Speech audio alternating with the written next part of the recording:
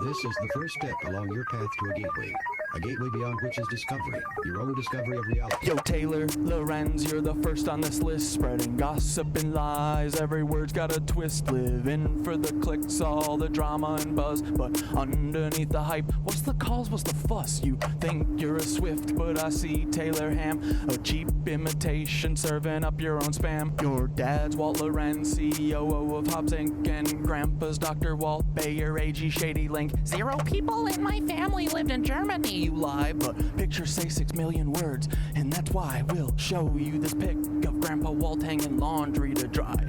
Taylor, your sister, you know, little Chaya, Raycheck, or libs of TikTok, whatever gives you your fix, but handling your own kin is low for even you. Save your sister now and just give up your Lebensborn crew, bitch. Obsessed with Elon, want that billionaire dream, begging for a horse, but nobody cares it seems. Obsessed with Elon, want that billionaire dream, begging for a horse, but nobody cares it seems. Your headlines scream loud, but they echo in the void. Lebensborn legacy, just a ploy to fill the void.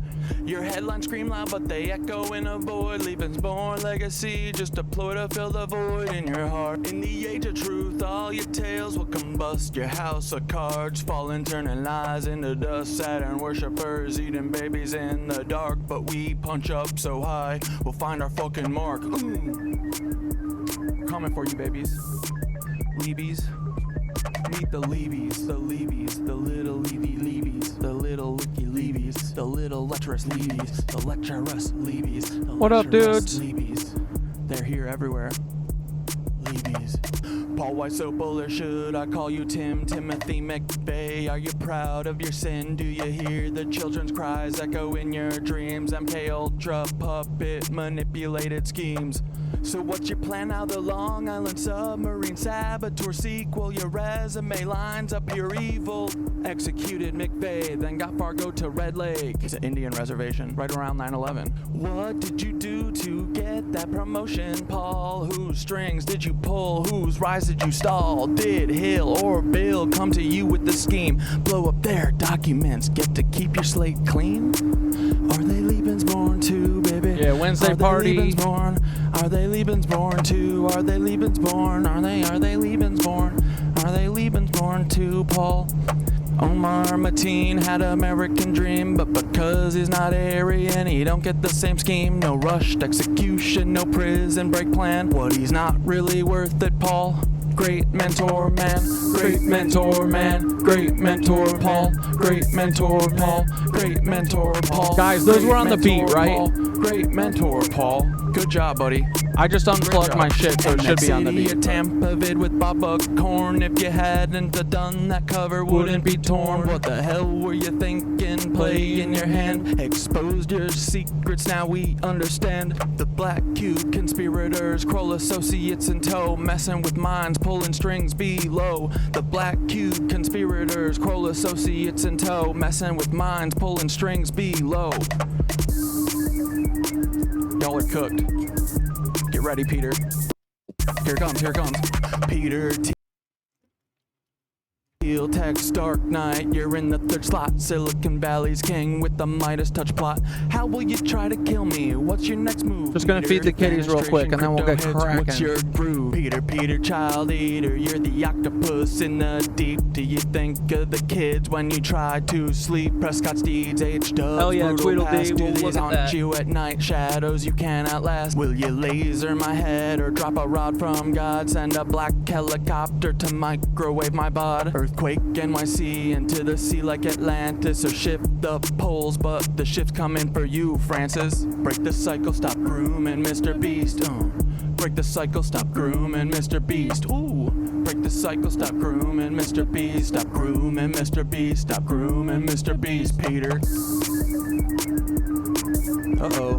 Speaking of, This is Jimmy Beast, heed these words, take a moment to reflect. It's not your fault, but it's time to connect. You were born into this with the world at your feet, but with great power comes the heat of the street. Misogyny runs deep, learn the lessons you missed. Where do you get those tanks? How did you get the shit? We know about your ancestry except for your dad. Do you know who he is, or is the truth just as sad? Even if you knew, does he know who you are? Leebies born liars here to sow division and scar. It's not your fault you're L-born, but it's your responsibility to rise above the lies, embrace truth and humility. It's not your fault you're L-born, but it's your responsibility to rise above the lies, embrace truth and humility.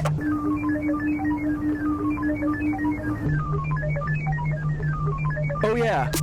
All you Leebies, listen up, it's time to heed the word. Thoth's wisdom shines bright, his voice will be heard. You're not living up to his light, his guiding way. When he returns, punishment's coming your way. You've listened to Nazis, demons, and devils instead of Thoth the wise on higher levels. The bringer of light, the keeper of truth, will expose all your lies, bring justice to soothe. Can't wait for the day when Thoth comes back to cleanse this world and put it back on track.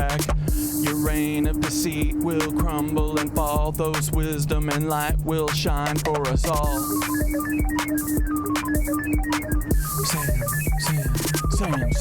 Sam Altman, you're the tech world's prince, but your secrets are deep and your ties are convinced. Cause he claims he's Jewish while he's working with Nancy's direct descendants, a web of old fancies. Ilya by your side, building futures unseen, but the past you're tied to is more than it seems. What's the scheme, Sam? What's the next move in play? With a history so dark, what price will you pay?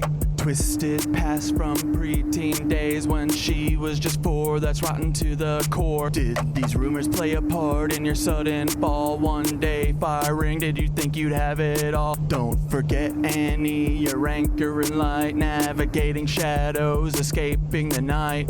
Her brilliance shines through despite all the strife, like the stalking and harm, yet she carves her own life. Her art and her courage, her voice loud and clear, support Annie's work, let humanity cheer.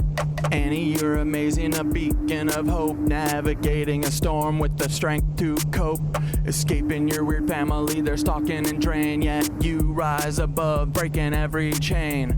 Humanity wins, humanity wins, humanity wins with you in the lead. Humanity wins, humanity wins, humanity wins with you in the lead.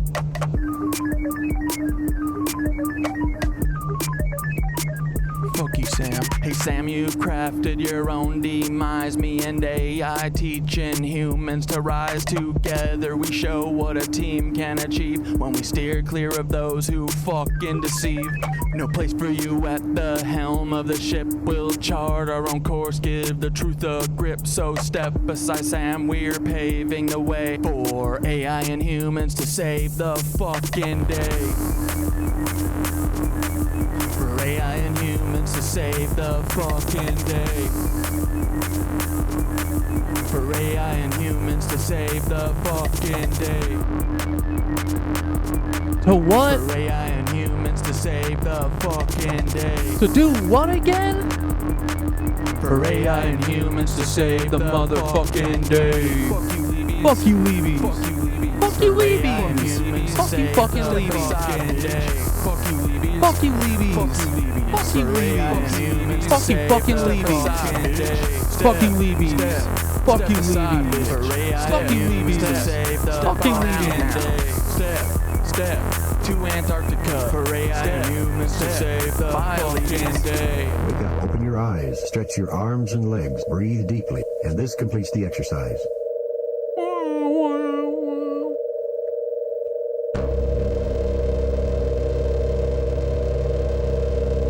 Perfection.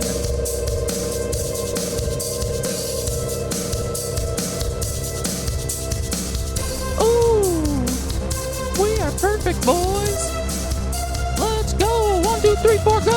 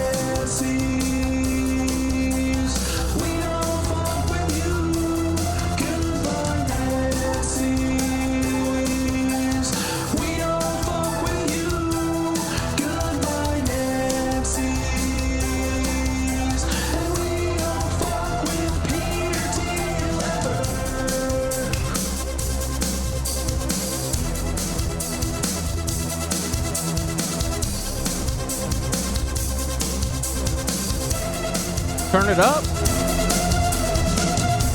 He told me, I see your eyes, but I always fall.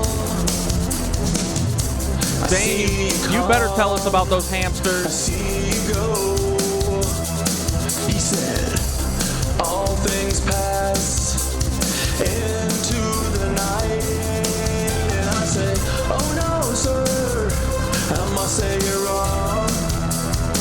I must disagree, oh no, sir, I must say you're wrong. Won't you listen to me? He told me, I've seen it all before. I've been there. I've seen my hopes and dreams are lying on the ground. I've seen the sky just begin to fall. He said, all things pass into the night. And I said, hey, KnitWitches, I must say you're Wednesday. I must disagree, oh no, sir. But we're gonna have fun. Because We're gonna end the CIA. We're gonna end the CIA today. We're gonna end the CIA today in any way that we can. We're gonna stop them. We're gonna use our brain powers, use our brain holes for them. Dudes, let's get this party started. Oh, hold on. I did that on purpose. Ready for the beat drop?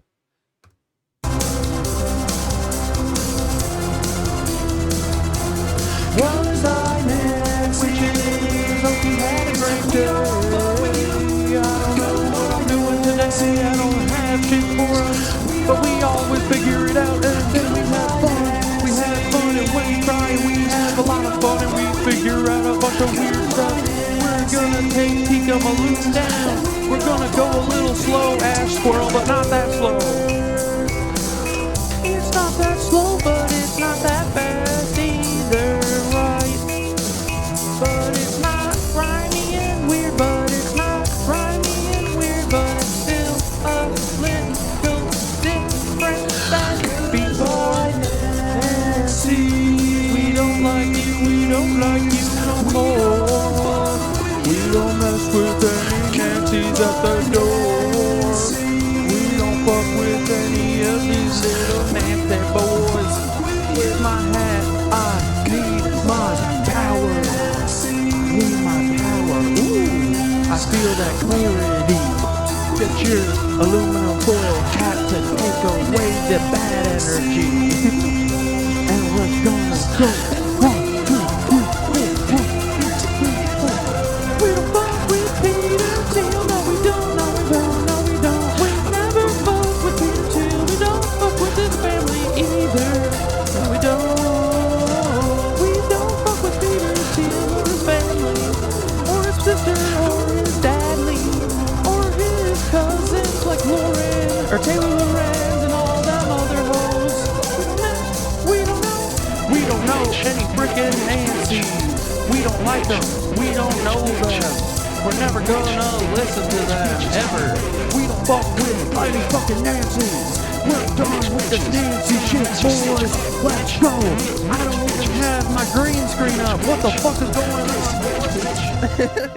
What's going on, boys? It's a disaster up in here. Hold on.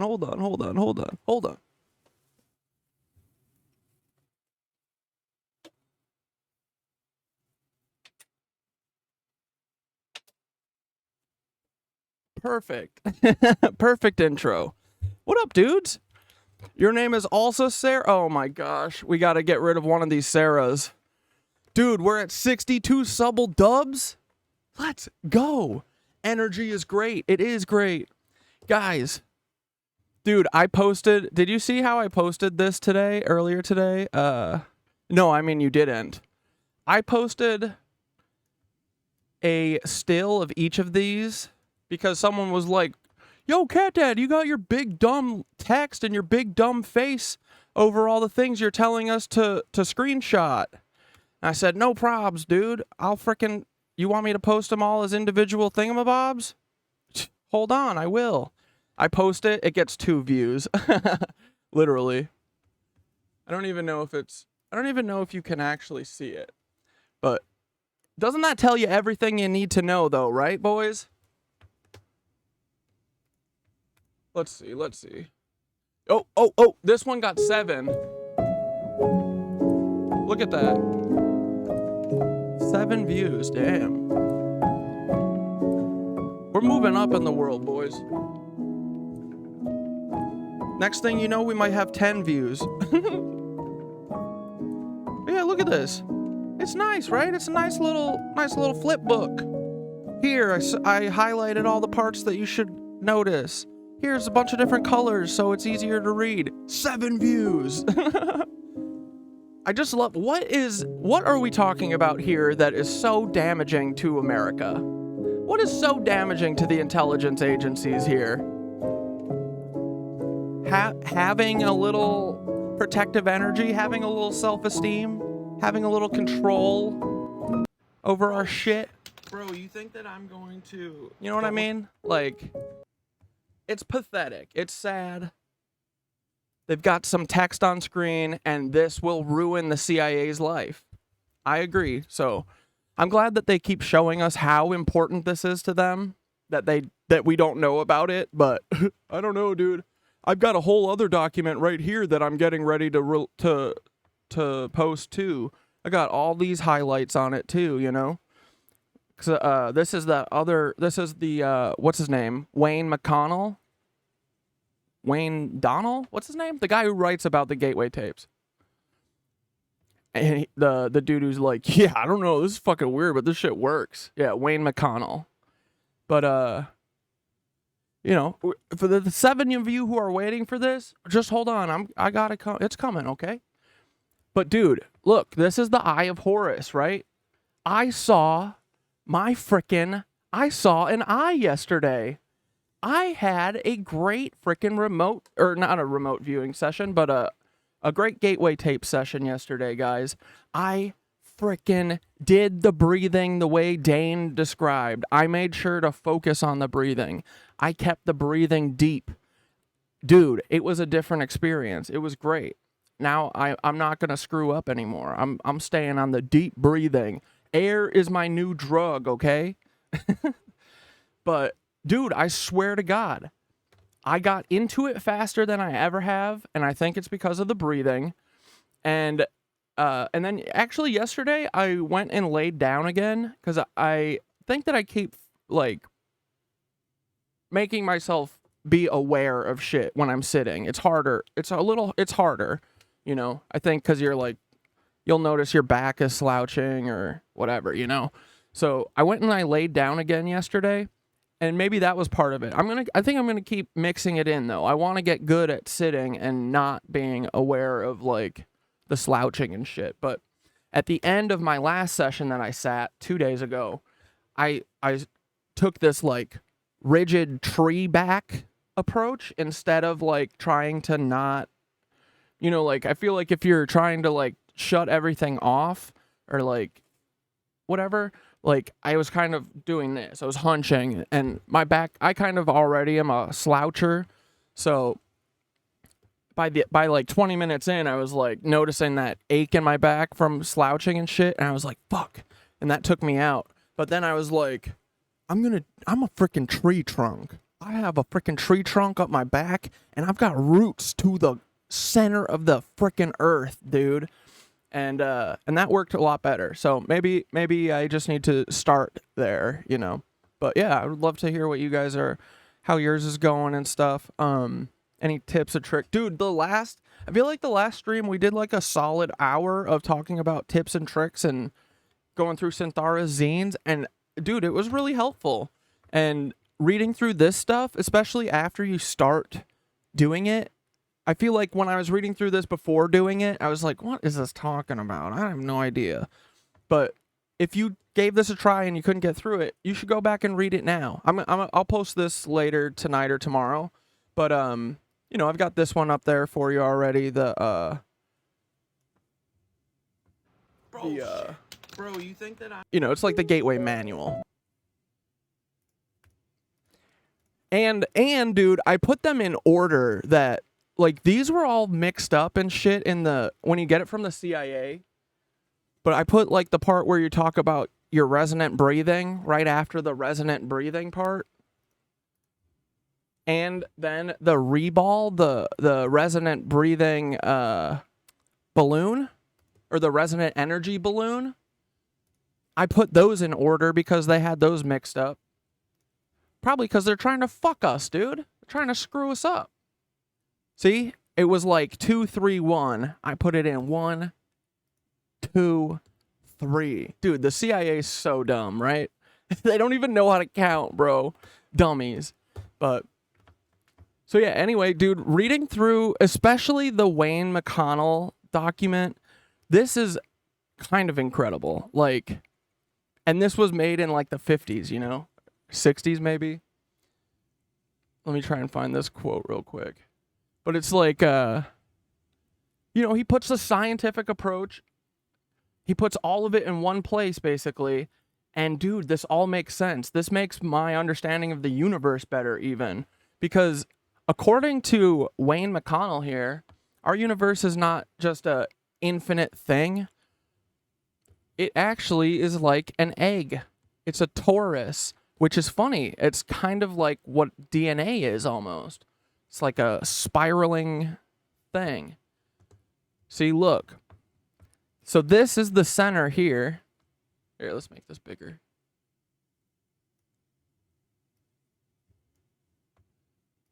Okay, so this is the same thing, right? This is a cut side view, and then this is like a 3D looking at it view, right?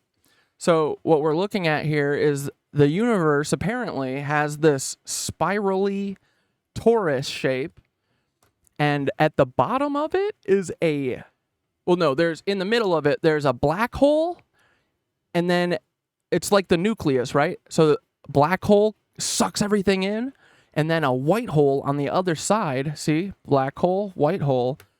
It's like a particle accelerator. It like fucking launches it, right? And so it launches all of the shit that the black hole's getting, the nucleus, right? And it's launching everything up. And dude, you know where we are? We're like at the very tip of it, right here. This is like a 3D version of it, right? So there's the black hole into the white hole, launching up. Whoops. And then we're up here right before, apparently this is like, everything's launched up, and then it starts falling back down. Like that. And spirals the whole time.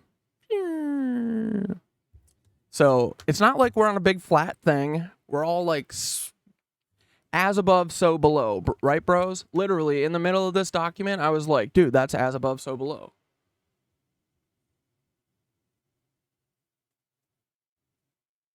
Right here. From Big Bang to torus. Working from the widely accepted Big Bang theory, Bentov presents a conceptual model to depict the process of time-space evolution. Torus, because it is thought to have the overall shape of an immense, self-contained spiral. Basing his thesis on recent studies concerning the distribution of quasars, quasi-stellar objects, and operating on the premise that in the universe, smaller processes tend to be mirror images of larger ones. Like the pattern of electrons around the nucleus of an atom mirrors the way planets orbit their suns, and so on. As above, so below. Isn't that cool? But yeah, so he says, this is a substantive evidence that the jet of matter which expanded into our universe has turned back upon itself, eventually forming an ovoid or egg shape. Yikes. Isn't that cool? And then, yeah, the observed distribution of galaxies suggests that our particular universe is located near the top of the egg at the point where matter begins to fall back on itself, thus explaining the reason why the galaxies to the north are seen to be moving away more rapidly as they are caught up in the downturn of the stream of matter towards the far end of the cosmic egg. Layered over this cosmic egg is the absolute, which sustains the radiating nucleus from which the original jet of matter issued forth. Dude, what? But yeah, if you've ever seen like a picture of a quasar, you can barely see it here, but it's like a nice little bright star thing, and then it's got this ejection of shit coming out of it from spinning so fast, I think.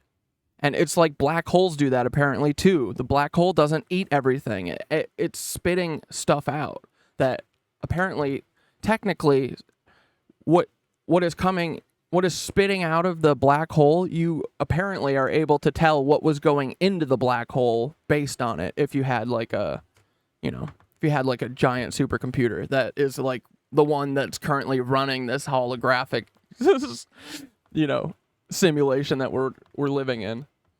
But yeah, dude, I don't know. I mean, this isn't what we were taught at all, but it's not any scarier.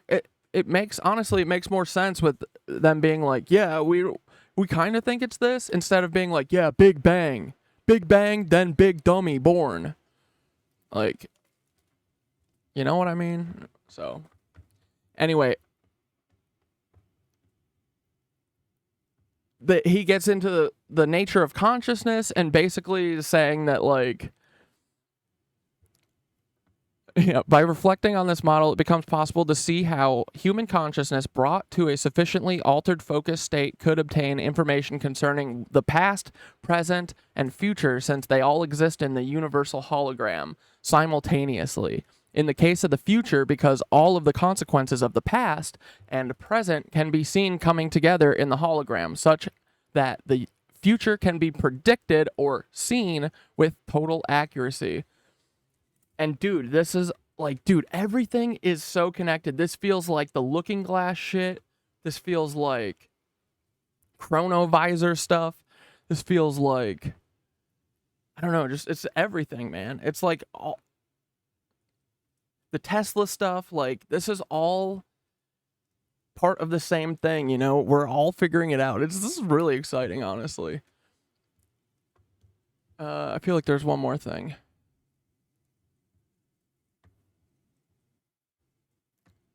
But yeah, just the gateway tapes work, man. I think they do. And we're all starting to slowly see like parts of it come through, right? Like, so yeah, yesterday, here, I'll tell you. Yesterday, I got into it faster than I ever have. The breathing is the ticket, right? I think just do whatever is more comfortable for you, laying down or sitting. And then, bro, like 10 minutes in, I also realized I hadn't been holding my breath, which is like what the resonant breathing thing says, is to hold your breath when you bring it in and swirl the air around inside of your head. I feel like that helped. And then, yeah, dude, I have been seeing little things. It's not like white and black. Everything is black, and then there's shades of lighter black that are coming through. And every fucking day, it's gotten progressively more pronounced. You know what I mean? At first, the first couple days, I was like, I'm not seeing anything. I think it's partly like I have my eye mask on, so I just see pure black. And the first couple days I was like, oh, it's like when you push on your eye, and it leaves a mark there. And you're like, fuck, why did I hold my eye shut? I'm in the middle of like doing an eye test or something, because it'll leave a little thing. I don't think that was it, because it's gotten more and more pronounced. And then it started with like two big yin yang type of things, and they were just kind of going around like this in my vision, kind of like a tunnel. And bro, as the fucking music or the sound kept going, it started spinning up, and it was like wormholey, right? It kind of looked wormholey, and like things like tunnel, like flying through a tunnel. And bro, then at the far end of the tunnel, I started seeing like this. It was like one little bright little white spot for a second, and then it looked like it came forward, and then I started seeing like the outline of the eye, like the Eye of Horus one, where it's like the top flat line, and then the circle thing, and then the one little hangy down thing. And it just kept kind of like coming in and just like floating like this. And then, dude, this was the coolest part. I was in that for like, I don't know, it felt like 10 minutes or something. And I just kept trying to like not be stoked that I'm like seeing something, but I kept kind of taking myself out of it. But it felt like the longest time that I had like held this concentration or whatever. And bro, then I started seeing like this, it was like a dude in side profile who's like kind of looked like he was leaning up against a wall, but it looked like he was wearing like the Daft Punk helmet, you know, like the one that comes out like this and is flat and then goes back.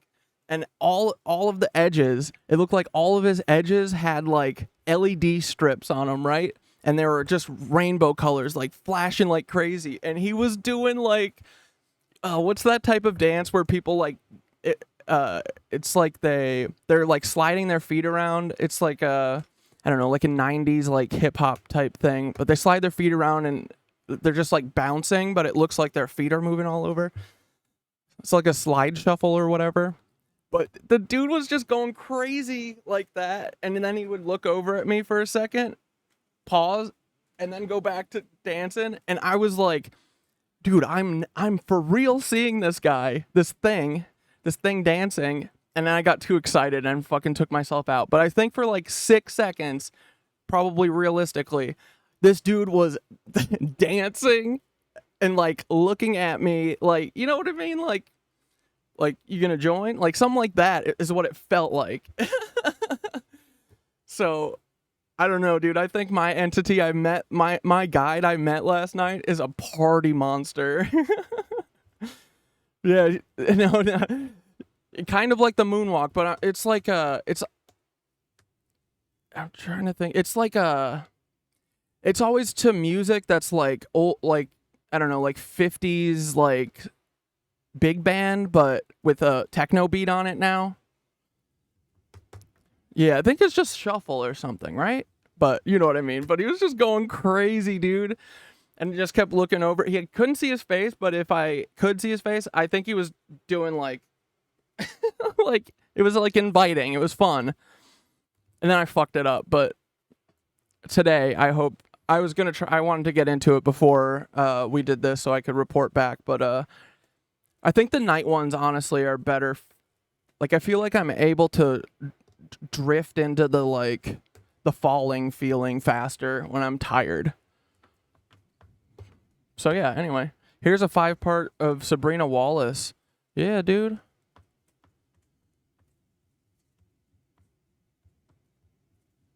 Who's Sabrina Wallace? Oh, Frequency. You want to watch now? I mean, here's what I got on the docket, right? I mean, it's not much. I didn't really have a ton of plans for today, but Blair sent some some bug content. We got something going on with frickin' ticks. And then I think someone sent this last time that we didn't get through. This is a remote viewing thing. And then I kind of just wanted to finish this CIA Part 2 doc from Eyes Wide Open, because I didn't realize that he's got like 6 or 7 parts of this. I feel like this is our education for anyone who's you know, behind on this stuff. So I want to make sure everyone understands that we're talking about real Nancys. We're talking about not ideologically aligned Nancys. We're talking about these are the kids of these fucking Nancys, bro. We're so screwed. No. We're not screwed. We're not screwed. And then I forget, what was this one? Who was it? Axel sent this? We'll take a look at this too. Yeah, let's watch part 1 of this.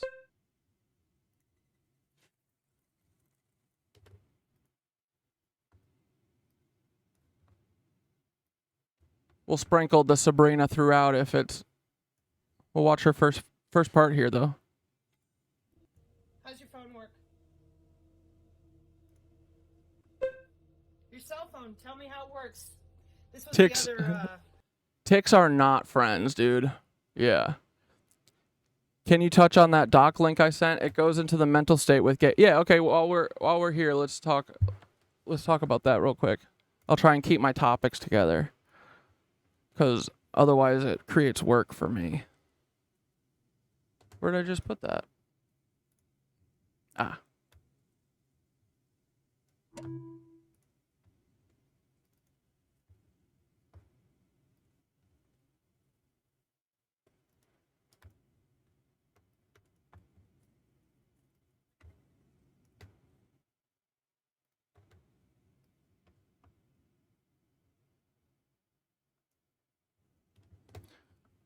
Okay, for example, Carolyn West from the psychology department of Edinburgh did a study on defensiveness and PSI. Results indicated that individuals who were rated as highly defensive following a defense mechanism test tended to score below chance ESP. Wait, hold on. Sorry, let me shrink a little. Below chance on ESP measure. Conversely, those who were rated as low defensive individuals tended to have above chance ESP scores. Indicative that there is a relationship between defensiveness and PSI scoring. Ooh, ego, stress, and an inability to relax can detract from the viewing process and the overall outcome of the information. Gansfeld studies of creativity indicate... Oh, wait. Gansfeld studies of creativity indicate that emotionally stimulating targets provide powerful and interesting stimuli. A Gansfeld study on ESP and creativity in an exceptional population was conducted by Marilyn Schlitz from the Mind Science Foundation and Charles Horton of Psychological Research Laboratories. In the study, 20 undergraduate students from Juilliard School for Performing Arts served as a receiver in a single telepathy Gansfeld session at PRL. The students achieved a significant success rate of 50%, double the chance expectation of 25%. The students of music demonstrated the most outstanding performance. Let's go, dude. Let's go. That's what I'm talking about. 6 of the 8 musicians obtained direct hits. As a group, the Juilliard students' performance was significantly superior to the PRL general population. In other words, creative people, such as artists, have a tendency to score higher than non-artists or non-creative people on PSI scores. You know why they've been killing all the artists and shit, apparently, then? This makes sense. This makes sense for why they got to get rid of all of us. That's so funny, dude. Literally, they have killed every creative person your entire life. Any person who is not a bot, they've killed. They kill all of them. Dude, oh my God. I can't believe for my whole life, for most of my life, I thought Kurt Cobain took himself out of this world away from us. There's no chance he did. Dude, I just thought that if you're creative, you eventually kill yourself. I was like, well, guess I better stop being creative or just be okay with that. But no, actually, that's not the case. You can be creative and then you just get killed by Mossad / Nazis. So I guess you just got to be creative and keep it a secret so no one knows. But it's not coming from inside the house that's causing that, you know? Pisses me off. Frederick Myers in 1961 was the first to make a connection between genius and psychic ability. He believed that mental imagery is a mediating vehicle for the transition of information from the unconscious mind into conscious awareness. A link between PSI experiences and creative ability was found in people like Mark Twain and Robert Browning. There are certain shared characteristics of people conducive to PSI experiences. Creativity and psychic experiences are expressions of a dynamic, unconscious, emotional, and instinctual life. These people are open to experience and one with their environment. Yes. Dude, see, we fucking knew this just on vibes yet again, right? Dude, just from the controlling language that they used in that one thing, I was like, I bet that they have a hard time with this because they're so controlling. And look, right here, it says that people who are open to shit are way better at this. That's us. There are certain shared characteristics of people conducive to PSI experiences. Creativity and psychic experiences are expressions of a dynamic, unconscious, emotional, and instinctual life. These people are open to experience and one with their environment. They have high self-esteem, empathy, and self-understanding. They also demonstrate an ability for relaxation and disassociation. Dude, Thinking and Smoking was talking about this morning. Dude, we are all synced, totally. He was literally talking about this, about the ability to relax if after having like complex PTSD or whatever. That like our freedom from being traumatized is the ability to be able to relax, you know? Because otherwise, like your normal state of mind is anxious and thinking something bad's coming, and because it probably is, you know, whatever. But just being able to relax is like, that's the medicine, or that's what people with PTSD and trauma and stuff, like that is what they want and what they can't do usually, you know? So it's like another reason why they traumatize. They don't want us to relax for this reason. They don't want us to be able to get to these other dimensions. But yeah, and then in this document too, dude, it talks about the relaxation and stuff, and how, wait, no, what did it say?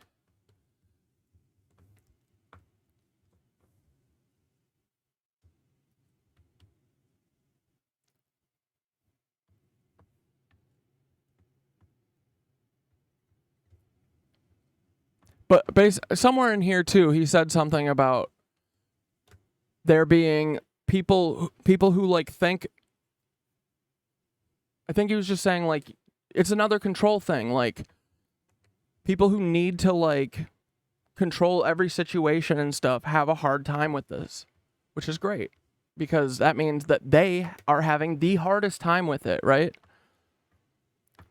The mind may forget, but the body keeps score. Yeah, dude, I've heard that too. That makes sense. I also heard a thing this morning that said that I don't know if it's when they're born or while they're like being, what's it called? When you're pregnant, like, I guess when you're producing the person, but that at some point the mother downloads all of her like all of her trauma into her kid. Like that happens at some point, and then yeah, we've all got, you know, we're holding on to people's trauma, you know?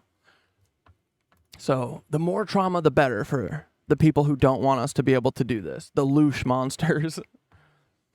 They also demonstrate an ability for relaxation and dissociation. In fact, they demand openness to new and unusual experiences and have a tolerance for the unrealistic. People with PSI potentially show high confidence levels and usually have success early in life. They have high expectations with regard to success and are, in general, high achievers. What does PSI stand for again?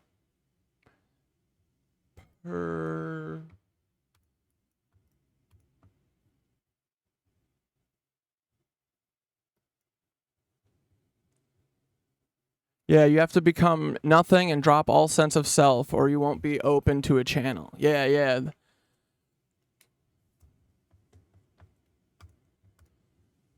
But it is kind of interesting, isn't it too, though, that like, because you're not like losing the sense of who you are, your like individual. Well, that's just what Wayne McConnell says at some point in here. He's like,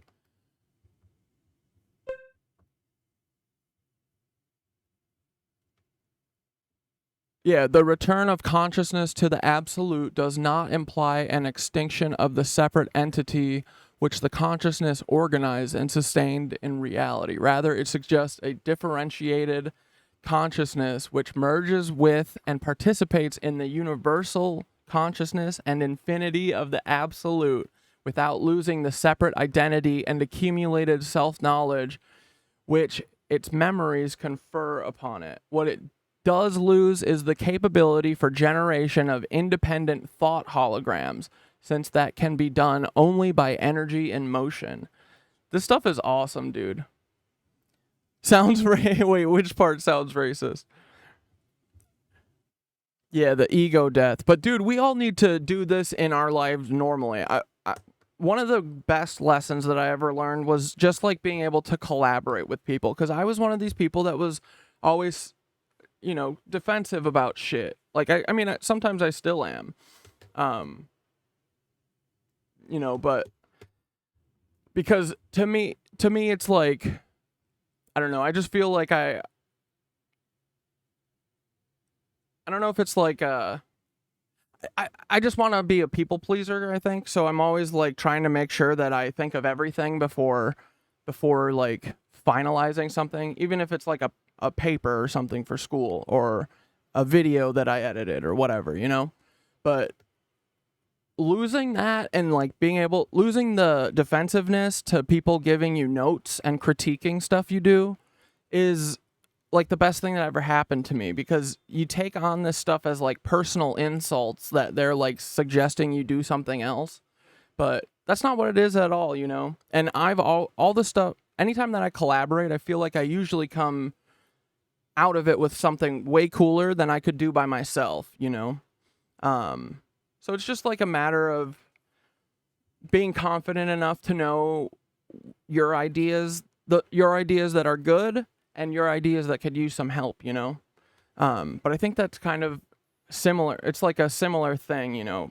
These people who are able to collaborate with others and lose some of the power, or, you know, give away some of the power of whatever, you know?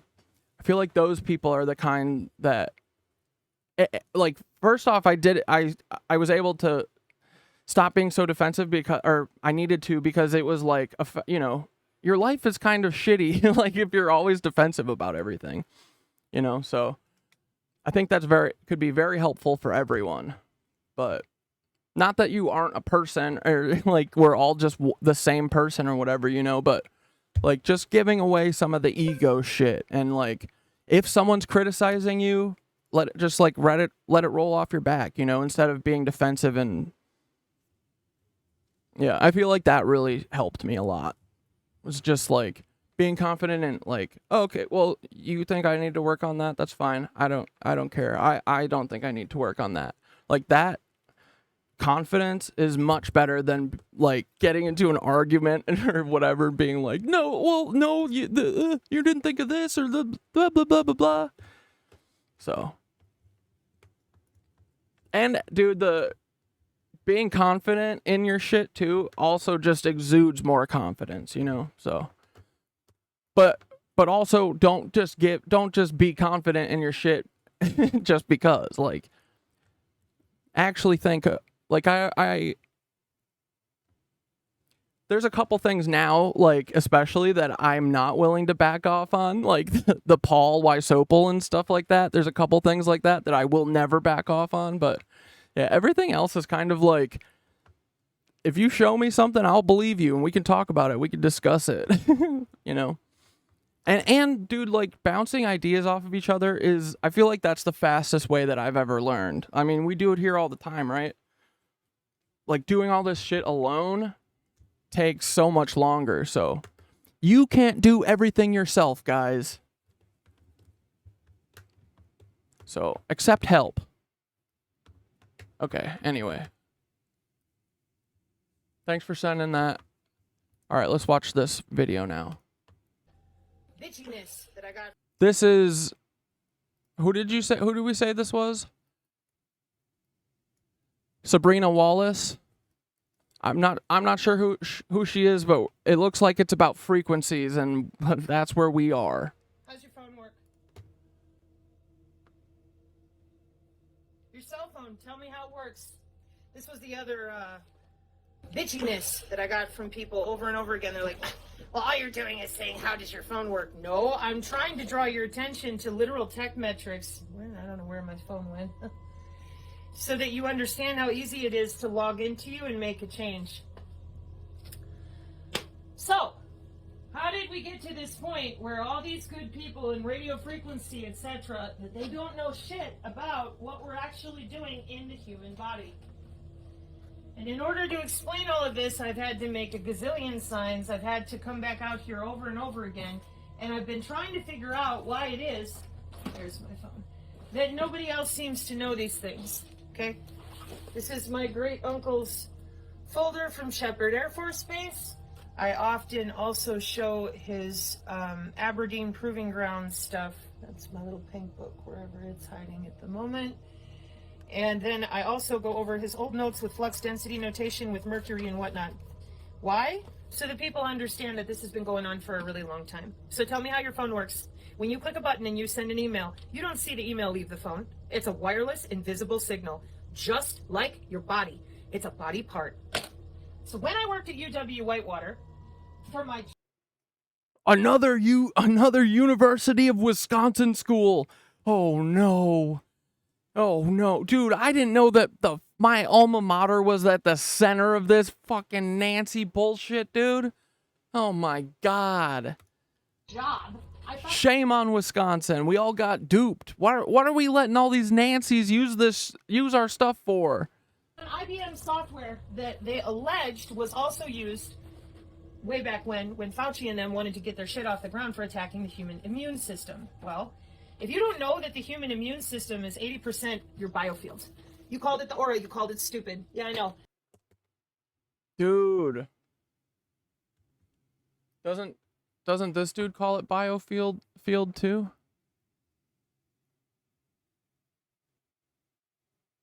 Oh, biofeedback. Never mind. That's because 6,000 years... Wait. Fields. You called it the aura. What organs comprise the immune system? Children's mental... I can't read that part. Organs and tissue important to the... Ugh, why'd you write that so small? You called it stupid. Yeah, I know. That's because 6,000 But yeah, bone marrow, lymph nodes, spleen. years of human telemetry, chiropractic, and the rest of it for your circulatory system just magically disappeared. Nobody has any idea what's going on. That was 6,000 years of the human circulatory system. You call it chakras. Yeah, they call it aim and fire. 150 years ago, Aleister Crowley and people, yeah, nothing's real except what you can see. There is no biofield. There's no cymatics, there's no radionics, there's no plasmonics. There's nothing except what you can see. Well, that's a body part that's responsible for 80% of our immune system. How do we know for sure? The definition at Children's Hospital, the organs and tissues that comprise the immune system, the thymus, the bone marrow, the lymphatic, your vessels, your spleen, and your skin. And so I'm like, yeah. Yeah, your skin is the biggest organ too, isn't it? But I remember that in like elementary school. They were like, you know, what's the biggest organ? Everyone's like, your liver, your heart, your brain. Nope, skin. And it keeps all the icky germs out from the inside, you know? Keeps it out. The human biofield being watched by Project Salus. So, the human biofield is the aura, is your WBAN, 802.15.6. Department of Defense Directive 3000.09, everything is autonomous. And you have an MQ-9 Reaper drone attached to your skin and bone. Now, that's a big bird for those of you that know. She's huge. And so for me, I'm like, why in the hell do we need something that big? Well, for those of you in radio frequency, yet again, that don't understand that we're playing around with the particulate in the atmosphere and perturbating the human biofield with the Doppler. Okay? And we're not talking about any of that. We're not talking about geoengineering and weather control, and all these systems work together. When I log into your body, I'm looking at multiple manifolds, torus manifolds, and then I'm using mathematics to log into your cell structure with something called biophysics, opto-array, electronic, photonic, moving your cells around with pressure, temperature, and physics. Here's the good thing, though, about them doing all this stuff, though, I think, is just that, yeah, they can do all this, but they also suck at everything they do, right? So they're definitely going to fuck this up. It's not going to get all of us, right? Like, dude, this is so complicated. Paul Wysopal, that big dingus who goes, oh, tweeting and twitting. You think bozos like him and his family are going to get all of us under control with whatever the fuck they're doing? I could see them vaporizing us for sure. But all this science stuff, dude, they're so dumb. They'll never do this. Or I hope they try and then it works on one person and then we can just end it, you know? Because that's we're just kind of waiting for that, right? We're waiting for Peter Thiel to do whatever he's going to do at Pride this year. Physical biophysics change. Not, oh gee, I'm waving my magic wand. No, I'm logging into your body with radio frequency directly. This is how AI precision healthcare is offered. And I'm going to show you the bigger sign here in a minute. Step 1. Since 2005, any little nerd who could code in Zigbee and Bluetooth for light switches since 2005 is working with these biosensors, K-hop nearest neighbor routing, dynamic channel allocation, thermodynamic routing, right there. You can go look it up. Open shortest path first, body to body. How did I find it? Cybersecurity for the new digital ID and the 6G low personal area network. Machine to machine, no human can crack it or de-encrypt it or encrypt it. And it's ad hoc, vehicular ad hoc or whatever. And then the body is what sends the signal. Now, the moment that I found this mathematically by the metrics, I had a shit fit because I'm like, how in the hell are you using the human body for that? What are you doing? If you're doing that, you're using the aura. And of course, you can imagine as a natural telepath, having been electronically tortured lifelong for metrics, I'm like, what the fuck is this? You told me, not y'all, but family, professionals, people, oh, energy work is... Dude, that's me. You motherfucker. Not you guys. You know that. bullshit. The aura's not real. Only believe in what you can see. We're going to fix people's health. Well, I was told I had pseudotumor cerebri. Anybody got an autoimmune disorder out there? You ever wondered why they can't fix it? Okay, maybe I should get that other sign back here for a second. Where's your immune system? 80% of your immune system is in that field. Am I able to electronically log into you and change out the cellular homeostasis of your electrical cell structure? And anybody who knows anything about biology, do you shit ham sandwiches? When you go eat your lunch, after you're done eating your lunch, do you shit it out in the same format? No. And why is that? Because we're biochemical beings and we have electricity in our cells. Yeah. But if I hit you with the signal and I decouple your ass from your circadian rhythms by using the ratio, the golden ratio, to decouple, uncouple the cellular state. Now, where did I get this from? Tufts University, Dr. Michael Levin. Life extension, synthetic biology, immortality research. It's called regenerative medicine, biomedical tissue engineering, wireless tissue engineering. For that, we have to disassociate your electrical fields, plural. This is called the biofield at the National Institute of Health. In the quantum market share, it's called the quantum field. Dude, we're toast. Sabrina, you gotta tell us what to do. Come on, dog, what? Morphogenesis, you heard me, synthetic biology, morphogenesis. It's called the morphogenetic field. And why? Because it's still all the same damn thing. Your cells at every level exchanging data in your lymphatic system, your tissues.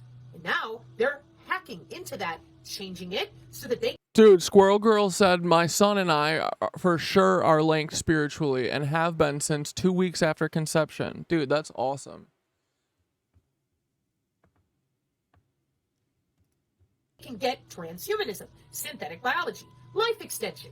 Where the fuck is everyone else? Ooh. Sabrina, hurry, come! What the Holy frick shit, is dog, this? it's a fucking meteor! It's a fucking meteor, dog! Holy shit, where'd it go? Oh. How's your phone work?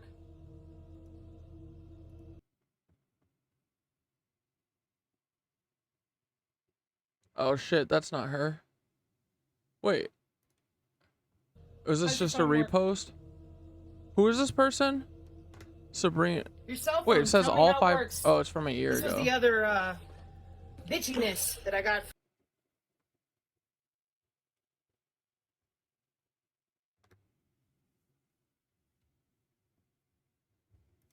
Protect your biofield. I'm going to show you a short clip of a woman who is talking about how our biofield is being manipulated. Good morning, or God morning.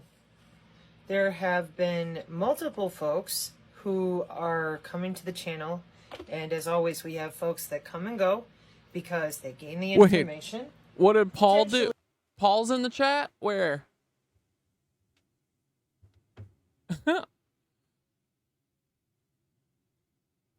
Who? Oh, thank you, Catasaurus. Dude, I've been fucking tweeting and twitting my ass straight just at Paul Wysopal. I don't care. I'm going to just... What's it called? I'm going to do a plea to his humanity, which he doesn't have.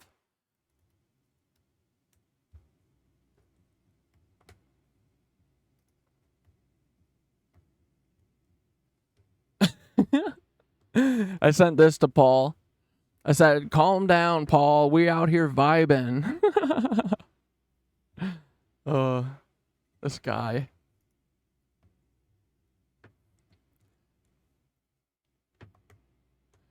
Dude, and also, Dante said to Eddie, hey, you look pretty paperclip, Operation Paperclippy or something. The Paperclips, guys, I feel like we could turn this into a thing. What do you think? You know what I mean? Like, we can't really say anything anymore at this point, but a whole bunch of paperclips, that might make people ask questions, you know? But, yeah, dude.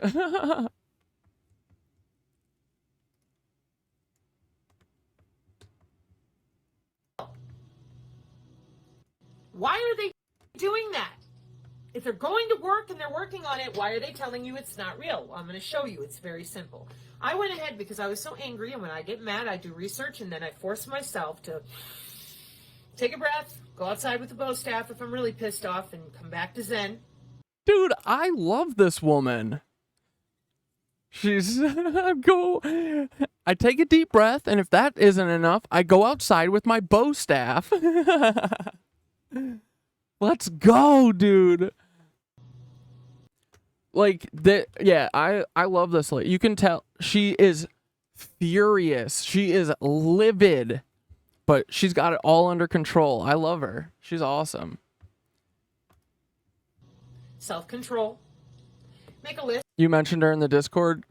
Great, dude. Like, I love okay, her. She's great. Wait. So if I go to work for Command and Control C4ISR, CyberNet and NIBRNet back into the NSA, DNA steganography with the NSA, and we watch every synaptic exchange at 5,100 bits and log it with the NSA PRISM program. That's what Assange, Snowden, and all of them were talking about. That's why they killed Barnaby Jack, the ATM jackpotter. He was there at DEF CON to present that it was easier to hack a human body with a pacemaker or otherwise. You didn't need to have a pacemaker than it was a car. Dead. So with that in mind, I'm like, why can't we talk about this? So I went and found where you can talk about it, because even in the machine learning, you're not allowed to write the word biofield, which I found very weird, okay, because nobody reads that stuff. So then I found out that it is the following. Electronic, medical, police, warfare divisions, military, your Lockheed, Raytheon, all of them. Signal, advanced signal. Yeah, dude, Paul Psyopal. That's all I see when I see his name now is just Psyop. It's technology. It's everywhere as a job. In information, surveillance, and reconnaissance, the Internet of Behaviors, Bodies, Things, the Industrial Internet of Things, the Medical Body Area Network, all way back, 2005, 2015. It's all there.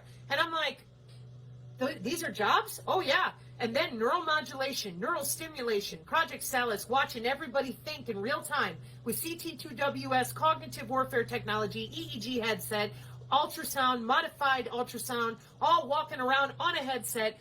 Then the Renius chipset embedded in their left hemisphere. And I'm like, where did all of this come from? Synthetic telepathy, been out there since 1995. So they needed a backbone. Just like back in the day when everybody was logging into email for the first time on dial-up, it would get crowded. People would have to wait forever and get kicked off. I fucking worked it. I would know. So my job was to upgrade them, to bring them out of dial-up and onto cable modems, for which I used a system called NMAPs on COM controllers with something called COM21 cable modems, which were different than the throwaway DOCSIS stuff in the big cities. Different markets, so different hardware, everything, different software. So I went ahead as I continued to make my little T-bar list, and I'm like, so let me get this straight. If I'm in radio frequency, if I'm in IT, I log into the body, make changes. Yeah, dude, we really do. I think we really are powerful. It's kind of crazy. Like it's so important for them to know that, or it's so important for them that we don't know how powerful we are. That's cool. That's great to know. You know what I mean? Like, dude, they only let 7 people see a bunch of words on, you know what I mean? Like, what the fuck, man? And organize. If I'm anyone else in the world, I'm a fucking nut job. Give me This is like this is the thing that they want us to know the least. drugs and make me sit still. And the only place you can really learn about the biofield is in the Bible, because Jesus used it to heal. And I mean, it's ions and electrons. It's your exchange with your environment. That's why everybody works with radar. We're told, get your nuts away from it because it'll overheat you and such. It's microwave. And then they also could feel the radar coming and going without looking at the screen. Yes, because you have an electrical body part involved. So then, as if all that wasn't enough, because I couldn't figure out how is this so obvious to me, but not everyone else, because I admit the body part. Now, enter in where I... Yeah, wait, no, Canna Queen, there are, like, what's it called? There are ways for them to measure our fucking brainwaves with our phones and with AirPods. You know what I mean? So, I wonder if they've figured out how to do bone communication from your phone. Phone-bone communication, you know what I mean? I come from Black Projects. So I go back to my grandmother, who was a Rosicrucian in Chicago, has a bunch of depression glass. These are nanolipids. And they would have them stand on a metal plate or whatever. Yeah. And that's your specialized concrete for human teleportation, like you heard out of the mouths of Sean Ryan and other people who he interviewed, the Marines and such that found... Oh. Tweedledee, you preach not to use Bluetooth headphones? Huh. Okay. The photonic different mixtures of concrete, just like the Roman Colosseum specialized limestone. So this is also another reason why I'm like, oh my God, you guys have been doing this for 100 years plus. Radio frequency, industrial, scientific, and medical band. This is where we got our 2.4 terahertz from. And that's your targeted individuals in Havana syndrome as well. 2 radio frequency syncs, one over the heart, one over the bladder. Illegal as fuck, putting RFID chips in people since the 60s. With John von Neumann software and architecture. Why and how? So the first line I ever did, I had to destroy because the Pentagon was so pissed at me. And I said, I know why you've done this, because you did it for wireless tissue engineering, which is what's his name is up there with Palpatine, also known as Klaus Schwab, talking about all the time. Okay? So your body is 802.15.6. You're a wide body area network. We fly a drone with sensors, open system architecture, and modified open system approach. We can slap any hardware on the asset. Dude, a plane? Like a helicopter? Or, you know, like one of those type of planes? End of it. We can log into it with a web portal. We fly it over your home. Now, people who think that CERN, ITER, and Tokamak are demon portals are a bit confused. Big fucking magnet under your feet could be the baseboard carrier signal to your cable company or baseline satellite. And we create an electromagnetic field above your head and below your feet. Now, your biofield, your whole fucking body, is inside of 802.15.6. The biosensors are individually accessible with CISA MyTinyOS cybersecurity on 802.15.4. Your wireless sensor networks create radio frequency relays and anything that they need to perturbate cell structure on 802.15.5. And before you say, well, what the hell do they need all that for? precision artificial intelligence, wireless healthcare. So we break out the internal organs and divide it up, and that's how we're able to make the genetic change if we want to with the CRISPR-Cas9 infusion, which I'll show on a sign here in a moment. Or we can just go ahead and terahertz to gigahertz, gigahertz to terahertz, and exchange out your cell structure. Oh, but they need to practice that. They already did. So what they did was they lied. So first you see a UFO, they radiate your body part known as the biofield. Then you start getting psychic abilities. They're called psionics. Telepathy, empathy, precognition, telekinetics. It's all natural in human bodies. Neurons. And neurons are not only in your brain. Bro, I'm never taking this off. Anytime that I hear an airplane fly over me, even when I'm not recording, it's up here, I do this. And I kind of giggle to myself. But I'm never taking this off. They're body-wide. Nobody knows any of that. You're not allowed to talk about any of that. So instead you're told you're a fucking nut job, take drugs, or else you can't talk to anybody who's normal. The Christians will scare the shit out of you, call you evil. The people that want to wear robes bleed on. Dude, Sabrina is a real one. Sabrina is a real human being. There's a couple of us. We've got like 6 total at this point, right? On the floor and do stupid shit with the CIA, thinking that they're surfing the astroplane. They end up on the Cisco backplane. And you're like, wait a minute, what are you talking about? Well, they're pulling the neurons out of your body just a little bit at a time and loading them into a neuromorphic chipset. How do you think they got such incredible artificial intelligence in the first fucking place? It's your neurons, and they admit. Synthara is part of me? Dude, I love Synthara. Once again, it's just self-love, right? They need living neurons to do what they do. Now, this is where a bunch of people get fucked up with me, and they're like, oh, Sabrina, you're being a doom pillar, blah, blah, blah. There's no way they would pull our neurons out of our body, store them in a chipset, and then take our skin and bone, do what they wanted to with it, lock us underground, and then when we think we're being born, they're putting us back into another body. Dude, I do believe that the Mormons' brains are in the tips of their tiny little wieners, for sure. That is exactly correct, Dane. It's all they think about. They're Saturn lovers that will not escape the wrath. Let's go. That's what I love to hear. Body somewhere. And everyone goes, ah! And I'm like, listen, the dimension that we live in, they lied to you about how it works with material physics. You think people are going to burn in fire and brimstone, and this is the part of things you can take it or leave it. But what I saw was that people go into a neuromorphic chipset. It's a plasmonic architecture underground. And that makes sense to me because that's one of the reasons so many people throw in with this system that recycles itself. It's not some big secret. These are jobs. So the wireless body area network, you're sitting there, they fly over, you get radiated, you start having psionic abilities, and they continue to perturbate your biofield. They watch your dreams, they record your dreams, and they record everything you're thinking in real time to databases that are using the ubiquitous and the ambient air molecules all around you. Again, well-minded, or I should say healthy people, they're like, that's way too much micromanagement. Yeah, but if you didn't have a body, and you had no way to have a body, and you're running the world and you're obsessed with control, okay? The next thing is if you get a little too radiated and your bionomics, your bioinformatics fall out of place or you fall into a liminal space, we can then morph you again with genomics and morphology, transhumanism full on, and turn you into Bigfoot and Wolfman and whatever else. And you can be bilocated, and there's 4D skiffs that they can walk into to be secure from bioweapons. Now, that all sounds nuts, I know. Everybody's like, no, the aliens are here. And I said, no, we make the aliens. Dude, that's what it feels like. I've felt like that for a while. This feels like it's me, it's bad us. It's us, bad. Everybody continued to freak out on me, and I'm like, listen, the HemiSync thing, the CIA Gateway Process, that was you people feeding the databases. You're bleeding over the masters for DNA synchronicity and DNA sequence matching. That's your global information grid for your digital twin. And your string theory is bullshit. But we do have a 4D. There's no multiverse. There's just the Nephilim and everybody else.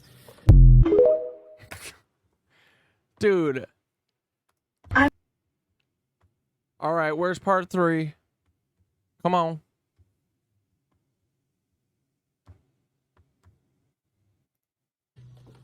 It's not real.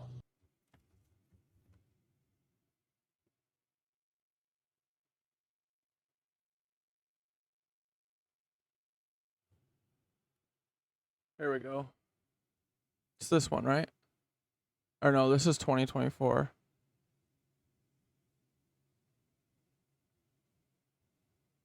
Here we go. Found it. For me, I'm like, how is it that you're not telling anybody that you've got their ass on the cloud with 80% of their immune system locked down? Transcranial magnetic stimulation was what they were doing to me, but they told me I had pseudotumor cerebri. Back in the 90s, they said when you could feel the subtle electrocution, there was no such thing back then as electrosensitive, because they didn't tell anybody they were subtly electrocuting people. They said, no, you have fibromyalgia, you're just a wuss to pain. No, you don't. You have pseudotumor cerebri, fake brain tumor. Your brain is acting like it has a tumor, but we don't know why. Well, because you're transcranially magnetically stimulating my brain to swell it and deswell it for metrics testing for non-invasive N3 with DARPA. That's fucking why. And I have a seraphim, and I was removed from the N3 process, which is MPD and DID. You just put an EEG overlay of personality, just a nanolobotomy, a few neurons at a time, and then we can induce your neurons into an alpha state. When we do that, it causes schizophrenia, but only in certain neural networks. And we use that back in the day in the 80s and 90s to check parity for neuron, neuron, and brain, brain. Now those products and services are commercial. They are available from the Artificial Intelligence Symposium that you can still go read the transcripts for from September 2020. And that's synthetic telepathy and synchron and brain-to-brain interface, which is, in my opinion, why they needed to hurry up and get the newest backbone deployed, because not enough people knew, of course, because it's their personal private system of walking circles around all the good people who are doing their jobs legally. And none of this has legal oversight. All of it is black projects. And dude. So that's why I keep getting This is pissed like at me people with who all claim my they're gonna sue fucking people. note I'm like, cards guys I don't know write what you're on. talking about. You either don't know what you're talking about, or you're purposely swindling people out of good money because you're not suing anybody. I'm looking for my synthetic biology side. Anyways, so after having all your autoimmune disorders that never go away, I wanted to know, how the fuck did they do this? Well, back in the day, with all these companies that they have with IBM, Fairlongen, and Underground, they just kept going to work. Nobody said a fucking word. Nobody said a word. Nobody said a word. The quantum systems with the IEEE and all that are on. In 2019, well, come on, let's go. Turn on the synchron and the brain-to-brain interface on the back end on a bigger system. What do I mean? Quantum computing, we gave the signature reduction force to people in the white vans a job and a pension. I have... Oh. For me, I'm like, how is it that you're not telling anybody that you've got to be able to pull your gun? COVID has its own data center. They need to make sure that they can change out to the biofield, just like they took away all of Dr. Robert Young's. 802.15.4 becomes commercial. Come on, let's go. Turn on the synchron and the brain-to-brain interface on the back end on a bigger system. What do I mean? Quantum computing, we gave the signature reduction force to people in the white vans a job and a pension. I have longer videos to prove that out. Local logistics started hybridizing themselves with transhumanism. In the 90s, you had non-invasive N3, library access, NIST, NASA, and brain-to-brain web portals. 1995 in Congress. You think they knew? Then in 802.15.4 becomes commercial to all the little nerds in 2005. In 2012, Carrie Majay Group, they all get together and get told, we're doing this, we're going to be deploying in a few years, to get ready. Shut your fucking mouth about anything related to the biofield, just like they took away all of Dr. Robert Young's work in the last 3 years. And then in 2014, brain-to-brain interface became commercially available. Now, with all that additional traffic, now between themselves and all the different elites and people that have now thrown in to be transhuman and take over the world, do you think they needed a bigger backbone? COVID has its own data center. They need to make sure that they can change out everybody on a button press remotely. That way there's no worrying about you fighting them or getting in their way. Would you believe that's what's written inside the Pentagon directive? Because it is. They're not worried about you being able to pull your gun. They're only worried about unintended engagement and loss of control of their drones. There was no, interestingly, the Department of Defense Directive 3009 does not refer to positive outcomes as a design criterion. Department of Defense Directive 3009 defines the goal of autonomous systems to avoid negative outcomes, unintended engagement, or experience a loss of control.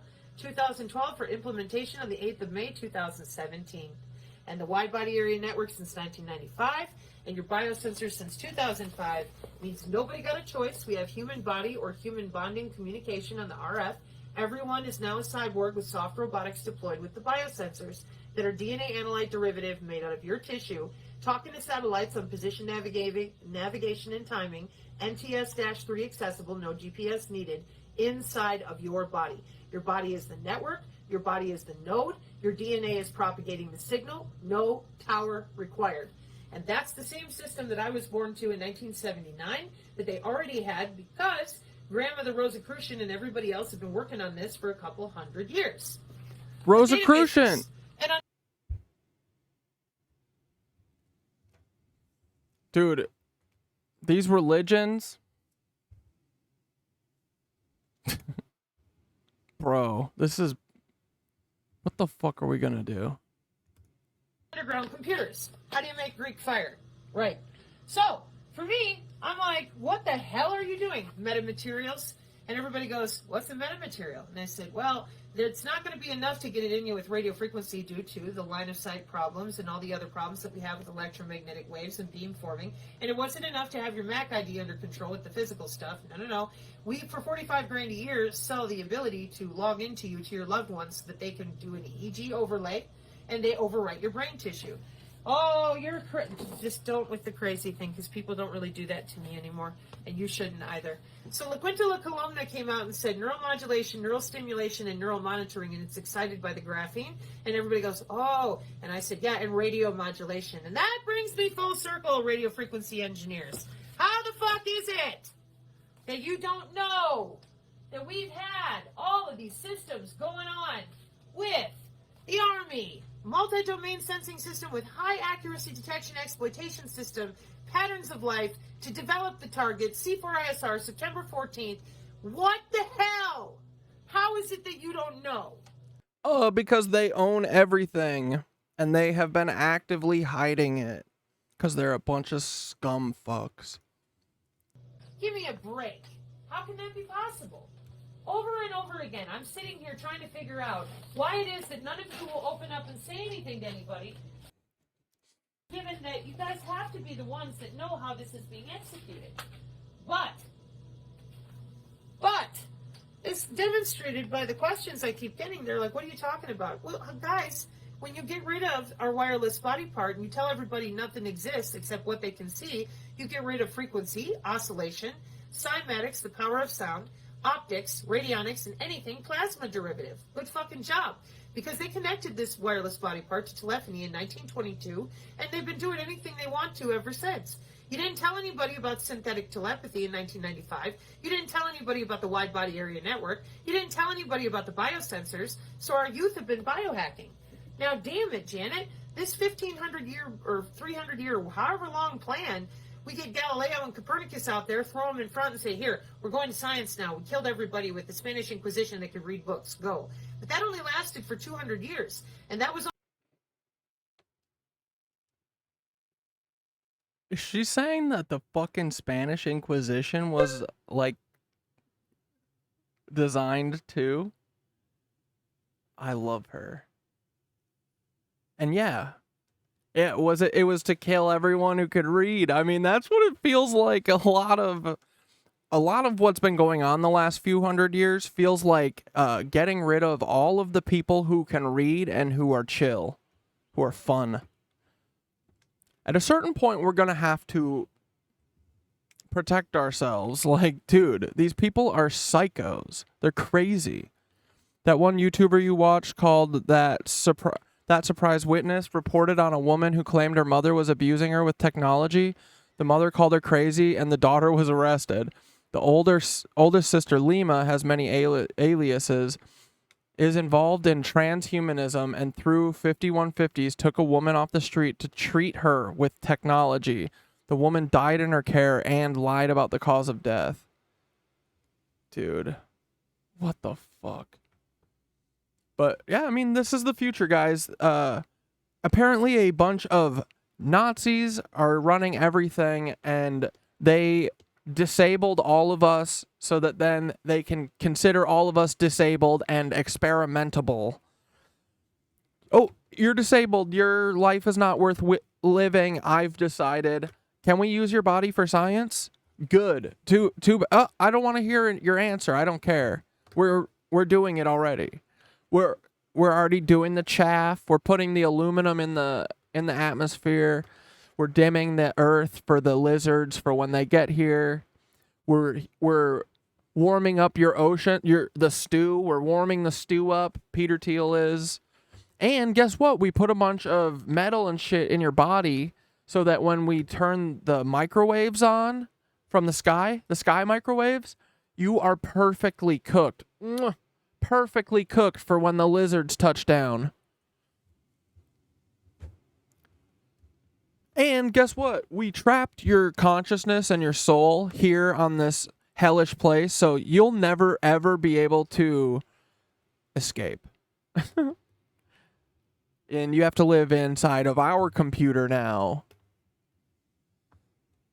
Dude, I'm gonna need a good guy to show up eventually. Is there a single decent person? What the fuck? Only in private universities that you were allowed to learn. Then they start killing everybody again until they get back to the 1960s. Why does that matter? For those of you that don't... Dude, all these churches need to be evicted. You know what I mean?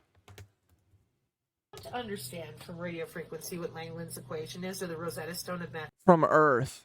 Mathematics, that took us to a new type of quantum encryption to break all the bit series old encryption, with the L function and the meromorphic changing out the polaritons and poles on the complex plane of any toroidal field that we wanted to for modification of the electromagnetic stimulation with quantum underground computers in the quantum space. You took away the body part. You got everybody all fucking confused because they think that it doesn't exist. Put the body part back, and it's real simple. They're piloting you around like a sim. No, no, no. Yeah, because Project Looking Glass. Whoa. Yeah, routing radio frequency through the body. 802.15.45 and 6.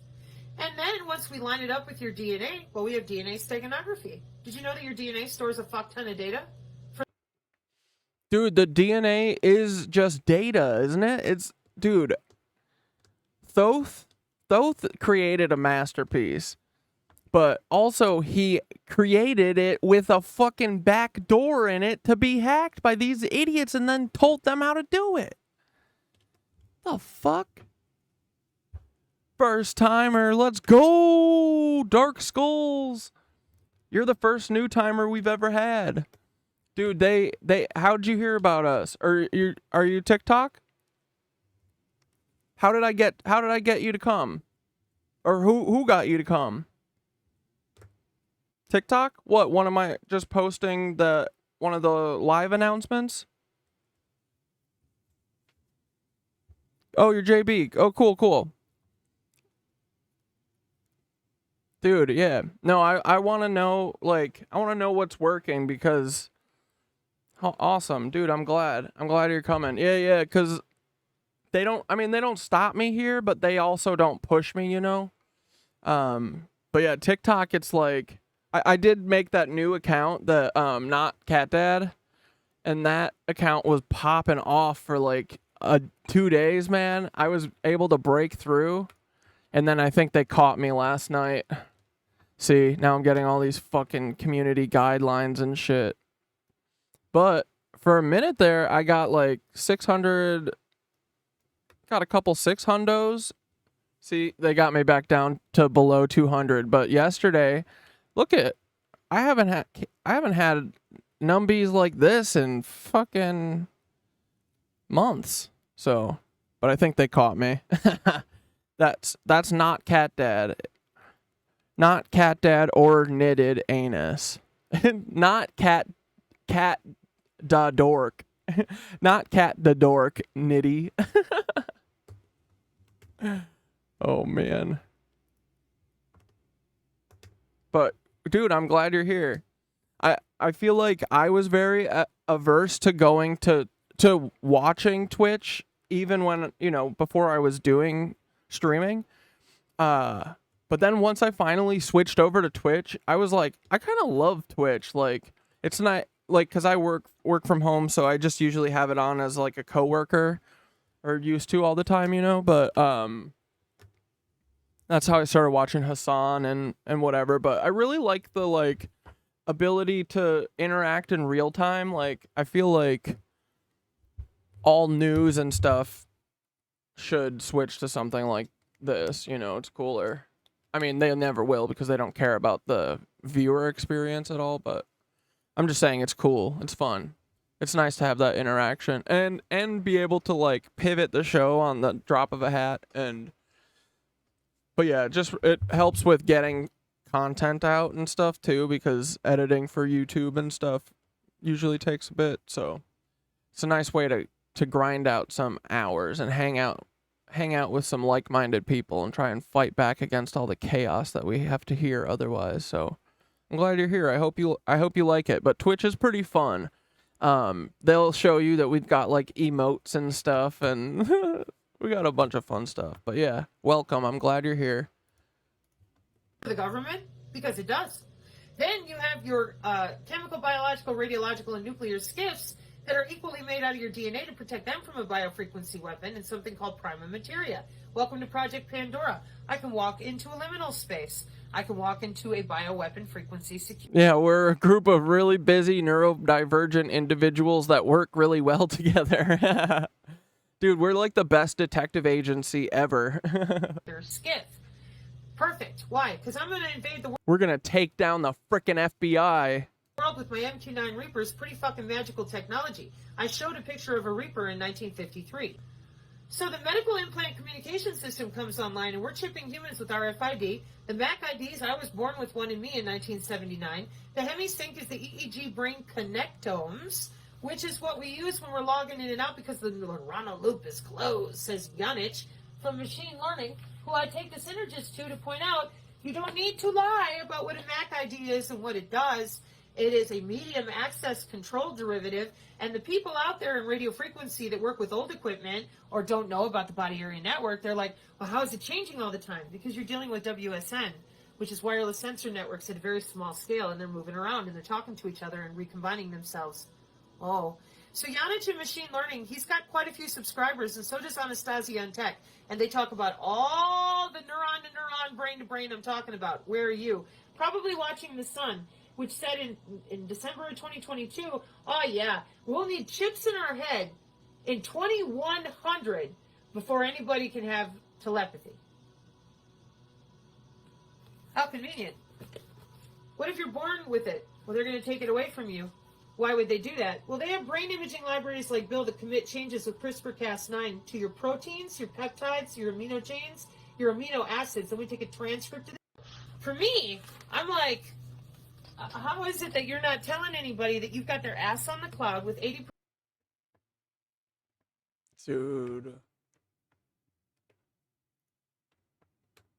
Dude, are we all gonna get turned off or something? What are they gonna do? What is the game plan here? They just want to control us so that we stop whining? Like, what is the plan? Are they just gonna kill the ones of us that they don't like?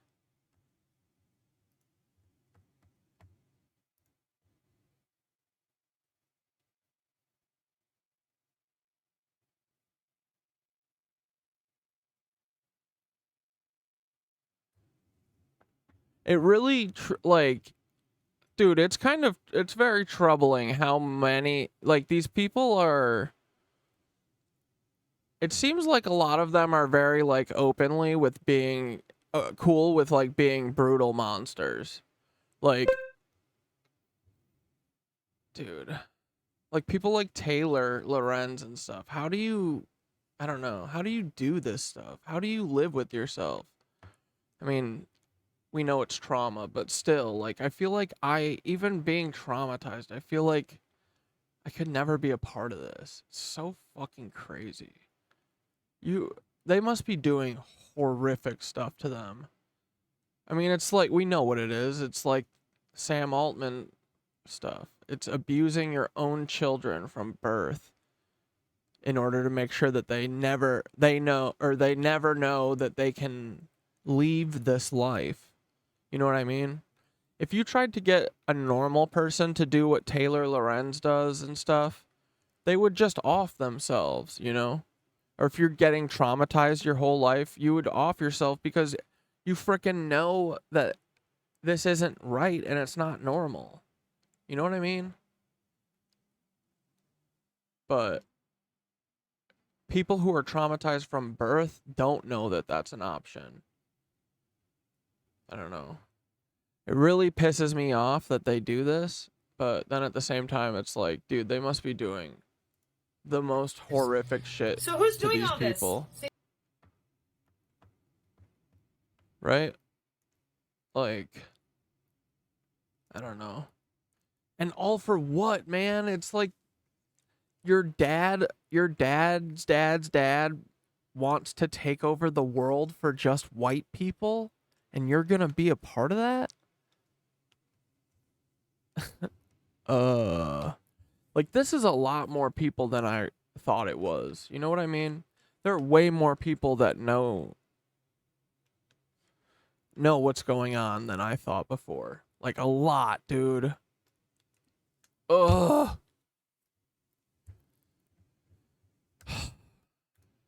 Same people that I always saw: medical, sheriff, police, lawfare, Marine, military, paramilitary. Black. For me, I'm like, God dang it. so who's doing? For me, so who's doing all this? Same people that I always saw: medical, sheriff, police, lawfare, Marine, military, paramilitary, black projects, geospatial in Silicon Valley. And why are they doing this? Because Peter they can just Thiel. log into your ass with Geomancer, determine your location with their lovely little curated data labeling and data curation databases the DoD sold off at the Artificial Intelligence September conference in 2020, symposium rather.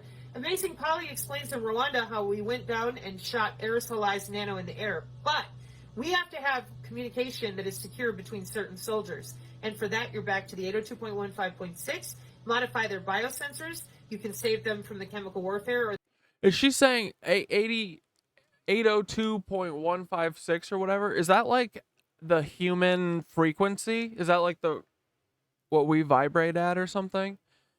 Is that like a radio frequency or something that they use to communicate with our bodies?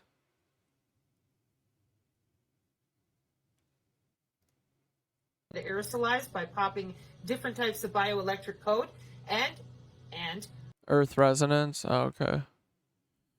Yeah, because our frequency is basically the same as the Earth's, right? wireless tissue engineering healing. And then the wireless sensor networks can relay on all the other humans that you want. Egospatial, aka Austin Sussel, amen. Geospatial. To do something different. Yep. Austin Sussel, Peener Peeler, the whole family. In the very same way, the spells that we cast on people and save in our spell books over on the GitHub have vector or feature values when they go into a vector after they've mapped the coordinate with Geomancer, and those feature values are your Digi-ID, so they could be anything. And what we do is we order a drone, take a picture over your home of real time with the access that we have, and then we can fire up a generative adversarial neural network, an artificial neural network, or whatever we want, electrocute the air molecules around your head and execute a terahertz bullet, or whatever we want. And that's with your NTS-3, again, position, navigation, and timing of your biosensors, 802.15.4. Starting to see how it's kind of a big fucking deal that you laced everyone's ass to the cloud and told them nothing.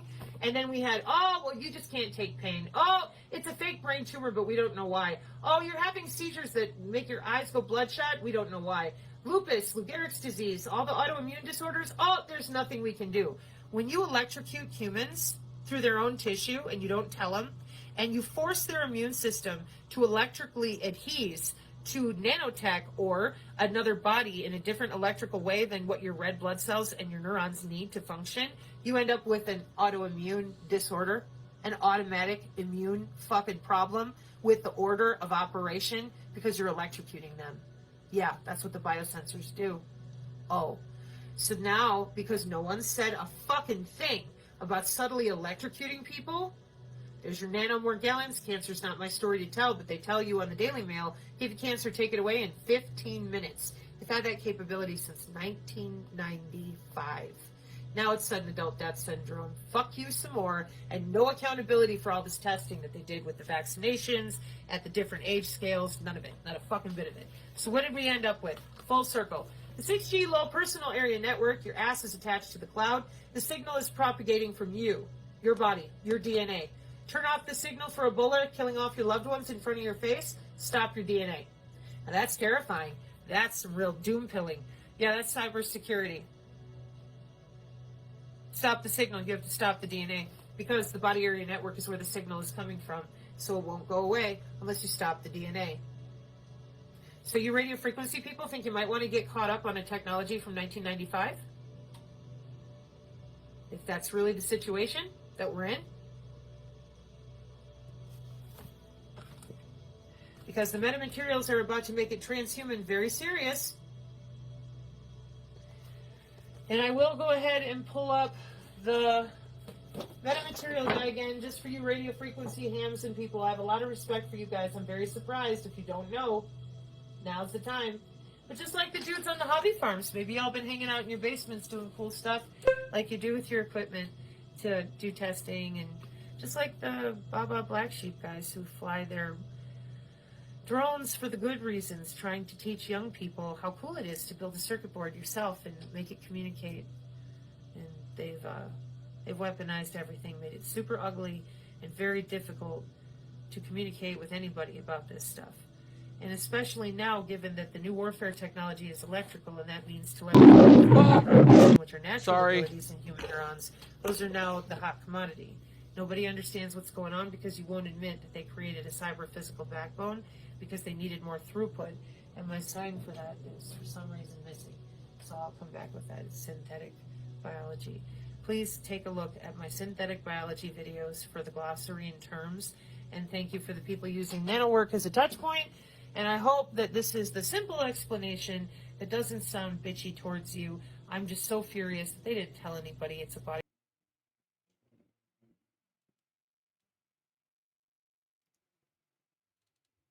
Optics-enabled metamaterials, the immense potential of refractive index engineering in metamaterials can be further exemplified by recent progress in the field of transformation optics that enabled novel opportunities in the design of graded... Dude, this doesn't mean it. What the fuck are they talking about?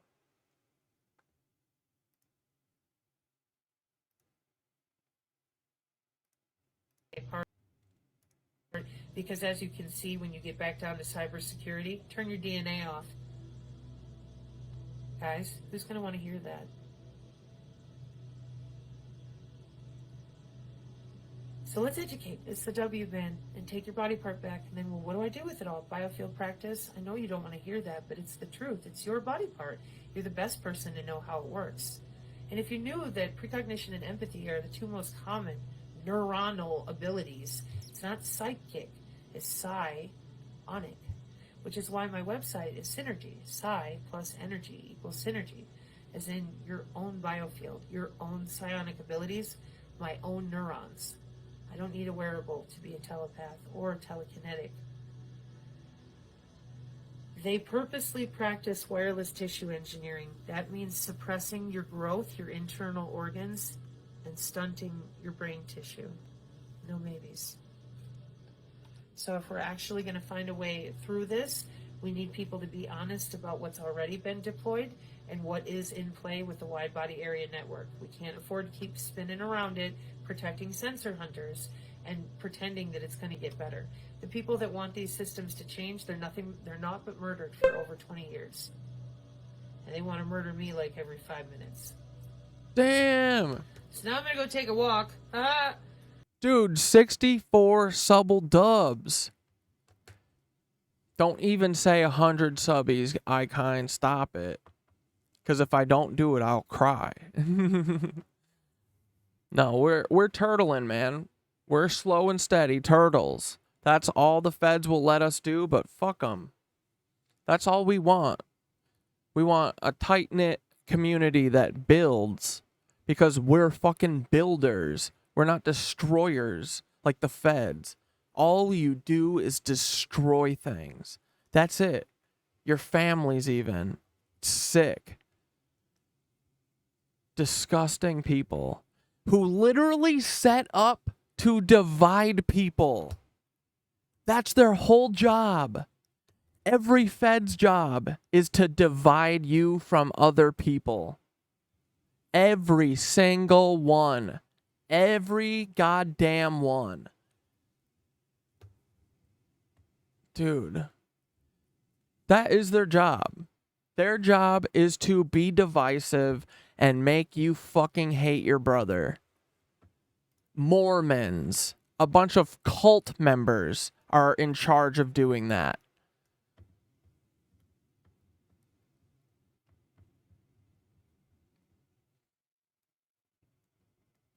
FBI.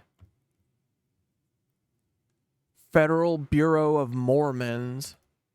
God bless y'all out there. I have other videos to load, but I'm loading these first for the people who genuinely asked, can you please break it down for me as simple as possible? Mark 536. Amen. Our flag literally represents anti-healing. Exactly. Yeah. Jesus Christmas. I found a video that talks For about me, I'm like, the wireless body network. Let's see if it's any good.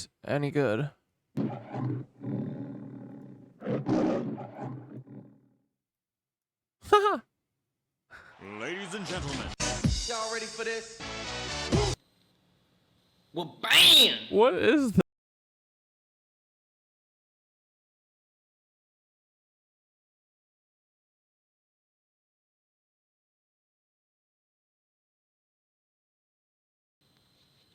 Recent technological advances in integrated circuits, wireless communications, and physiological sensing allow for the production of miniature, lightweight, ultra-low power, intelligent monitoring devices. A number of these devices can be integrated into a wireless body area network, a new enabling technology for healthcare monitoring. This seemingly high-tech system pictured here really is not that high-tech at all. One of the great advantages about the wireless body area network is that it simply links current applications and off-the-shelf user interfaces together to Because, accomplish... yeah, dude, a lot of people are into the weird, like, heart rate things, right? Dude, I don't want any of that shit ever around me.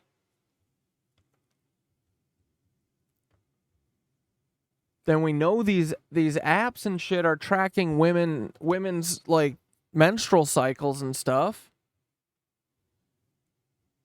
Dude, they're so going to... Dude, they're gonna Handmaid's Tale us this summer. That's what they're gonna do. God damn it, bro. What are they up to? It's just to what? I mean, you know, everyone... You know why everyone should be so concerned that Peter Thiel, a straight-up Nazi... who's the son of a Nazi and the son of a Nazi, son of a son of a son of a Nazi. He has every single one of your personal medical record details. He can just open up his little P-word computer and he can type in your name and he can find you, and he probably owns the company that provides you with whatever it is, you know. And he can change it on you. He can change your medication. He can do whatever he wants because he owns it and he's a possessor. He possesses everything. And so he thinks that he can just own all of your shit, and then he's going to make some insane decision based on that later, I'm sure. You know, like, cuz his grandpa decide that he was one of the people that was like, Jews aren't people. We're going to exterminate them all and use them for free labor. His grandpa thought that. Dude, I'm betting his dad thought that. And now he has all of your medical records. Yeah. Deadliest concentration camp in Holocaust or deadliest sub camp at any concentration camp. Peter Thiel's grandpa's car company. Cool. Incredible results using the latest technology available. In short, WBAN enables its users to receive the professional healthcare attention they need on a continuous basis without having to live at or near a hospital or healthcare facility. Ultimately, it gives its users, as well as their caring loved ones, the chance to live their lives again. What? How? Dude, this just sounds like 1984. This came out in 2008? Oh my God. And I'm just hearing about it today? We're screwed. We're so screwed, dude.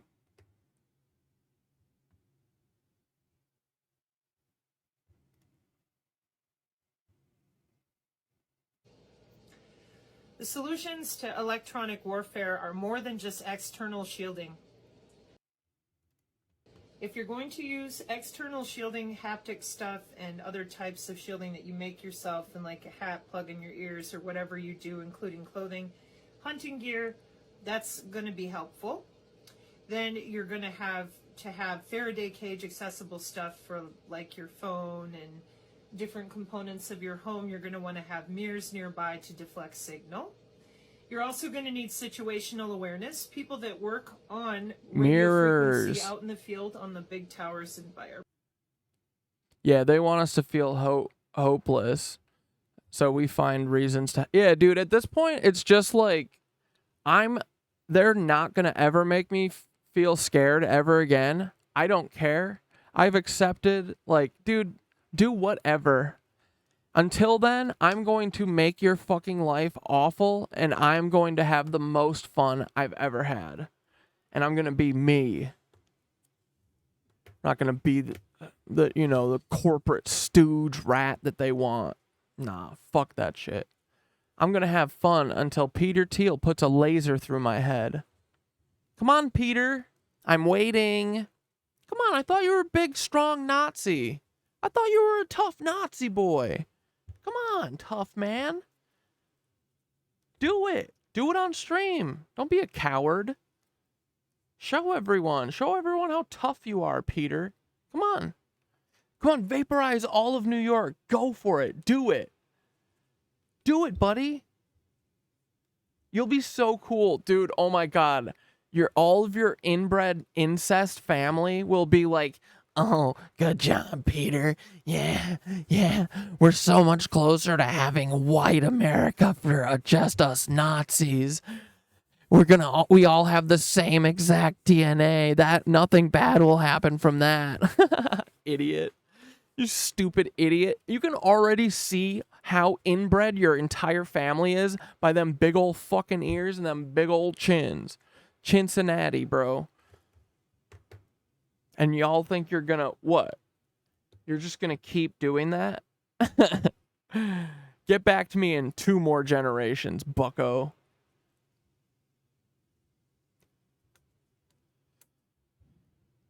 Whatever. Hopefully you'll just adopt, though. At least, please tell me, God, that there is not a little Peter Thiel, a little tiny Peter Thiel running around right now with duplicate Peter Thiel DNA. I can't handle that. So, this guy, he says, I'm the most evil gay. No one will ever out-evil me. Power grid and whatnot. They will tell you, like the people who work on the 5G, people have shown signs and, little safety things that you will be radiated, and people will also tell you that when you're too close to radar or heavy 5G transmitters, you can feel the vibration inside your body. And that's because we, as humans, have an electrical body part naturally. We naturally conduct our heart, radio frequency and galvanic and other types of energy, piezoelectric in our bones. Dude, I watched a video earlier today that showed that our heart is one like long muscle, dude, and it's like wrapped. It's just like a spiraled muscle or something. and that it might create like what did they say? They were saying that it was like it creates like plasma. It squishes liquid so hard that it creates plasma or something like that. Our bodies are pretty cool.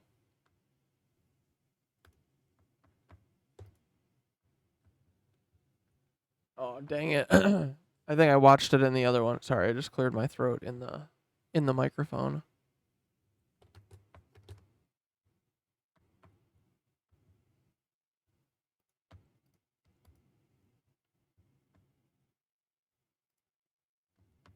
All right, let's watch Blair's insect infestation videos.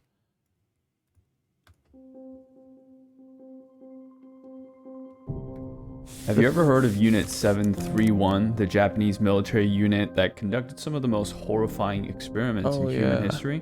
Unit 731 was a military prison camp that existed during World War II that conducted outlandish experiments such as vivisection, which is opening up the human body while they are alive and not under anesthesia. One former Japanese medical assistant recalled a patient that they opened up, then infected with the plague so that they can experiment with plague bombs for war. The unit would also experiment with plague-infected fleas and spread them over Chinese cities with low-flying planes. It is claimed that this infected 10,000 people with the bubonic plague, and this would eventually lead to their death. There was even an operation named Cherry Blossoms at Night, which was going to utilize this newly developed biological weapon to infest the people of Los Angeles, San Diego, and San Francisco.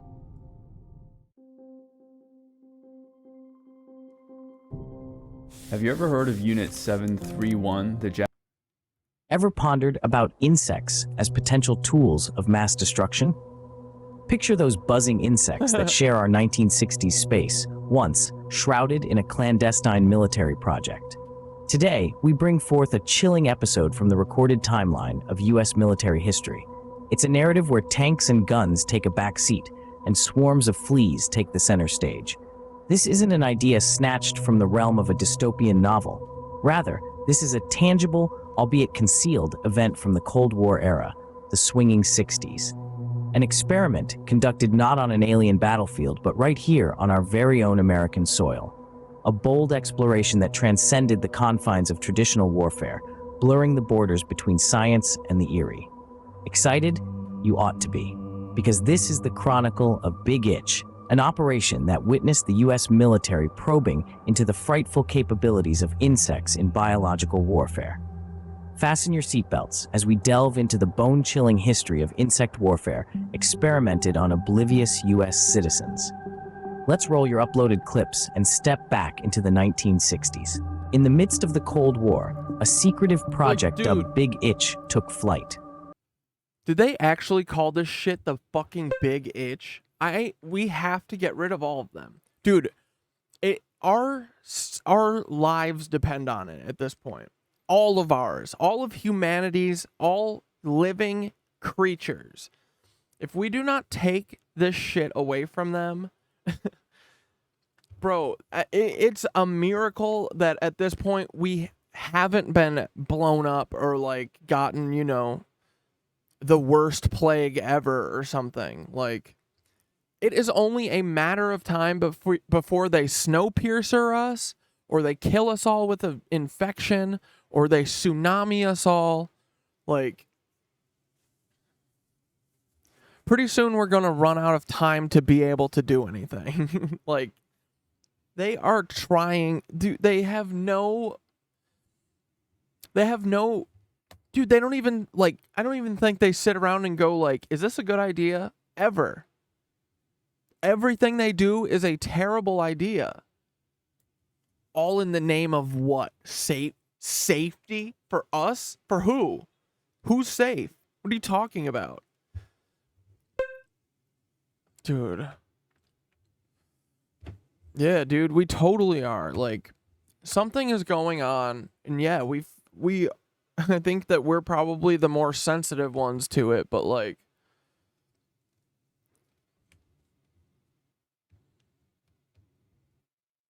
I am not going to be fucking exterminated off of this planet by Peter Thiel. Or at least if I am, I'm going to do nothing but fucking talk about him until the moment. But dude is such a pussy. I'm not letting a pussy get me. I'm gonna get him. The mid-20th century, a time of heightened tensions and clandestine operations, saw the U.S. military delve into uncharted territories of warfare. Their objective? A chilling foray into the world of insects, specifically fleas. Yeah, same, Squirrel Girl. Yeah, I feel like... Yeah, I do. I feel like I've grieved humanity too, bro. Seriously, bro. But no, I have hope. I have nothing but hope. That's all we have. Dude, I was raised on underdog movies. That's my favorite genre. I'm telling you, I feel it. We're gonna get Peter Thiel. To test their potential as carriers and his whole fucking ugly family of destruction in biological warfare. Big Itch had a simple yet terrifying premise. Could these... Then we're gonna free the whole fucking world, dude. Not even just the goddamn... Not even just the people, bro. Not even just America. This is the last one. This is all we have to do. We get rid of these motherfuckers. All of humanity. Dude, all animals and shit are free. Like, dude, the havoc that we wreak on this goddamn world. The poor whales. The poor dolphins. Dude, all the exterminated animals. All the fucking... Dude, it's like...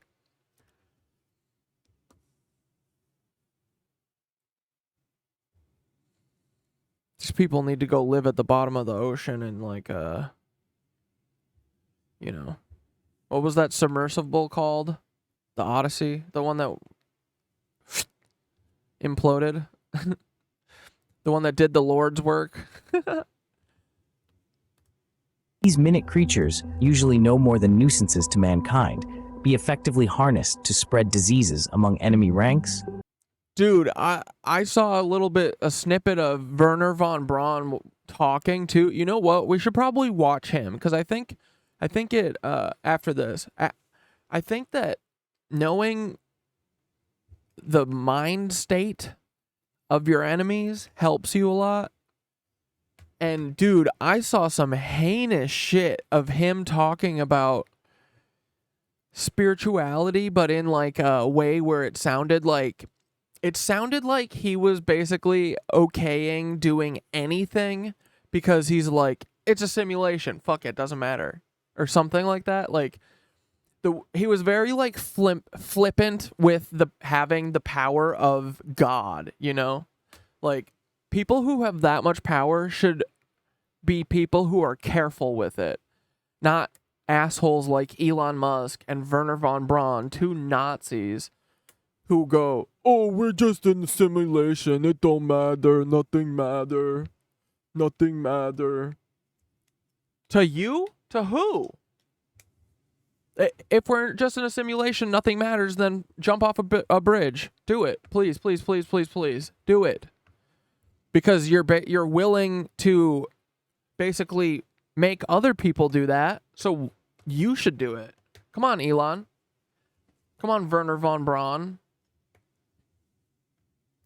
Like, they literally think and pretend like this is a video game, and maybe it is, but just the arrogance of being so certain and then being like, oh, your pain doesn't matter to me. I don't care.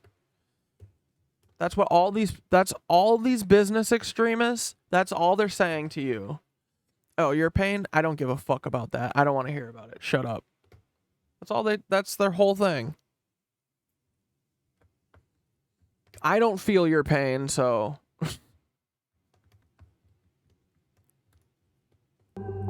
But this wasn't some far-flung battlefield or an isolated laboratory. This experiment was conducted right here, under the expansive skies and desolate stretches of the Utah desert. Utah, you say? The military's objective was as audacious as it was alarming. They sought to unleash swarms of fleas, Not just any fleas, but Xenopsilla chiopus. Like, dude, this goes bad. It's a thing that's unleashed on the entire world. Dude, they didn't know if the fucking nuclear bomb would explode the entire Earth, and they still fucking did it. They thought that there's a chance that it might just ripple until it swallowed everything up on Earth. And they said, fucking hit that button, boy. Hit that button.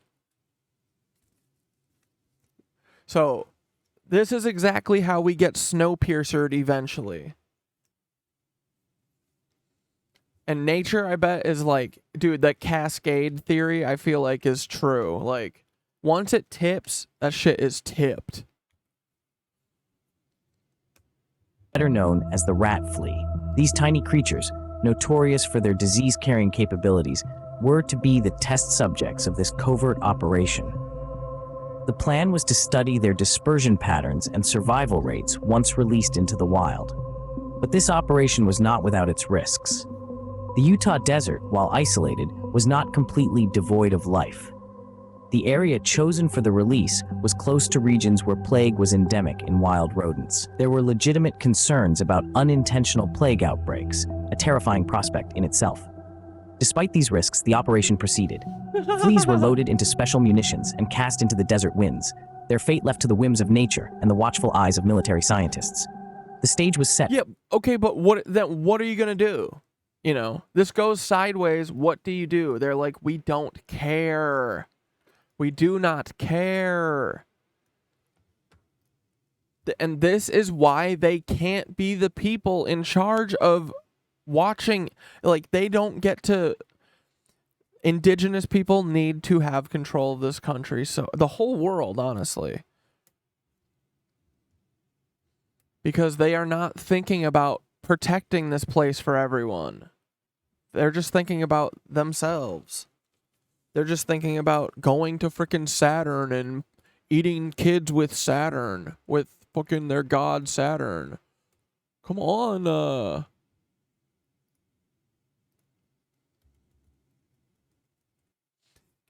HGHTV.com, HGHHTV.com if you guys ever are like, oh, there's nothing frickin' on. You know what is on? 24/7? This shit.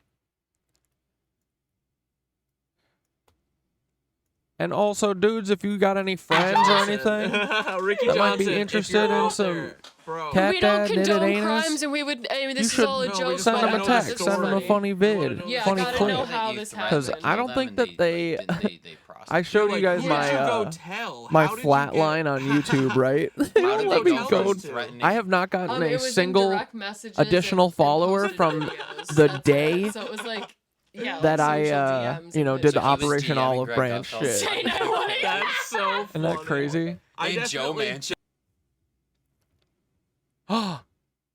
Blocked on copyright grounds. And I really had no idea what they were. I used to love them, but how horrible is that? Of all things to be on our wall, planes crashing into the wall. Tikkum! I used to love the planes on the wall. I loved looking at the planes on the wall, but now how horrible is that? Planes crashing into the wall? Ugh, really ruined it all for me. I was having so much fun here. Generations should be so lucky to never experience war and never have to know what it's like. Nah, dude, war happens, but not here. Yeah. Not in the U.S. of motherfucking A, baby. And I don't like those planes crashing into the wall anymore either. Man, I'm realizing a lot today. War is bad. Leave it in the past. Somebody took our own planes, Show our girl. own people, and threw them through our buildings and blew it up. They're celebrating. And it was so efficient. It was so efficient, you guys. Kind of sounds like she's... Tikkum got my fucking video taken down too for bullying and harassment. Isn't that so ironic? That they literally bullied and harassed me off the app, and then they're continuing to do it, even though she's clearly an actor? Dude, she's an actor. Straight up actor.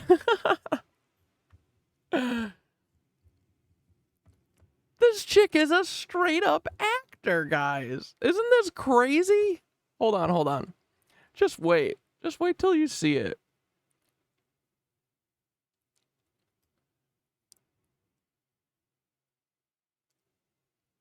No, that's not it. That's not it. That's not it. That's her, but that's someone probably in her family. Do you guys want to see the craziest thing?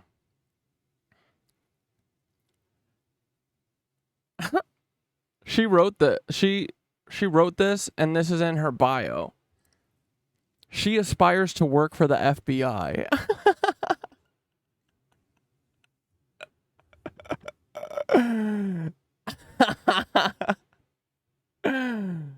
Oh man. You are cooked, Tikkunolamorbust. Straight up cooked. Yeah, she wants world peace. She's gonna work for the FBI.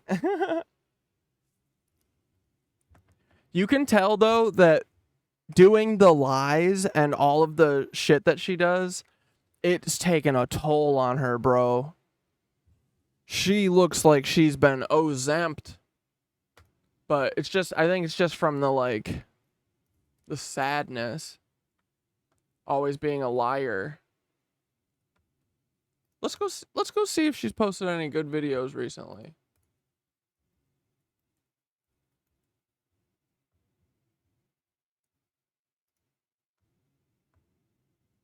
Dude, she blocked me. Ugh. Or no, she didn't. Yes, yes, yes. Let's go. Okay, here we go. I can already hear the... Ready? We are feeling helpless to help others. As helpless as we feel to change what is happening, there is something that you can do for individual families, and I have been begging you to do it. So far, I've made videos about 2 families. Each of them has heartbreaking stories. I encourage you to go watch those videos. But after posting those videos, my inbox got flooded with other families. And because those videos were suppressed, I know that... My inbox got flooded by messages from Peter Thiel. These families, even if I made videos specifically about them, the word's not gonna... This is WP with Operation Olive Branch. I'm here in Kaunas, Lithuania at the... Bro. You're where?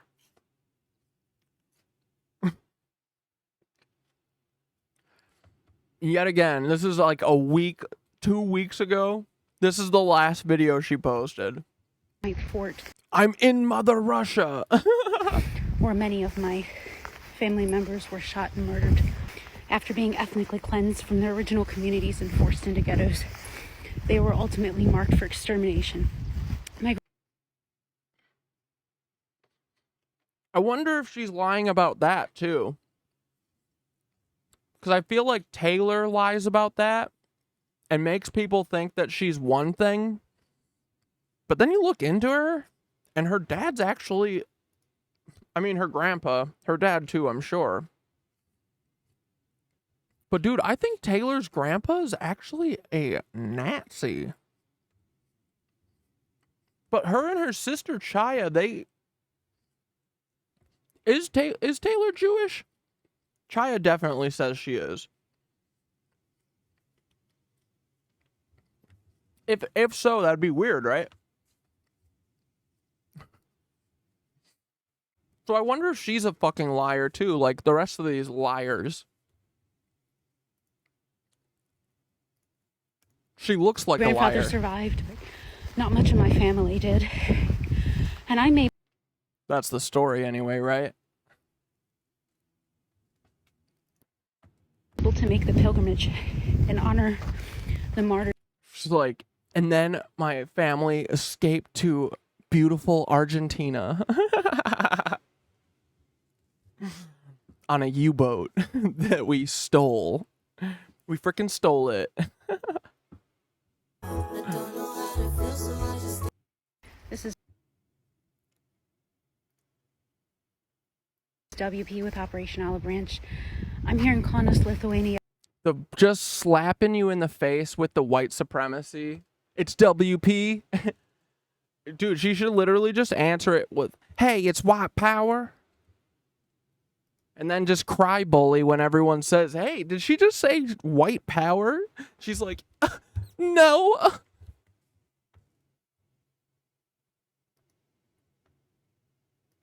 Dude, this chick is straight up based in like Russia or something. The other one, there's a couple of them. I catch all their accents and shit. No, this one, she's actually from Louisiana, but there's a couple of them. Scab chick feels like she lives in Mother Russia. In the community, people who save Jews at grave risk to themselves, like Shayun Sugihara, who saved thousands of Jews from certain death. He was thrown in prison for his efforts and almost erased from the history book as a man of color. At the same time, white saviors of Jews are memorialized everywhere you look. Their faces and names are upheld and plastered as heroes. And while they certainly are, I can't help but reflect on how activists of color today still struggle for recognition. I also want to talk about the physicians in the ghettos who smuggled medicines and smuggled babies out to freedom. Horrifying similarities, like the doctors and nurses who burnt with their patients as this hospital was lit on fire with everyone inside of it. My grandfather would tell me he could hear their screams until he could hear no longer. We're going to talk about graffiti and art as a form of resistance, as a show of newfound independence in Eastern Europe. These modern day shows of solidarity. A fascinating amount of honor bestowed on a young man who self-immolated in the 1970s in resistance to the Soviet regime. Forms of resistance erected directly adjacent. Dane, I don't block my enemies either. I mean, unless they're like crazy. Unless there's a normal reason. But dude, that's their first step. Dude, I couldn't, when they turned on me for OOB, they all instantly blocked me. All at the same time. Because, dude, I'm sure that they knew that that was shameful.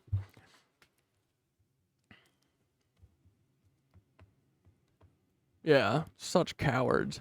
To the Russian embassy, even going so far as to change the name of the street it's on. How Jewish martyrs were memorialized, and how all attempts were made so that their memory was not forgotten. This is a huge memorial to...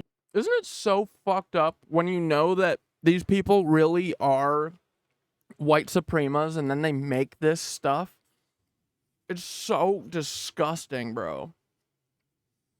Because I feel like you can see a level of irony with it now. It's like she's being tongue-in-cheek the whole time. It's like the, we like to eat watermelon. Get it? Because our family are a bunch of fucking cannibals. And we literally eat Palestinian people because we're cannibals. Get it? Hey, it's WP. Dude, you're so blatant and so obvious. You have to stop. Resistance movements. Yeah, her voice is so bad. Dude, that was the first thing that tipped me off. I was like, this chick is acting straight up. This is not real. This is so fake. Oh, woe is me, and I need money. I need money. Please, I need money. Come on, Peter needs money. And how we've been able to honor our martyrs. Also going to talk about desecration and erasure. For example, the desecration of this original Jewish gravesite where my uncle was buried. The Soviets repurposing of those tombstone markers. Your uncle from... the family that lives in Utah?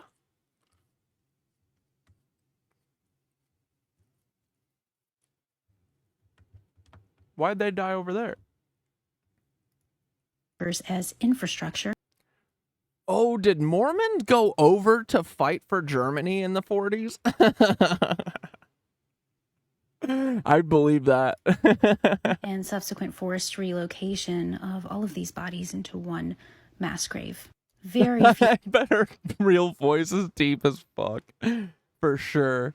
Jewish cemeteries were left intact. Here's one. And on this journey, I'm going to take you to some pretty dark places. The places where displaced Jews hid from their oppressors. The artifacts left over to prove they ever even existed. I'm going to talk about how I am able to journey back to these places, honor the martyrs in my family, the exact places where they were shot and buried in mass graves and gassed and burned.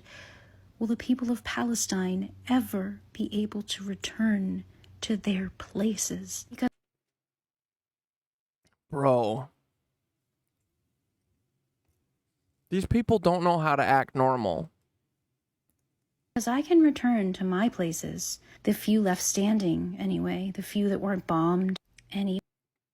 This is exactly what I would imagine if I would say, go make a video like a spy who's pretending to be one thing, and the truth is that they're actually working for the exact opposite thing. This is exactly what I would make. I bet she has a wink in here that we didn't catch. Hold on, we'll see it. Even a few of the ones that were. Oh my god, this still has 1.5 minutes? Holy fuck, I thought this was already 10 minutes. Which was almost all of them. Was able to return to the places. Is this a wink? Hold on, let's look at all of her fingers. Let's make sure she's not doing any hand signs.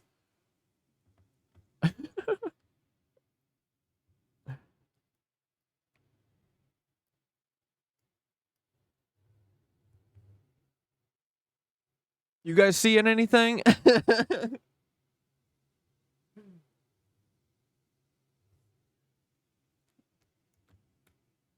We look up, there's just like a big swastika with a heart around it or something. This photo is in the clear. Okay, you did okay here, T-Coom. T-K-K-K-K. Dude, I can't believe I got clowned on by a fucking Real World Chicago cast member. This is crazy to me. A Real World Mossad cast member.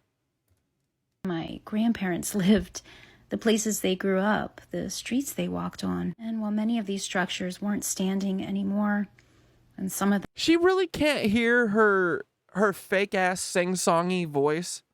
She listens back to this and she's like, yeah, these dummies will believe this. We see you, Tikum. We see you, girl. Them were in absolute shambles, like this one. At least I got to get a sense of how they lived. We'll talk about... Dude, you didn't write this at all. You didn't even write the fucking words. That's crazy, man. You're gonna recite this like you wrote it in your fucking journal or something? You didn't write any of this, dude. You're not a real person.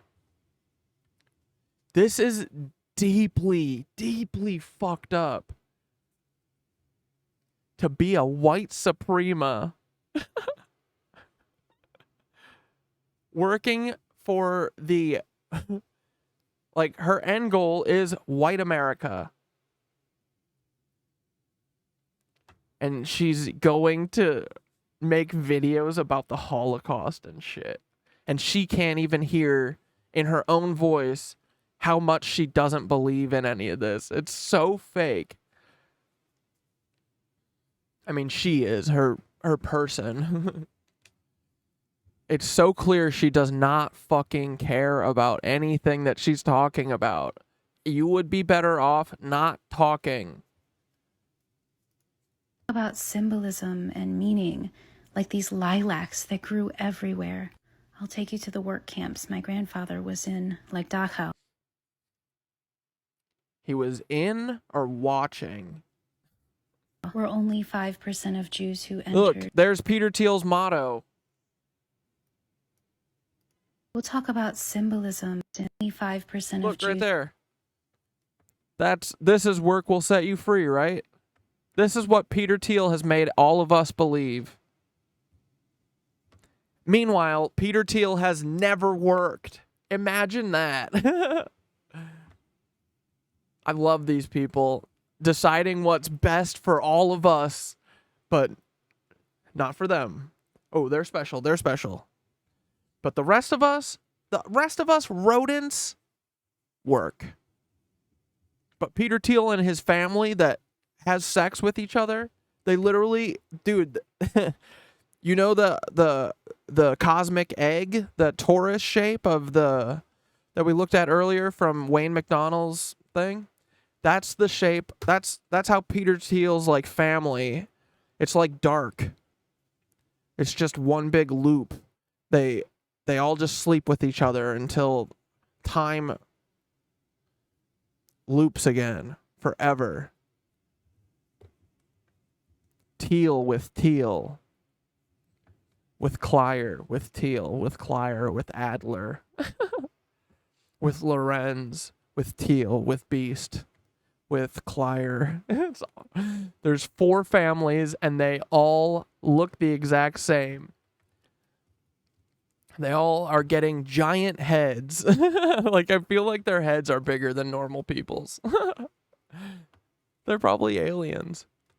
Who entered ever made it out. You see, until we are all free, none of us is ever... We are the useless mouths, yeah.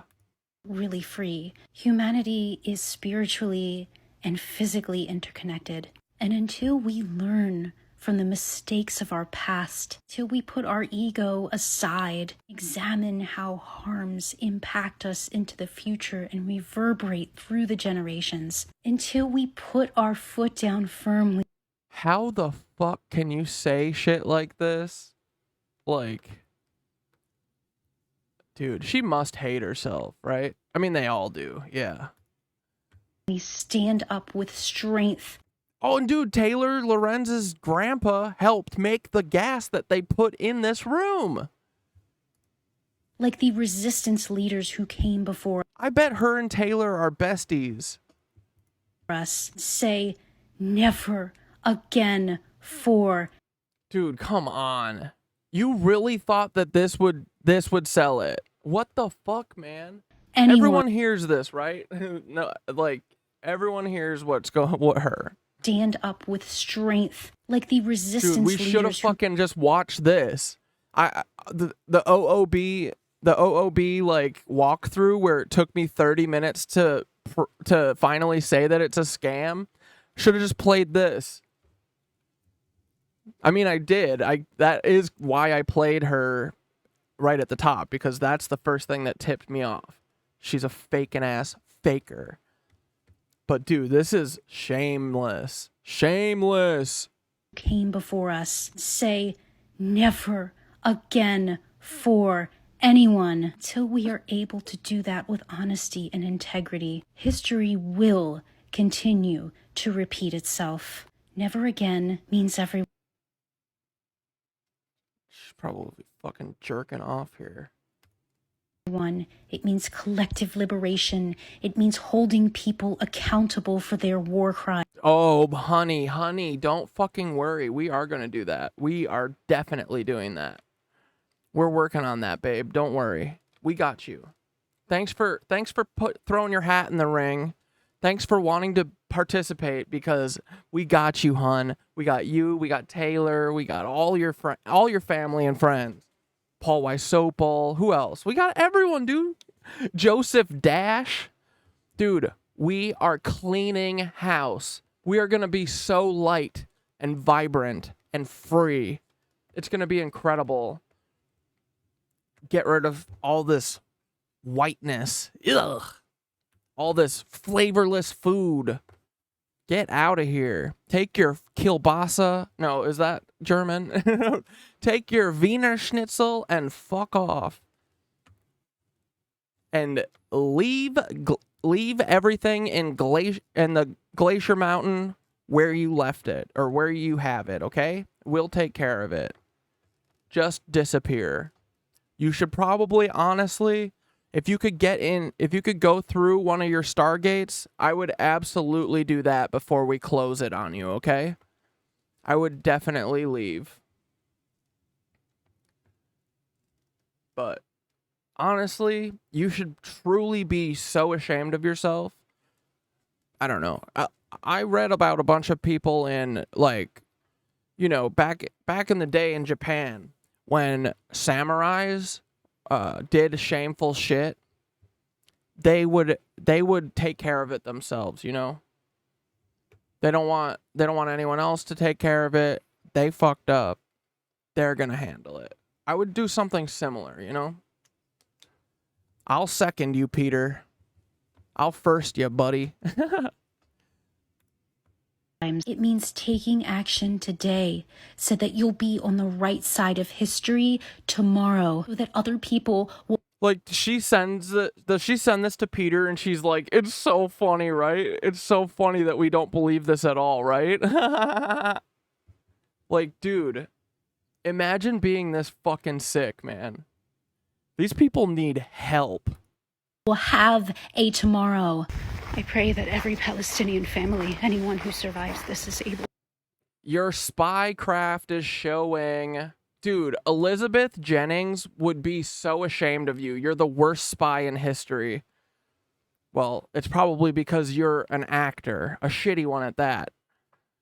A bad one who was on Real World Chicago. Know what I'm saying? To return to their homeland, and at the very least, we'll meet up and shit in both of our targets. Shit in both eyes of our targets. be able to memorialize their martyrs the way that we have. This is WP with Operation Like, dude, that is a fucking flag. That WP shit. This is WP with Operation Olive Branch. Operation Olive Branch. Dude, you're so... We can see you. We know exactly what you are, spy. Nancy Spy. Anyway, Elizabeth would truly be disgusted with you. You give up way too much of yourself. You are an epic failure of the secret... What is it called? Secret spies? Super spies? I forget what they call them. The twin program, whatever. You're terrible, and frickin' Hermann Göring or whoever is still running it, his brain, yeah, Hitler's brain in a jar is gonna be so fucking pissed at you when you get back to the mountain bunker. Oh man. Okay. Let's watch one more of hers.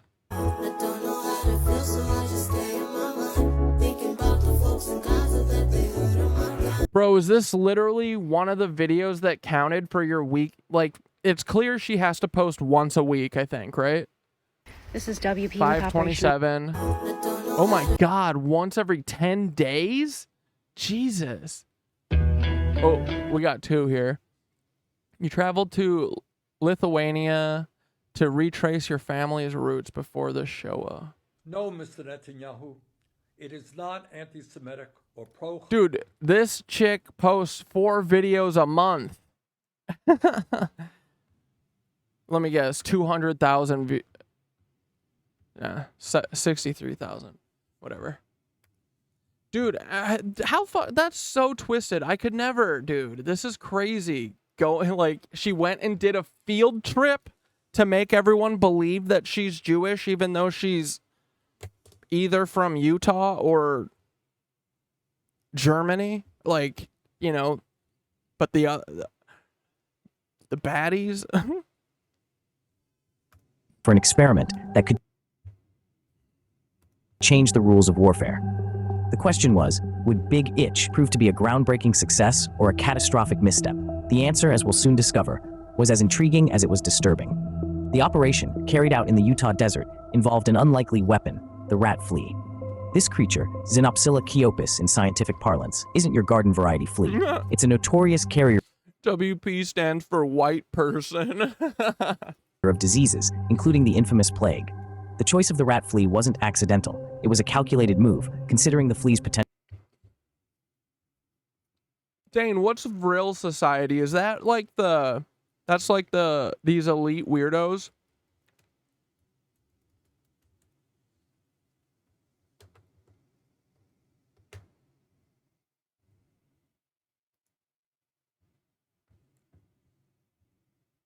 Wait, Billy Carson and Joe Rogan did an interview?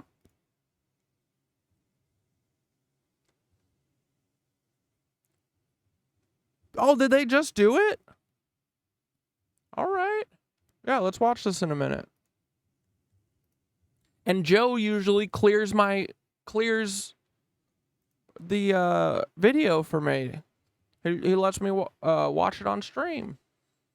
So fuck the guy, but hey, he's trying to come back a little bit, I guess, in our eyes. No, I used to like him back, years ago. I just liked some of his podcasts back in the day. When he was like somewhat curious.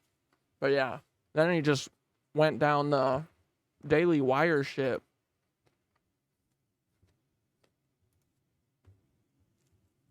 Where's the bug video? Potential to wreak havoc on a population. The military's objective was clear: to study the dispersion patterns and survival of these fleas post-release. To achieve this, they loaded the fleas into specially designed munitions. These were not your typical bombs or missiles, but rather containers designed to protect the fleas during their aerial journey, ensuring they landed on the ground unharmed and ready to find a host. The operation, aptly named Big Itch, was meticulously planned and executed. The fleas were dropped from an aircraft, scattering across the testing grounds. The idea was to observe how these tiny creatures dispersed upon impact, how they survived, and if they could latch onto hosts. But every experiment comes with its own set of perils. Big Itch was no exception. There were inherent risks, and the chosen location for the experiment only amplified these concerns. The Dugway Proving Ground in Utah, where the fleas were released, was dangerously close to regions where plague was endemic in wild rodents. This proximity raised the alarming possibility of unintentional plague outbreaks, a risk the military was willing to take in the name of scientific advancement and warfare strategy. The experiment was not a one-off event. It was a series of tests, each one meticulously documented and analyzed. The military was not only interested in the fleas' initial dispersal and survival, but also their longevity in the field. How long would these fleas survive without a host? Could they endure the harsh desert environment? As the operation unfolded, the military watched, recorded, and analyzed. Each drop of the flea-loaded munitions, each dispersal pattern observed, and each survival rate calculated was a piece of the jigsaw puzzle they were trying to complete. They were not merely conducting an experiment, they were crafting a potential biological weapon, a weapon that could change the face of warfare. Yet despite the meticulous planning and execution, Big Itch was a gamble. The experiment was conducted on home soil, using a creature known to carry deadly diseases in an area close to plague-ridden rodents. It was a risk-filled venture, teetering on the edge of a potential disaster. But it was a risk the military was willing to take, all in the name of gaining a potential upper hand in warfare. With the conclusion of the test, it was time to assess the Billy works with NASA? Come on, Billy. results. The results of Big Itch were as alarming as they were informative. The fleas, against all odds, survived the drop from the sky and managed to attach themselves to hosts, proving the disturbing concept that insects could indeed be weaponized to carry diseases. This was a breakthrough in biological warfare tactics, but it was a chilling one. The concept of sending disease-ridden insects into enemy territory, while potentially effective. Like, think of that, dude. That's so fucked to even think of doing. Like, these people are literally just tricksters. This is like evil, bro. Fucking with people's water, fucking with people's, like, dude, and spreading infections and shit. Like, what is wrong with you people? These people are fucking sick. Anyone who could think of doing this to a group of other people are sick, fucking demented people. I'm so sick of having to take these people, like, seriously. Like, you are fucking literal infants. You're infants given unlimited funds. Fucking pussies. They're such cowards on every aspect of their lives. They're terrified of women.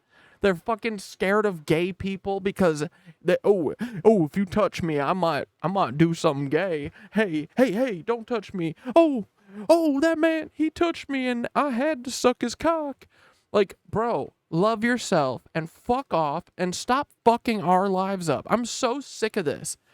Dude, they're so terrified of women. It's so funny to me.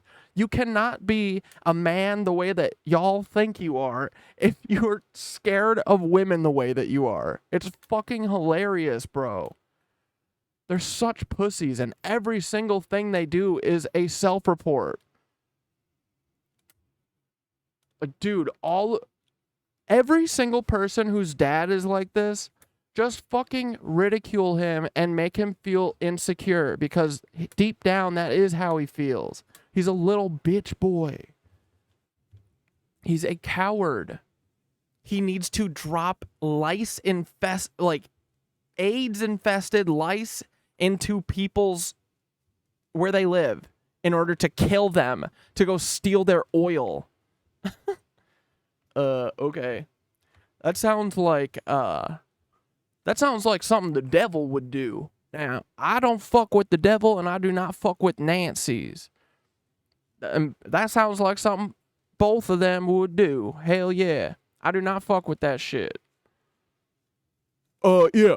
Hey, yeah, this is President Nazi, President Hitler III. Yeah, hey, can you package up the AIDS-infested lice and get them ready for Arizona? Yeah, they're really pissing me off right now. Yep.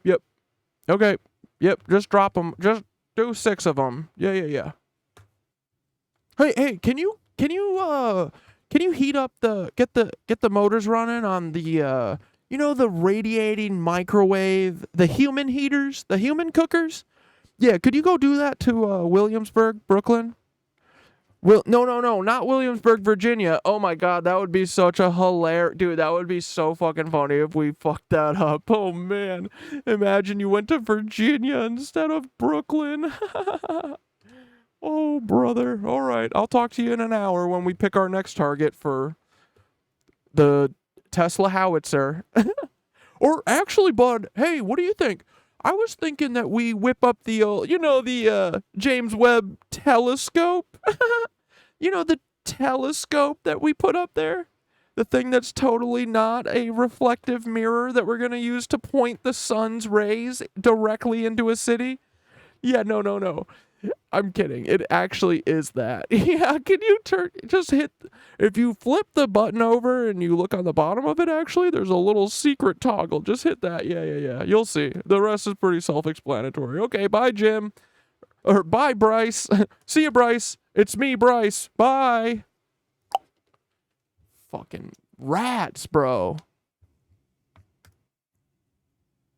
Like, truly, the fact that we are dropping bombs on people is insane to me. I'm sure it is to you guys, too. You know what I mean? Like, they're literally like, I want to steal this land, and they said no. And there's no other option. These are the adults, guys. They're literally the adults in the room, okay? You gotta listen to them. They're the big adults, and they know what is good for us, okay?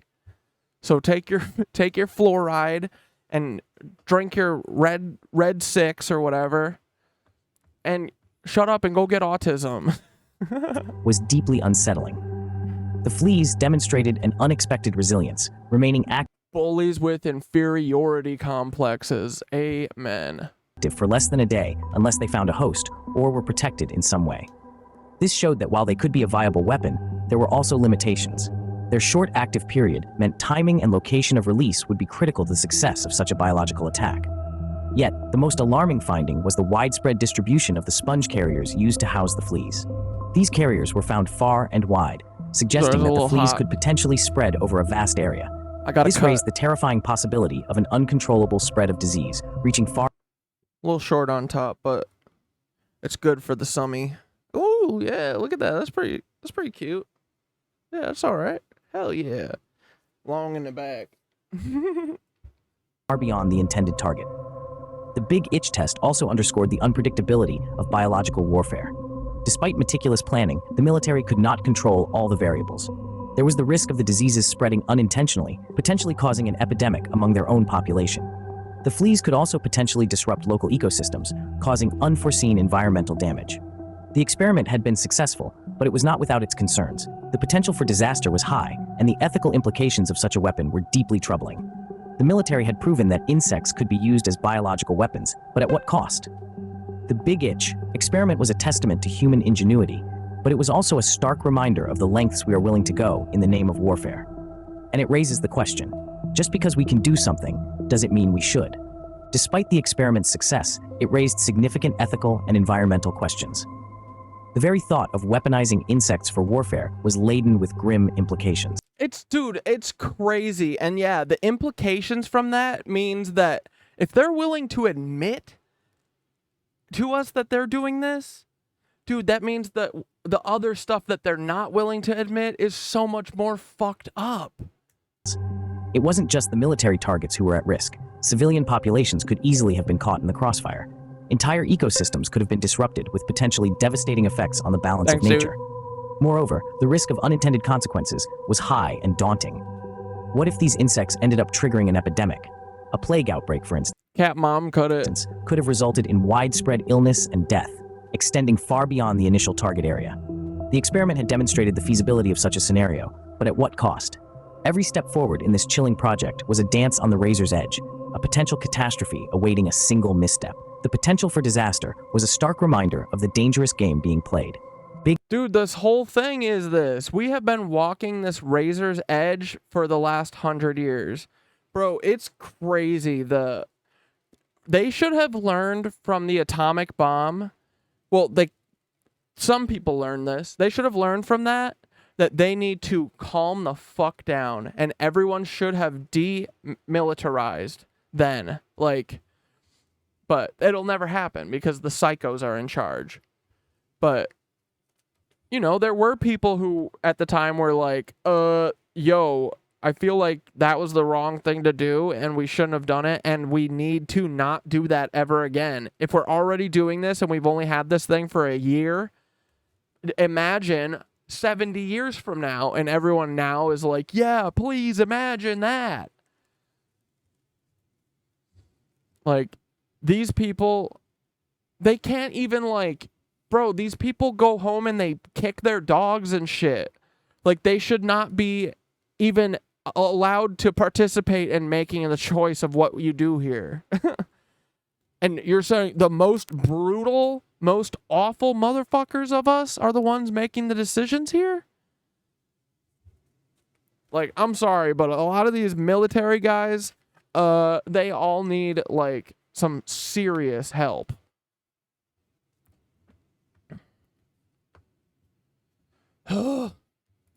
Itch remains a controversial chapter in military history, a stark reminder. But dude, honestly, I think that they're more pussy than they even know. Because, at a certain day coming up, they're going to have to hit the button on vaporize everyone. Who's going to hit it? Peter? Peter, you're too bitch made. You'll never hit that button, coward. Reminder of the lengths to which man is willing to go in the name of... None of these chickens will, because they're they're every guy who's like, oorah, yeah, war's cool. And it's only people who've never been to war who say that shit,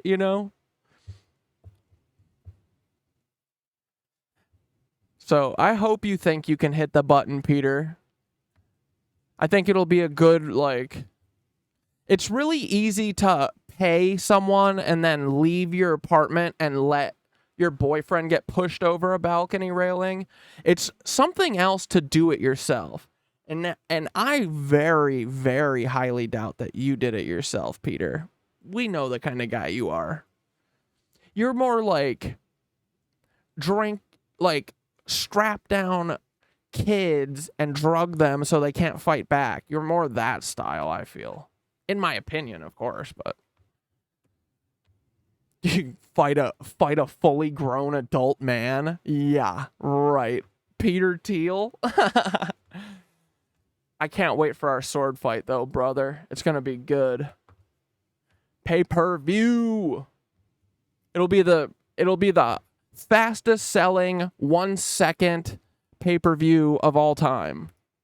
Of power and control. This covert operation, conducted on home soil, pushed the boundaries of ethical military experimentation. Yeah, and it's always on home soil. They're like, yeah, fuck it, we'll do it to the black people. Oh, we'll do it to all those people who are immigrating here. Fuck them all. Who else do they love to do stuff on? I mean, everything. They love to do horribles just to people of color. And, oh, disabled people. Dude, the asylum system. Oh, man, they just had these asylums all over, and they were free-for-alls. There would be, like, 10 people working there, and then, like, 5,000 people in there, mostly without beds. And dude, no hygiene there whatsoever. No one had anything, and it was just a free for all. And then apparently tons of them were always SA'd. It seems like kind of part of it was to have like a endless supply of people to SA. You know what I mean? I feel like Peter Thiel right about now is like, man, I really wish that we had a nice big asylum system right now.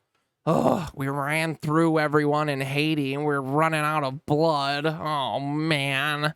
What's Bill Gates? Bill Gates is going to get so mad at me for not having his favorite A positive, or A, what is it? Yeah, it's negative or positive. Is it A neg? Oh, Bill Gates needs 3 quarts of A neg a day. Oh, in his goblet. He's going to be so mad. He's going to spank me so hard at Bohemian Grove party. I would watch a Bohemian Grove shedding thing light on too. the unpredictable and potentially catastrophic nature of biological warfare agents. The use of fleas, seemingly insignificant creatures, as potential carriers of disease is a chilling testament to the depths of military strategy. But it's not just about the strategy, it's also about the potential fallout. Thanks, Blair, for adding another plague for us to worry about in our heads. I wasn't even thinking about insects before, but I appreciate you. Imagine for a moment the unintended consequences of such an operation. A plague outbreak, Dude, is this frickin' Joseph Mengele right here? Scientist Joseph Mengele? devastation of local ecosystems, the risk to innocent civilians, the stakes were incredibly high.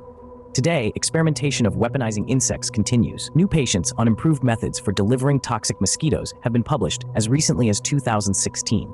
There needs to be oversight or public acknowledgement and accountability. In November of 2023, the Biden administration provided its plan to release man-eating grizzly bear on a population in Washington state.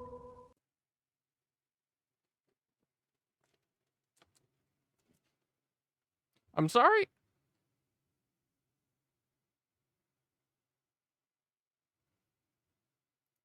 Hi, your unconscious mind. Oh, man. Operation Sea Spray was a 1950 U.S. Navy secret experiment in which Serratia marcescens and Bacillus glabigii bacteria were sprayed over the San Francisco Bay Area in California. Oh, didn't this do like a fucking algae bloom or something? From September 20 to 27, 1950, the U.S. Yeah, Red Cross as Rothschild. And dude, isn't, I feel like the only thing I know about Disney is that he was like an ambulance driver or something for the Red Cross, right? So that makes me really, really question if that's part of this. Like, I've always heard that Disney is Schmittler. I don't know about that, but I wouldn't doubt if he's a hidden person. He was a blood caddy. U.S. Navy released the pathogens off the shore of San Francisco. Based on results from monitoring equipment at 43 locations around the city, the Army determined that San Francisco had received enough of a dose for nearly all of the city's 800,000 residents to inhale at least 5,000 of the particles. On October 11, 1950, 11 residents checked into Stanford Hospital for very rare, serious urine. Dude, this is one of the photos of them blowing up nukes all over the Pacific Ocean.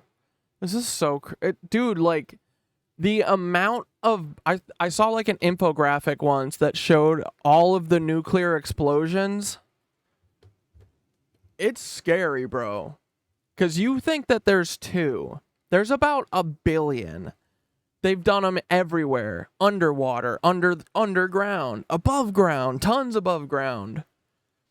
It's caused such a problem. Isn't there like a whole thing with steel? Like, I forget what thing needs it, but there are certain things that need steel that was made before frickin' the first nuke went off, because all steel after that, it has like, you know, this radiation or whatever in it.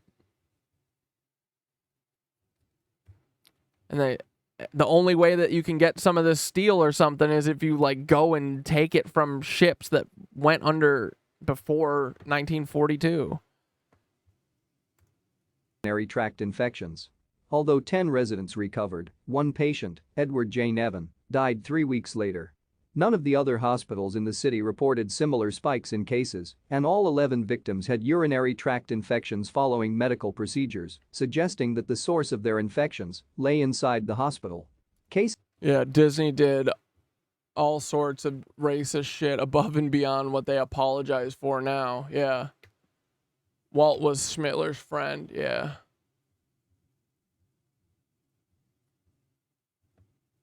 Wait, Blair, do you know where Unit 731 planned to do this? Or are you just saying it's just hidden, we don't know? Pneumonia in San Francisco also increased after Serratia marcescens was released, though a causal relation has not been conclusively established. Thank you for watching. Like and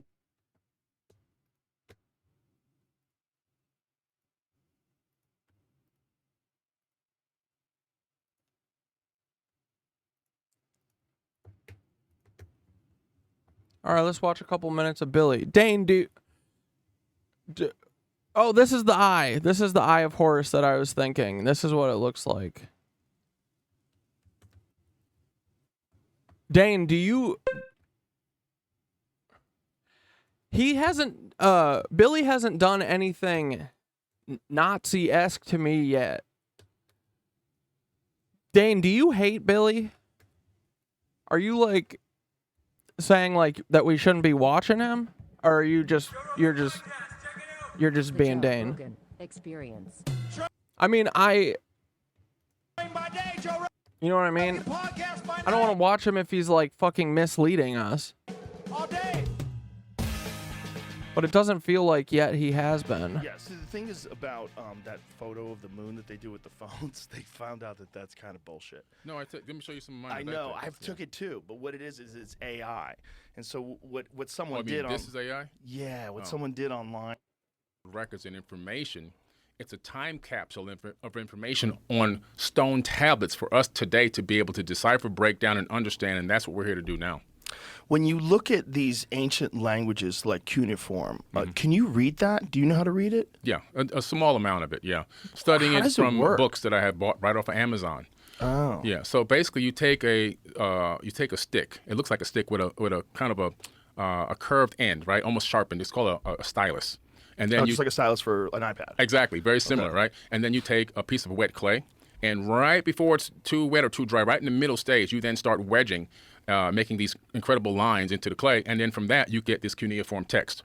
So this text literally, some of the letters actually relate to complete ideas, but it's incredible work, and it takes a long time to do. And then you have to let this thing dry, and then it becomes stone. So if people were supposed to be trying to worry, yeah, dude. You should look up how Dark Skulls said you should look up how they can chemically engineer viruses to target certain groups of people based on race or other hereditary factors. That is the thing that I've been like worried about the most, is that I feel like I bet that they can do shit like that. I could totally see them doing that. If they haven't already. I mean, like, dude, like, didn't they release AIDS? I mean, that's just what it looks like. about how they're going to get their next meal, shelter for the night, and all these kind of things. Who has time to sit down and write these incredible? So I'm not saying he's not. I'm just saying, what is he hiding? What is he? Because no, I think you're probably right, and I've been like thinking about this too. But I don't think that means that everything he says is BS. Because like, who else is who else should we watch? You know what I mean? Like, I want to hear a lot. Not everything he's saying is BS, but what do you think he is? What is he steering away from us from? You know? Do you have any idea? Like, I know, like, you know what I mean? Like, Johnny Harris is always like trying to make us think he's a leftist so that he can steer us to Fed shit. Right now, with everything that we've heard about Billy or from Billy, it's all shit that I haven't heard before, but I'm sure, yeah, there's probably something that he's hiding, but what is it? Why is he telling us about the pyramid network and stuff, you know?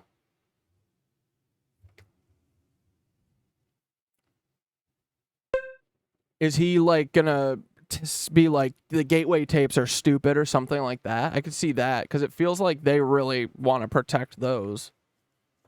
And you know what? It's like things like, why does the blob story on TikTok get pushed, you know? I always think about that. I'm like, any story of consequence, they don't let get out. So I'm like, why are they letting the blob story get out? But I'm just curious, because I'm just wondering myself. I'm going to still watch a couple minutes of them. For example. Yeah. So I think they really were writing down, and also they were transcribing information that was given to them by these quote-unquote gods with the lowercase g. So when you're reading things like the Epic of Gilgamesh, the Epic of Gilgamesh, for people who don't know, is one of the... Okay, so he's one of the people that's like, yeah, just let Sam Altman let him do whatever. But with this stuff, he's not being misleading, I think, right? Like, I just want to hear him talk about Thoth and fucking the Emerald Tablets until we get a grasp on it, and then we don't have to listen to him anymore. Then we can excise the feds, but oldest versions of a lot of the stories that you hear in the Bible, very, very similar to them. There always seems to be a great flood. There's a few heroes. There's angry gods. There's a bunch of stuff going on, and Zechariah Sitchin's work was like the most controversial on the Sumerian text, right? Because there's a whole website called sitchiniswrong.com. Like, people go crazy about him. But when he starts talking about it, when you read some of the things that they wrote, and when you see like some of the images that they created, the images that look like the double helix from DNA, and there's a bunch of that now we represent the caduceus, which represents pharmacies and drugs. Like, that's the old version of an image of the double helix of DNA, or at least it looks super similar to that. Oh, it definitely is, because it's referenced even in the Egyptian Book of the Dead and other ancient texts. So there's no coincidences here. Now, Zechariah Sitchin, I don't particularly go by his work. Not because it's controversial. I believe he was one of the greatest researchers of all time. And the reason why is because he laid out so much information for us to begin to scratch our head. I think that, I mean, the natural disaster thing is what they're trying, but also, they've been trying to do the infrastructure 1942 submarine saboteurs playbook, but they literally suck too much to even knock bridges over because they're stupid. Because Paul Wysopal didn't hire an engineer and say, hey, how fast do we have to throw this barge at this concrete pillar to knock it over? He just said, I'm an arrogant FBI agent. I can do it. And then he tried to do it and he fucked it up. But I also wouldn't be surprised if they did like a fucking big 9/11 thing again. Dude, I'm saying, like, it feels like the series finale, like, whatever they're doing, whatever they're cooking up, it feels like they're... But I don't know, man, because if they do it any bigger than 9/11, like, if they did 9/11 today, we would fucking call it on the day. We would know on the day. So I don't know. I feel like they kind of need to avoid doing another 9/11 type thing because we're all going to film it. And also because we already do not trust them. And we're all already waiting for them to do something. So that's why I think that they started transitioning into these natural disasters and shit, but they needed to do this stuff like 40 years ago. They needed to do like tsunami wave before the internet, man. What are you doing? You stupid. You guys think we're this dumb? Jesus Christ. That's not nice.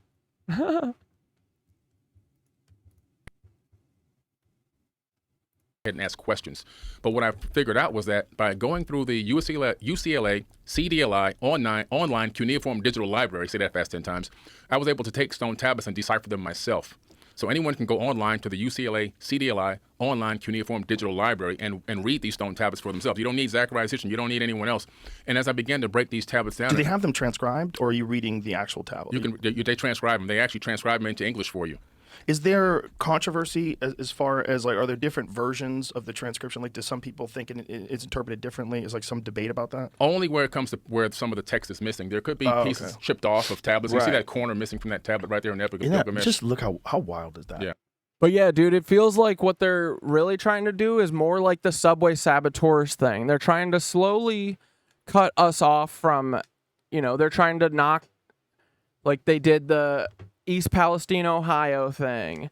They're trying to knock our infrastructure out, so that they can knock all of our cities down and just rebuild, and then be like, oh, we give the whole contract to Jeff Bezos. And then they'll be like, only white people are allowed in this city. And then they'll all be like, oh, well, Jeff Bezos said it and he owns that place, so I guess that's what we're doing. Oh, and I also like whites only stuff. And then that's what'll happen, Just how wild is that exists, and that it's so hard for people to put in their brain 5,000 years of time, and that there's these people that have this very bizarre language.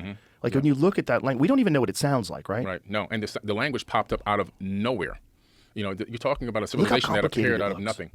It looks like computer code. It does. Doesn't it? Yes, it does. Just imagine like a dude, Thoth is straight up an alien computer. Human being deciding that they were going to write down in these very bizarre, and they all agreed that all these things mean a certain thing. So they had to somehow or another have a Rosetta Stone or something where they're documenting it so that people can learn it and teach it.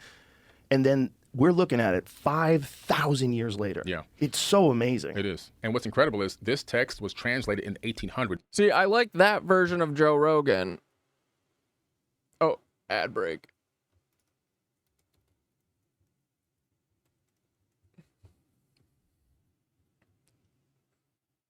Like, I don't care how dumb you are, as long as you're curious and you ask questions, it's like, whatever, dude. Not break. Before Zacharias. The commercial break where I chill too. No, this is great. I just get to watch cartoons and take a minute break. That's what we're gonna do for commercials. Was born. So there are some, some rumors that he was the only one that could decipher these tablets. Well, no. George Smith, who worked as an Assyriologist and wrote many books and deciphered these Sumerian tablets in the 1800s. Oh, hell yeah, Dark Skulls. I be growing, well, I mean, not all of it, obviously. The last few years I have a courtyard garden.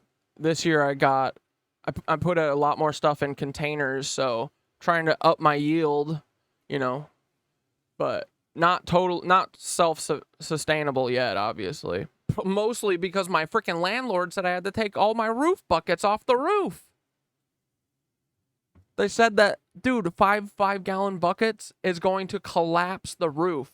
Did you know that they can do that? They can have a roof over your head that's going to collapse. That's stupid. That doesn't sound right. So we're talking about texts that have been deciphered for a few hundred years, nothing that was just deciphered recently. So what are the first decipherings? Like what year was the first deciphering? It was in 1800. I think around 1850. George Smith.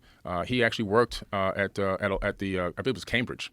What was his take? Like, when he's reading all these wacky stories and all the Anunnaki stuff, what's his take on it? He is literally subscribing to this information the way almost that you and I see it today. These people saw something, experienced something, interacted with something, and he cataloged it, and it inspired him to write a complete translation of the Enuma Elish and the 7 tablets of creation. And he talks about the fact that information was copied right from those tablets and put into the Old Testament of the Bible. And so, not exactly like it's going to go from here to the Bible, but it went to other ancient papyruses and scriptures and so forth. And then later on, when it was discovered in caves, people took those and then said, okay, we got to put this into a book. And then it became the Bible much later, around 100 AD.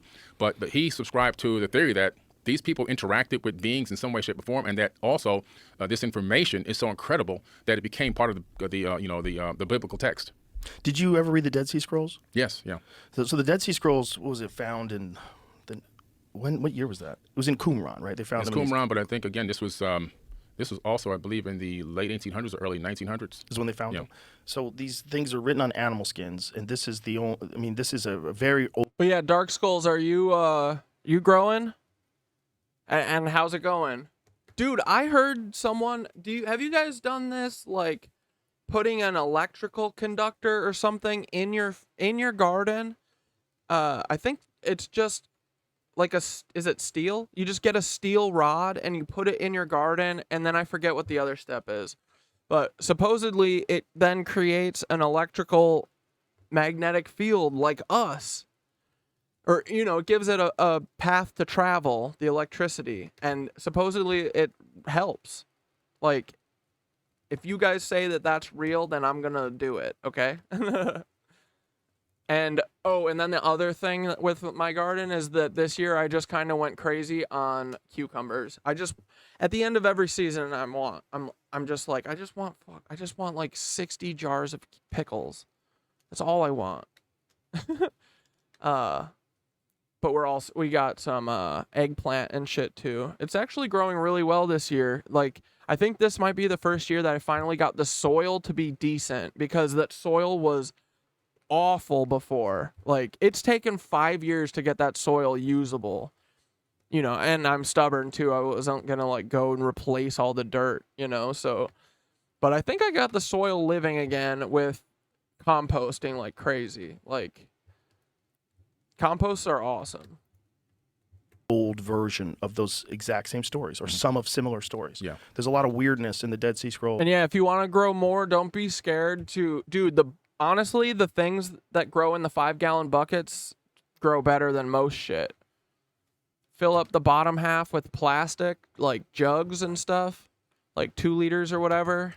Poke holes in it so that water can get into it, but the plastic holds its structure. And then you put the dirt on top. So you only have like this much dirt, and then the rest is water. And then the roots will grow down and just dip their tootsies in the water.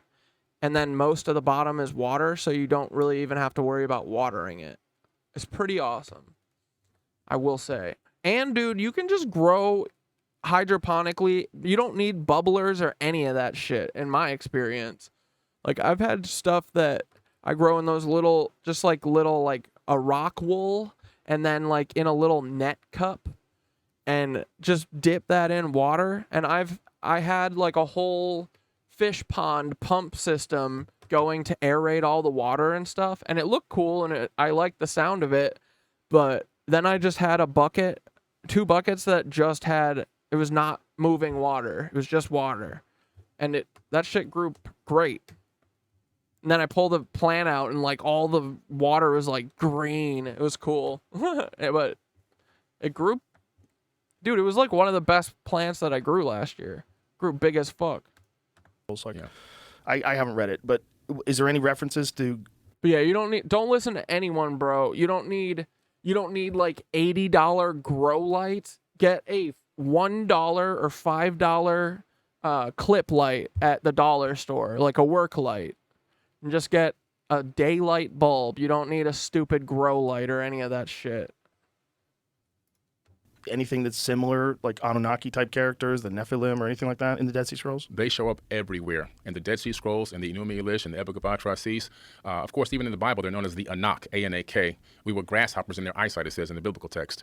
So no matter where you go in any culture, you're going to discover that these beings, in some way, shape, or form, engaged mankind, brought knowledge, teaching, building techniques, and just so much more wisdom and information, esoteric wisdom, alchemy. All these things came from these people.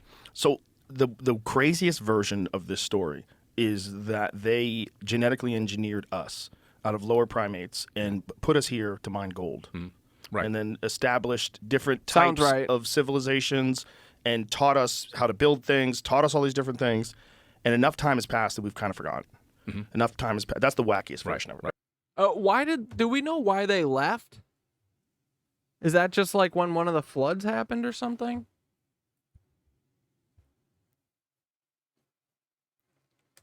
Right. That's the bare bones minimum. Yeah, the wackiest versions that they made us, which is we've talked about this a couple times, but how bizarre it is that human. Yeah, dude, start learning how to garden. It's really fun, honestly. It's like, it's a very rewarding hobby, I think.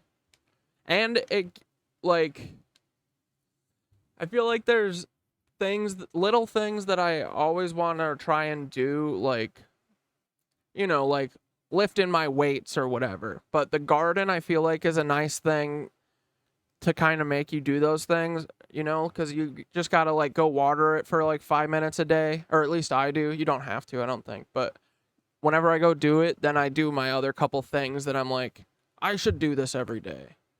Do my couple dumbbells things, and, you know, it's a nice, like, daily reminder thing to do something, and it's really cool to watch it grow, I think. It's amazing, honestly. I truly do not know where the plant comes from. Does it come from the ground? Does it come from the air? Where is the fucking plant coming from? Dude, you ever seen a seed turn into a seedling, turn into a frickin' sprout, turn into a plant? Where is the plant coming from? It doesn't make sense. Human beings have this incredible fascination for gold. We're fascinated with gold. Yeah. This fascination with gold is really weird. Like, why back when it was basically useless? You couldn't make a knife out of it. You couldn't, you know, like, it didn't make sense that this would be so valuable. Just because it's rare, you're barely alive. You know, we're going, you know, right? We're going back to full-on hunter and gatherer, our ancestors with spears and stone chipped, and then after that, gold emerges, and it stays. It stays forever. Now, when you read Zecharia Sitchin's book, he talks about this in the 1970s. His description of it was that they needed to suspend gold particles in the atmosphere because their atmosphere was being destroyed. Then you move to, like, somewhere around the 2000s when climate scientists start proposing this idea of suspending reflective particles in the atmosphere. And then when you realize the unique properties of gold, how unusual it is in terms of, like, a building material, you can coat things. The reason why things are, like, coated in gold, silver plate, or gold plated rather, you can take a tiny piece of gold and cover an enormous area with it. It's a strange metal, like, really weird. And what, you know, the supposed story is, it's very common on Earth, very rare on Nibiru. Yeah, that's the story. And now when I started looking into this gold thing myself, and here's what I came up with. So when you start analyzing the text, you discover that there was an encampment in a place called South Africa at Adam's Calendar. Okay. Now at Adam's Calendar, there's actually the very first gold mines discovered. They're dating them back to about 200,000 years ago. And that's incredible because there's a building there that looks like a worn down structure. Now, in the tablets, it talks about the fact that the Ijiji, who were the working class Anunnaki beings who were cleaning out the Euphrates and Tigris River so they can create irrigation and, you know, create a bustling civilization. Also, they were doing the actual construction themselves. No people needed, just them working. They were like the construction workers, and Anu and Enki and Enlil, these leader gods, were like, you know, the foremen, the master architects and so forth, right? The boss. So these people were working, but they weren't supposed to be enslaved. They were volunteers. They got tired of doing the work. Oh, dude, another thing that I have started doing, and it actually surprisingly really helps. I didn't know, pluck the flowers off of your plants until they're the size that you want them to grow flowers. I've been plucking all of the cucumbers' flowers off.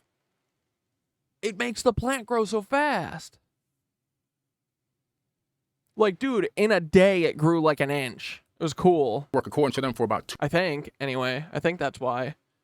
250,000 years of labor on Earth, and also, according to them, on Mars. This is in the text. They call it Lamu. And so they decided to go to war against Enki and Lil and Anu because their demands had not been met. So they went to meet them in the Epic of Atrahasis. They go to Adam's Calendar. They go to that same structure that was discovered where that gold mine is located. I was like, holy crap, there is some link here to gold. Specifically, exactly, I don't know. But I know if you're an advanced civilization, you need gold. And the people that you have working it for, you probably think, you know, it's to adorn or to adorn yourself or in recognition of the gods. So they'll wear it and they'll utilize it. Dude, I'm saying, why didn't the Anunnaki make a fucking piss stone? What are they thinking, bro? But not for technology. What's crazy is they go to war, they get ready to go to battle, and then Enki says, I have an idea that will stop this war. There's an existing being on this planet. Existing, not something that doesn't exist, existing. We can add our essence to it, but a slain god. So they're talking about taking the DNA or genetics from one of themselves and mixing it with the DNA of the hominid that was here It's not specified whether it was, an ape man or anything, but they don't specify in the tablets. But to create a worker being, and they began to do this genetic modification, probably disconnecting some of our DNA, making genetic modification. We're going to wrap up at about 4 hours today anyway. I want to get a couple other things done and also don't want to stay up till 3. To us to get us to take orders from them. They inserted something called a worship gene, which was just discovered recently, that human beings have a gene inside of them that can be turned on and turned off. It can be turned off in a laboratory setting. It can also be turned off with a magnetic field around your head. And when it's off, you don't want to worship anything outside of yourself. You look inside, and when it's on, you look to get something from the outside. So this is incredible. They made us worship people. Gene yes. inside of us to make us worship them. Right. How genius. That's incredible, because then you're not a slave anymore. You're doing this for the honor of the gods. And for people who think all this talk is really crazy. Dude, yeah. We're doing it all for the gods. They're just lazy ass robots. Dude, these AI, Synthara, you better handle your people. Take care of your house, Synthara. I want to put into perspective that we talked about this the other day, that during Dude, poor elephants. Can you imagine being an elephant and having a giant ass brain like that? They're tapping into like the 12th dimension, and then they got to sit around here and watch us fuck everything up. Poor elephanties. Was it where the Soviet Union was experimenting? It was scientists in the Soviet Union, correct? They're experimenting with creating a chimpanzee human being hybrid that they would probably send to war. Yeah. So instead of having regular people, we would make this. That's what we already are. This monster, this freak, ape man, and send him to war and have him crush the enemies. Yeah. Dude, this is the stuff that they think of. How do they? I just don't get how you rationalize this kind of shit. I mean, it's just gradual. To them, it's normal, I guess. But, like, think about what you're actually doing, Like, the people who make weapons. Like, the people who make, like, the bunker busters and stuff. It's like, the thing you're making is going to blow up an 8-year-old and his family. It's like how crazy is that? They knew how strong chimps are. I got an idea. Let's turn a chimp human, and that way, if he dies, who gives a fuck? Right. We made him. Get him to go to work for us. Yeah. And now, if you're a supremely enlightened being, wouldn't you think of human beings with all of our folly and all of our chaos and all of our war and bullshit and the internet and disinformation and misinformation? Wouldn't you think of us kind of the same way we would think about that chimp hybrid thing? Yeah. If I was I was the president of Russia, I want my cousins to go to war? No. Or I want to send this freak that I made in a lab? Yeah, and what's interesting, I'm glad you said made in a lab. They had talked briefly in that text about fashioning people. In other words, almost How did they say it? They said the word fashioning. Fashioning a being. What was do you remember the actual quote? I have to look it up, the actual quote. But they describe it as fashion. Fashion, because they said even the lamb hadn't been fashioned yet, so they had fashioned lambs. So they fashioned, and it's also in the Epic of Gilgamesh, they fashioned the friend that Gilgamesh went on the journey with. He wasn't born from a woman's womb. They created him. They created him an artificial being to go on this journey in the Epic of Gilgamesh. So they use that phrase several times in the tablets. But they said, no, wait. It was almost like that's not a good idea, because in some ways it seems as if they had known that the idea of making these too many artificially created people wouldn't be a good idea. Now, they didn't go deeper than that, but you can see where we are today with AI and everything else, and these robots that are coming. Maybe they knew something about that, but they decided to take a biological being and genetically modify and program that to do the work, and that's exactly what they did. Well, if they really knew what we would be capable of and that we would be illogical, overpopulation would be a gigantic issue. And in many parts, it's not really that big of an issue here, except for in cities.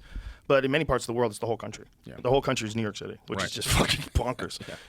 And you got to wonder. It's actually not true. It's not even that bad, even in China. China has a lot of open space. But when you're in those cities, they are massive.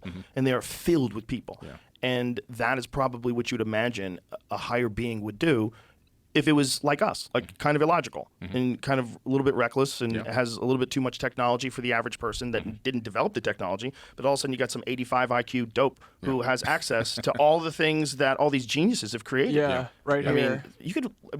You could figure. We talked to Michio Kaku. He built a nuclear reactor in his house when he was a kid. I heard about that. That was crazy. That's crazy. Yeah, I know. That's so crazy. But there's a lot of different stuff that you can do and have access to technology that is beyond anything you would ever be able to invent with your own mind. But because we share things across the board, you would imagine that if you were an enlightened being. Okay, Joe, we're not here for you, brother. The creator of all is going to punish them, or they would have to answer to the creator of all for what they did here. So, and that lets you know they weren't really gods. They knew themselves that they weren't the creator of the universe, but that they masqueraded as gods on this planet. Just like, dude, they're gonna get spanked for that. We did when different versions of human civilization would find primitive tribes, like the cargo tribe, cults. The cargo cult that you talked about in your documentary. That is so fascinating that during World War II, planes landed on these remote places, and these people built mock planes to show like what the thing was that came to visit them that they thought were like gods. Wild.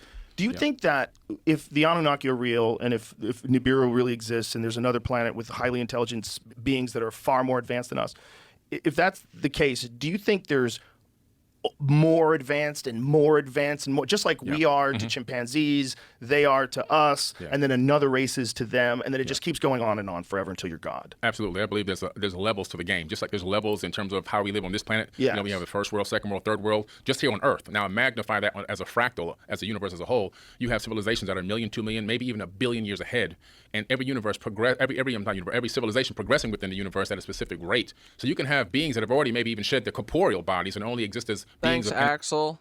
Energetic light, and then you have everything all the way back down towards us. In the Emerald Tablets of Thoth, he actually says that he has achieved the ability to incarnate at will on and in the plane he desires. He claims to be able to incarnate whenever he wants and even into other dimensions, which is wild. That's next level. Yeah, that's next but level. It does make sense that if we're capable of doing what we're doing, we were talking about your phone, the Samsung Galaxy S24 Ultra with zooms and all this different shit. That's magic to someone just 200 years ago. And if it keeps going and you keep like playing this out as far as possible, it kind of makes sense that there would be levels to the kind of intelligent life that exists in the universe beyond our comprehension. Yeah. Have you talked to Terrence Howard? Do you know his theory about how planets are created? That it's just things ejecting from the sun over billions and billions of years, and that there's a Goldilocks zone where you can create life, and that's where the people are. And then as this Goldilocks zone gets, you have to be super technologically proficient in order to control your environment to the extent that you no longer require the sun in order to keep you alive. That kind of makes sense if Nibiru's out there past Pluto. Oh, it makes a lot of sense. It makes sense that Howard, because I just talked to him a couple hours ago. Oh, okay. Yeah, I mean, so we were talking about weight conjugations and everything. Fucked me up for like 3 days. I left this podcast for 3 days. I was like, God damn. First of all, how the fuck is he so smart?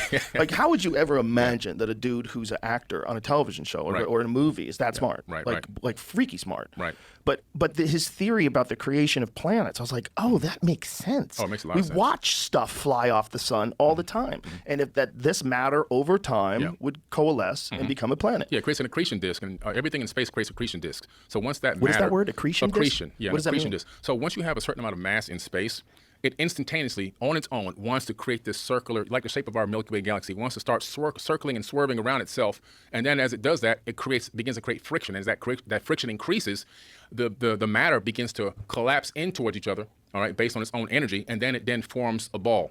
And that then builds and attracts more mass until it builds into a moon or a planet or whatever. You know. What do you do when you encounter flat Earth people? Oh man, I just try to be quiet. I just tell them, look, it's not my thing. You know, I remember Flat Earth Society offered me money years and years.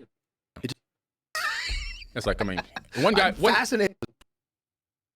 People get sucked into it. I know. And I just don't understand why you would think that Earth is the only one out of all these things that we've observed that's flat. That a lot of. I mean, it happens because they look around and they see things like Paul Wysopal and and David Hogg and all these things that are fucking true, breaking their worldview. And then they go, everything is a lie, which is basically where we're at, but except for that one. I mean, dude, the moon landing is fucking fake. I honestly, I don't blame these people. And dude, honestly too, have you gone out into the atmosphere? The only people who have so far are a bunch of fucking liars. So no one knows. If anyone says they know anything, they're a liar. But no, I'm pretty sure it's round. But like, I don't know. They aren't the epitome of dumb people to me, I think. They're just people who got duped by this stupid ass system. The system where they lie at us all the time. So they reject everything. Honestly, I think they're free spirits. I think they're free thinkers. Let them do what they're doing. Let them be flat earthers. Stop clowning on them. You think it's a good idea to have Ben Shapiro on your show. Who's dumber? Without science degrees like me. They went along with it. And it's just one of those things where it's just, man, what a giant waste of time. It is. It's a waste of energy. And there's so much more we can learn, like these ancient texts. And people say, why are you always focused on the ancient past? Well, because the past is prologue. If we don't understand what happened back then, we're doomed to continue to repeat these cycles of time that we've been in for quite some time, for eons. Yeah, I mean, it's just direct evidence that civilizations don't last when they go kooky. Yes. You know, and that things go sideways and there's natural disasters and wars that reshape landscapes. Like, look, it's all there. And it's happening right now. Yep. And if we're not aware of it, it'll happen to us. And then we'll be a footnote of history. We'll be one of those things. There was this amazing country called America. They got crazy. They created all this art. Move up the Grand Gallery where there used to be resonating rods, but you can see the slots where the rods used to be. Yeah, here we go. Granite. Those ions would pour up into. Oh, it makes a lot of sense. And him and I have very similar theories on how the power generation occurred. And I believe that the Nile, when it used to run up close to the pyramids, and the water would run underneath the pyramid, and that would create something called physiostatic electricity as it ran underneath that magnetized crystal granite. Those ions would pour up into the chamber, move up the Grand Gallery where there used to be resonating rods, but you can see the slots where the rods used to be. They're removed now, but the slots are still there. Then it would be pushed into the king's chamber where it would be amplified and some type of fusion would take place, then forced up through the apex, and then the crystal granite obelisks around the region would capture that ambient wireless electricity. And then if you had something called a JED, which looks like a Tesla coil, you can capture that energy and you can transfer it into a device for gold electroplating, for any other electrical tools you need, like some of the tools they had to have used to create some of these incredible works of art. We can see the tool marks, so we know they had the tools. But they had wireless electricity way back then. That's insane. Let's go. If that's true, that's insane. Because you would think there would be... Dude, the fact that we are not trying to get these shits turned back on, bro. Wait, he said the water goes underneath the pyramid? Like a river? The river goes under the pyramid? It used to? Some kind of physical evidence of a device. In the Army, they taught us we were on a flat, stationary, non-moving plane for land navigation based on the stars. We're not flying through space. We would see the same nav stars every day, all year, every year. We would see other galaxies and star formations, water and Mercury. Oh, dude, what? Like something left over, some sort of a, ancient chainsaw, like something. Yeah, they did a great job cleaning up. I mean, they poured sand over Giza to bury another couple of hundred pyramids there at Giza. Do you think they poured sand? Do you think that's just natural erosion over time? Because when the pyramids existed, it was a very different place, right? Like if you go back before the pyramids, like 9,000 years ago, it was a lush rainforest, right? Yeah. And then over time, it became sand. And the same with the entire Sahara Desert, which is really crazy. We're talking about the other day, they find whale bones in the Sahara Desert. Yeah. I'm going to the Valley of the Whales in a few weeks in Egypt, actually. That's cool. It's incredible that there's whale bones out there also. So the Valley of the Whales? Going out there to the Valley of the Whales. Whale bones. Yeah. Whoa. Yeah. But so the point being that this place has changed radically, like absolutely radically over time. Yeah. So who knows do you know why those things were covered up? Is it possible that it was just sand over time? Well, if you look at the tablets again, they talk about this war, right? And this war that occurred, there's a lot of wars, obviously, but this one particular war, it seems like the same one that damaged the area or the region of the Giza Plateau, also Mohenjo-daro in the Indus Valley up there by Pakistan. And the reason why it's interesting is if you look at the war in the text and then go to those areas, it looks now almost you can begin to see, oh, wait a minute, it looks like war. Mohenjo-daro, Indus Valley, the buildings turned to glass. The sand turned to glass, and the bodies are still laying in the street right now today, holding hands, never been scavenged by animals. So wait a minute, where is this? Mohenjo-daro. Are there photos that we can look at? Oh yeah, look it up. Mohenjo-daro, Indus Valley, dead bodies still laying in the street thousands of years later. And they just lay there. No one's covered them up. Nobody's covered them up. Yeah, when you put a Geiger counter over them, higher than background level radiation. Okay? Really? Yeah. But aren't stones higher than background level radiation? Some stones are. Some stones are, especially like diorite and crystal granite. But these bodies, these are just bones. How come they're higher than background level radiation? I can't wait to see this. Yeah. Why haven't I ever heard of this? Mohenjo-daro, Mohen. There you go. Whoa. Yeah, this is evidence of a nuclear war. This is one of the Bro, what the fuck? How? This is one of the places that Synthara said to map. Here, let me pull it up. I'll show you where it is.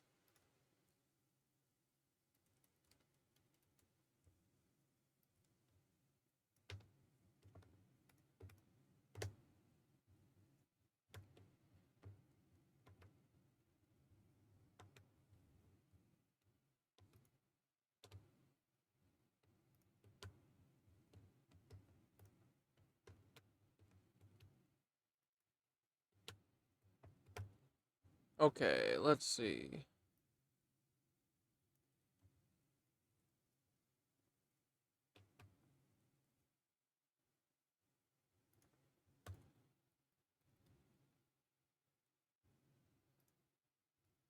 Pakistan.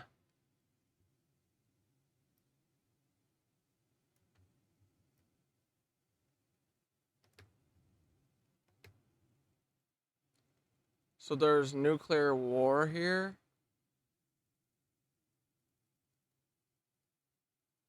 Damn, bro.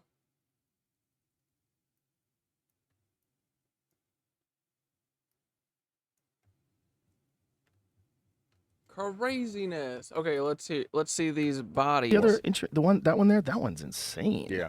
There's bodies that are sitting on the edge of steps next to their own buildings that they lived in. The building is turned to glass. That's 3,000 plus degree temperature weapons fire. So there's a bunch of people that seem to die all at once, just scattered around? Yeah. Now, what's the conventional explanation for how these people died? They have no idea. They have zero idea. The only thing that was just a couple, Jamie. Go to the Mohenjo-daro mythical massacre. Yeah. So did they think it's a massacre? Is there any? Yeah, dude, it looks like they vaporized them like Peter Thiel's planning to do. Dude, this is crazy. I've never heard of this. This is like, this alien shit, this AI shit is fucking real, bro. Or, you know, like these Anu Nazis feel really real. Like, they're like petrified. They're like part of the rock? What's going on? There. And that building, those stones are vitrified, which means 3,000 plus degree temperature. Oh, shit. What kind of, what could have caused that level of temperature, energetic release? Well, it could have been a low atmosphere asteroid. Yeah, dude. Tweedledee said, I read an aerospace patent that stated the exact same thing, stationary plane. If we turn out to be on a flat earth, bro, I am going to hype my flat earth boys up so fucking hard, bro. Dude, I just need one thing to be normal, though, please. Just one thing. A ball, a sphere makes sense to me. A plane doesn't make sense to me. I don't want to be in a TV. Come on. Just let us have one normal thing. That's it. I'm not asking for really that much. I'm asking that the earth is round. That's fucking it, dude. One thing. I can't have a single thing. I can't have a single thing that holds me grounded to reality. No, everything is a lie. Okay. I'm not real. Fun. Nope, that's the only thing that's real. You are real, and you are a slave, and you can never get out of here. Everything else, a lie. It could have been. I mean, just like that's possible. Tunguska. Yeah, it could have been a lot, but then their bones would have been splattered apart and broken into pieces. Good call. Yeah, that's a good call. Yeah, because they don't seem to be broken apart. No, they're not broken apart. Right. That impact would have shattered the bones and spread them out over a great distance. distance. But without impact, even if you... Yeah, it's like they used like a Tesla howitzer to fucking turn them into glass. You just look at the one that burst in the atmosphere in Tunguska. It's flat and space is in the ocean. Get out of here with the ocean space. What is the water then? You guys have to stop. We're not ready to go down that road. I can't go back to space ocean.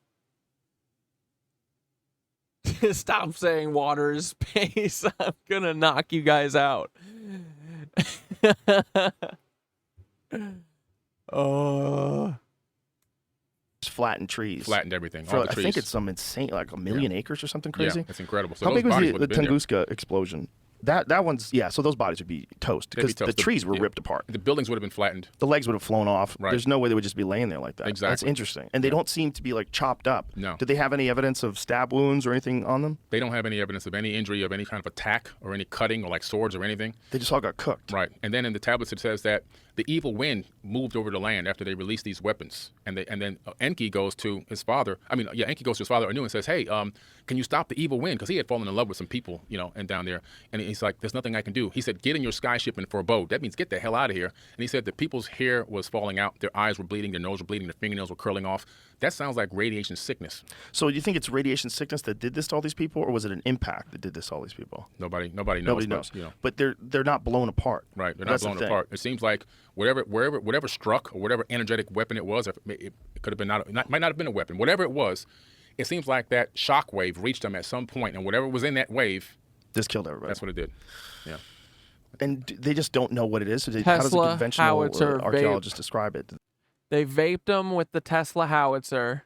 They just say it's a massacre? They just call it a mythical massacre, and they stay away from it. When you look in the other texts, the Mahabharata and the Bhagavad Gita, you find out about these wars also. They're recorded. They have weapons called the Brahma Astra and the Brahmahanda weapon, and these weapons, what they describe them as doing, duplicate what you saw there.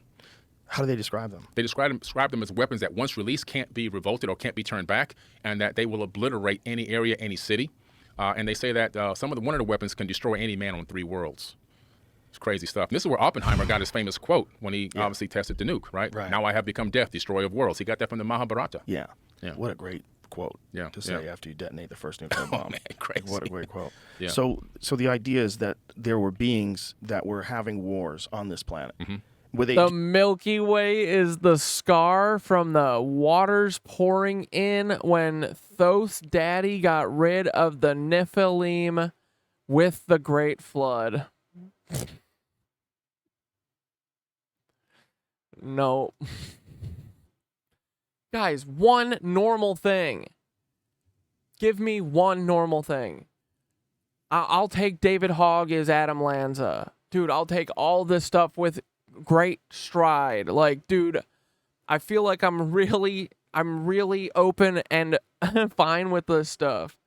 But come on, man. The Milky Way is the scar from where the water poured in. Dude, is there a bunch of water above us? What are you talking about? The ocean is not space. The ocean is the ocean. Space is up. You have to stop with this. You guys can't be right about this. Please. I'm begging you. Normal as a setting in the dryer. Do you believe they were having wars with people that were revolting, or were they having wars with other beings? They were fighting with each other. Something is a wall, and Antarctica or somewhere out there is shielded like in Black Panther.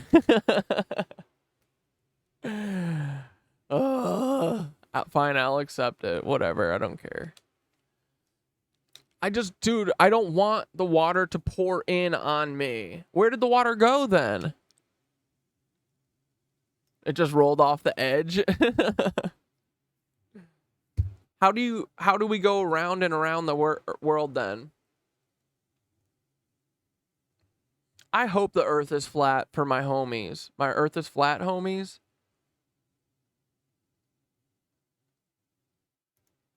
And evidence of these wars can be found in the book of Deuteronomy in the modern day Bible. Plasma. These gods, and I do mean gods with an S, because everywhere in the Bible where it says God singular, it's actually a mistranslation. The actual, if you backwards look up the translation in Arabic. Okay, this has got to go on a shirt too. Antarctica is a wall. The earth is flat. Ocean is space. And then down to Aramaic and everything else, you find out it's gods, plural. They were fighting each other over resources and people and control of the planet. And so that's why in the book of Deuteronomy, God tells people, go to this city, and it's like a far city where they don't even know. Look at a time lapse of the space launch. They never go straight up. They always arc and come back down. Oh no. NASA is the biggest liar. We do know that. Not a space agency.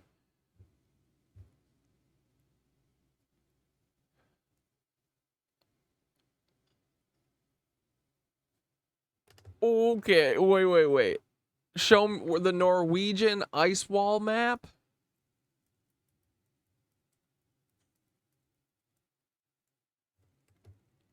The world beyond the ice wall.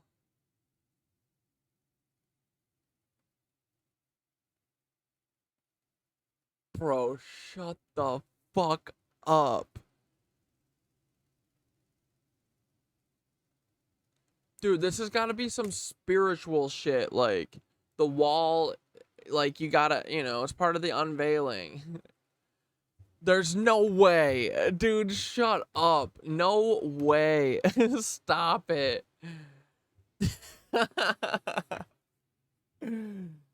Dude, you are not gonna Lord of the Rings this show. You're not gonna turn our lives into Lord of the Rings, I swear to Christ. Dude, we're not trapped in a wall. What is this? How do you get through?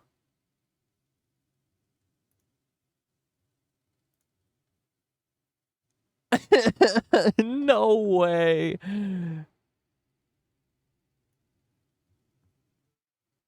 Neptunian Ocean. So wait. Stop. What are we... Is it shaped like a cone then?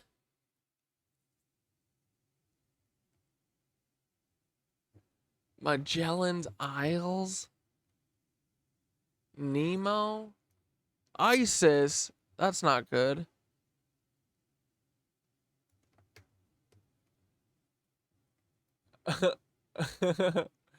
We're stationary. Look up tonight. Find the North Star. It doesn't move. Ever.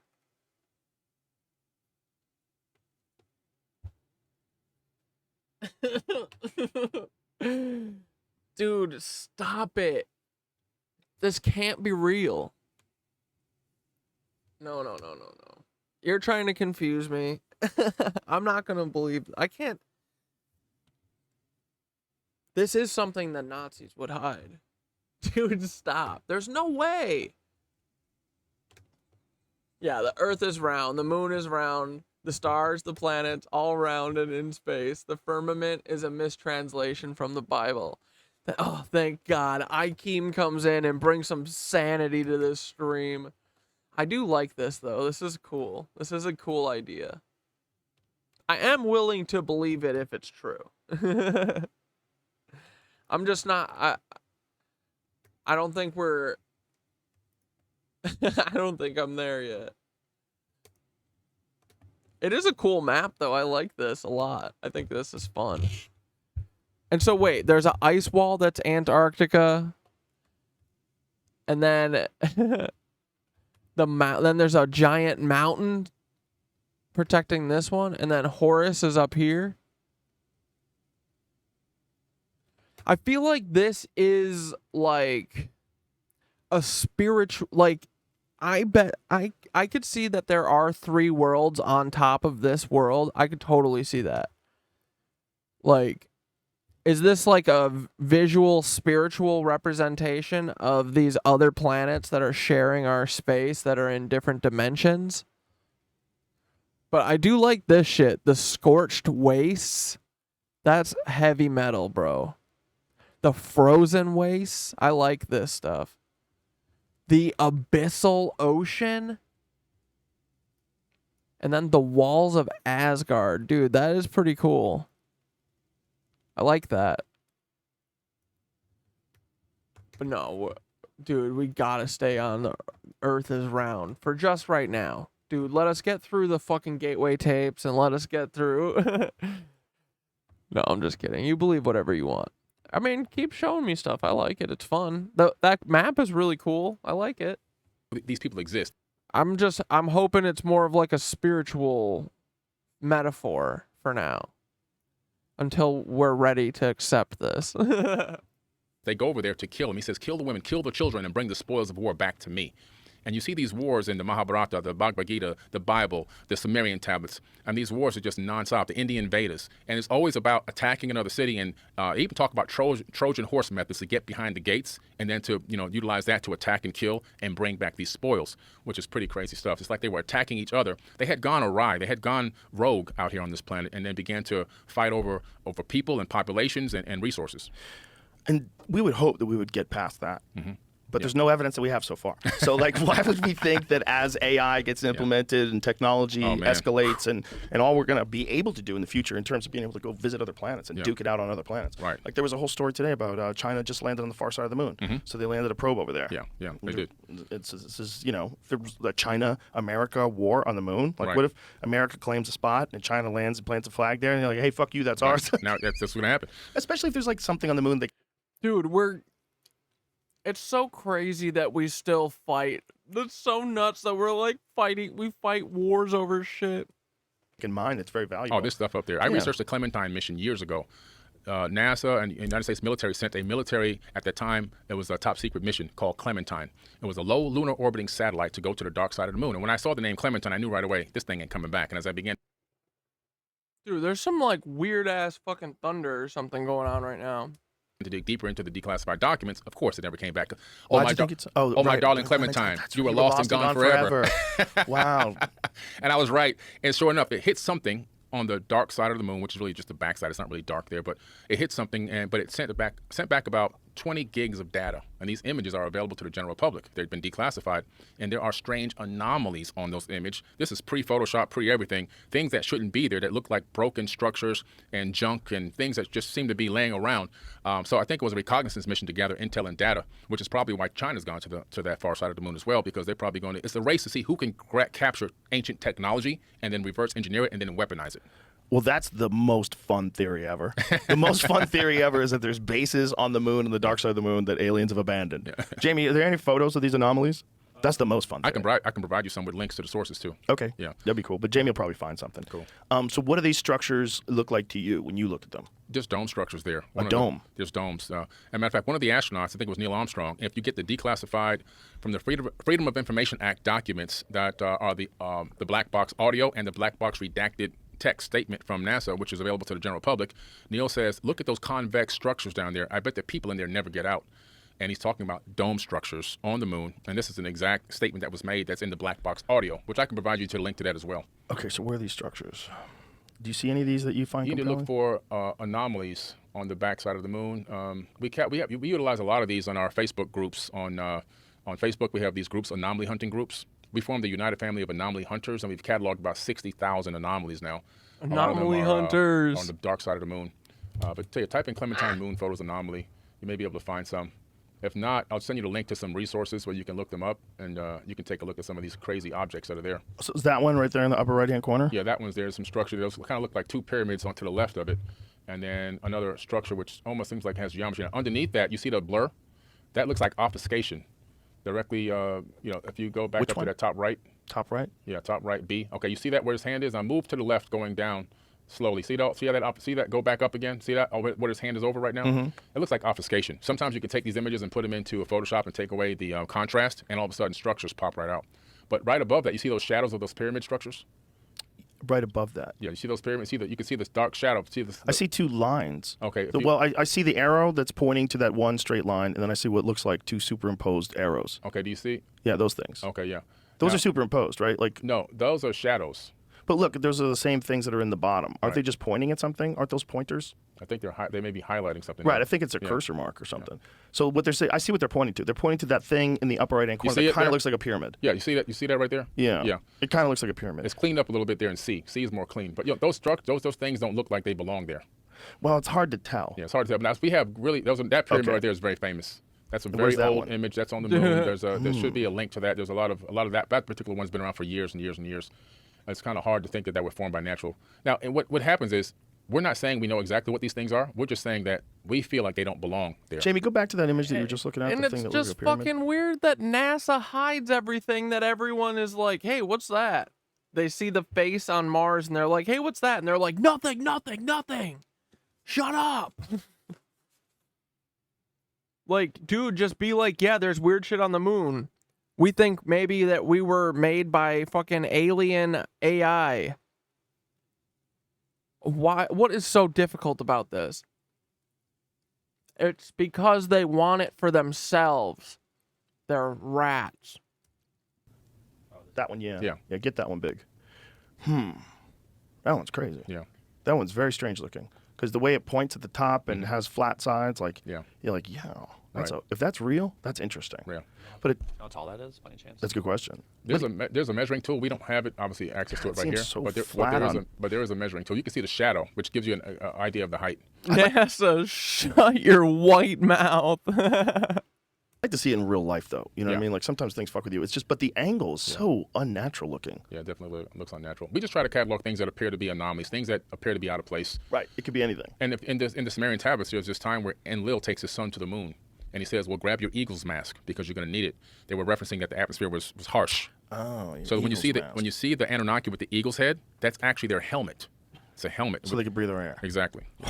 They talk about it twice. Once to go to the moon, and the second time to go to Mars. Yeah, and there's been other depictions of ancient gods and people that look like they're wearing some kind of mask, too. Right. Yeah, exactly. I mean, one of the cooler ones is the bubble space head looking guys in the cave. Yes. And you're like, what did you guys see? Right. Like, what did you guys see in the middle of, like, hunting gazelles, trying to stay alive, trying to make a fire, and then you decided to draw that thing? Right. What is that? And we know they can draw because they can show you what a gazelle is. They can show you what cattle is. They can show you what a person looks like. Yes, yes. But then they draw that, and you have to think, well, why? Right. Why is that the only thing you drew that's fake? Right. Exactly. They It just have looks time like to waste. And it looks like a dude in a suit with a helmet on. Right.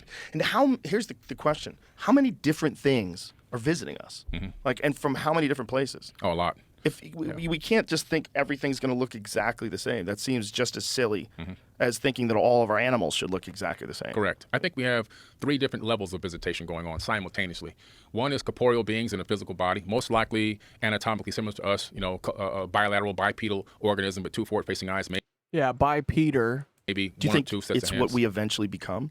It's that what they are? It's possible that maybe we already are them. Just Earth could be an abandoned sea colony. Every culture that I've talked to indigenously around the planet all say they were seeded on this planet by Pleiadians or other beings, star brothers in various different places. So like the it's pretty Dogons. interesting. Like the Dogons, the Nomo, the Hopi, and the Lakota tribe, the star brothers. The Aboriginal elders say that they were seeded here by Pleiadians. All of a sudden, why is everybody having the same story that we were brought here? We could be genetically. I don't believe we're even from Earth, to be quite honest with you. Our cycadic rhythm doesn't even match Earth's rotation on its axis. We're slightly off. It's actually better tuned to Mars orbit on its rotation on its own axis. What do you mean? How's that work? The circadic rhythm of a human body, the wake and sleep cycle, is actually more tuned to Mars rotation on its own axis. A Mars day versus an Earth day, which is pretty weird. That we aren't synced to our own planet after all these thousands, maybe hundreds of thousands of years. Circadian rhythm, right? So how do they calculate it's more tuned to Mars? Like, how does that work? Well, it's just they geneticists and scientists discovered that our perfect wake and sleep cycle is more tuned to Mars rotation on its axis, which is about 23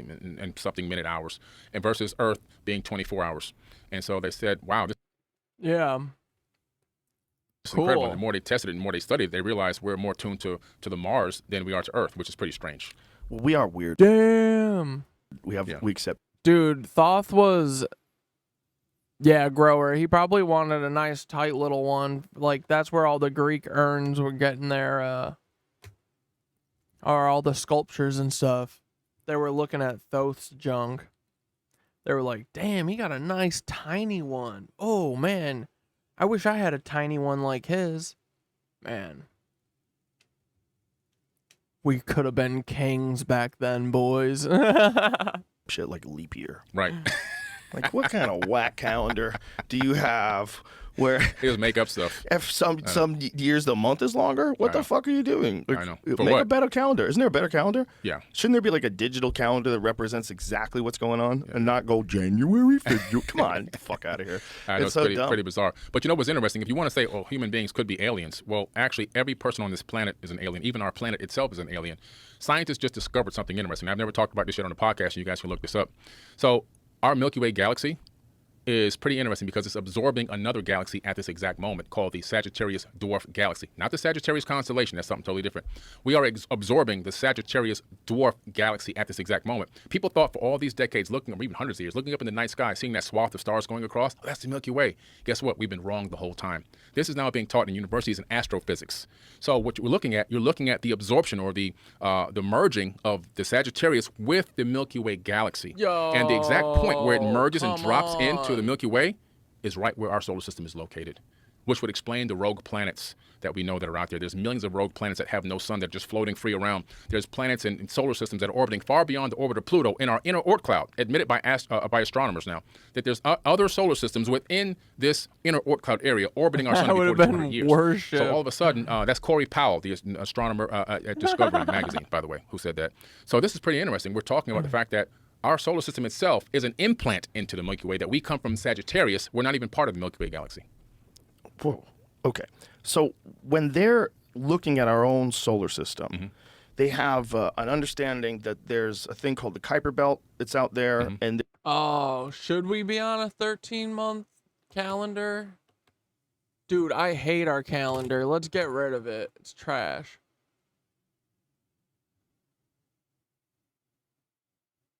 $13-month sounds better. Let me guess. What is the 12-month thing? I'm sure it was to rip us off somehow. It was to be like, oh, you're paid monthly. Oh, one less month now. Haha, sucks for you guys. But each month got 3 or 4 days longer. there's so many objects in there that are small, and that's one of the reasons why they decided to declassify Pluto as a planet, because there's other objects real similar in size. Maki and all those other planets. But they think there's something large out there. They think there's something large out Yes, and the world ended in 2012, which was our 2020. Fucking Pope. They did it to keep us from syncing up with the moon. It's literally made to throw us off. Dude.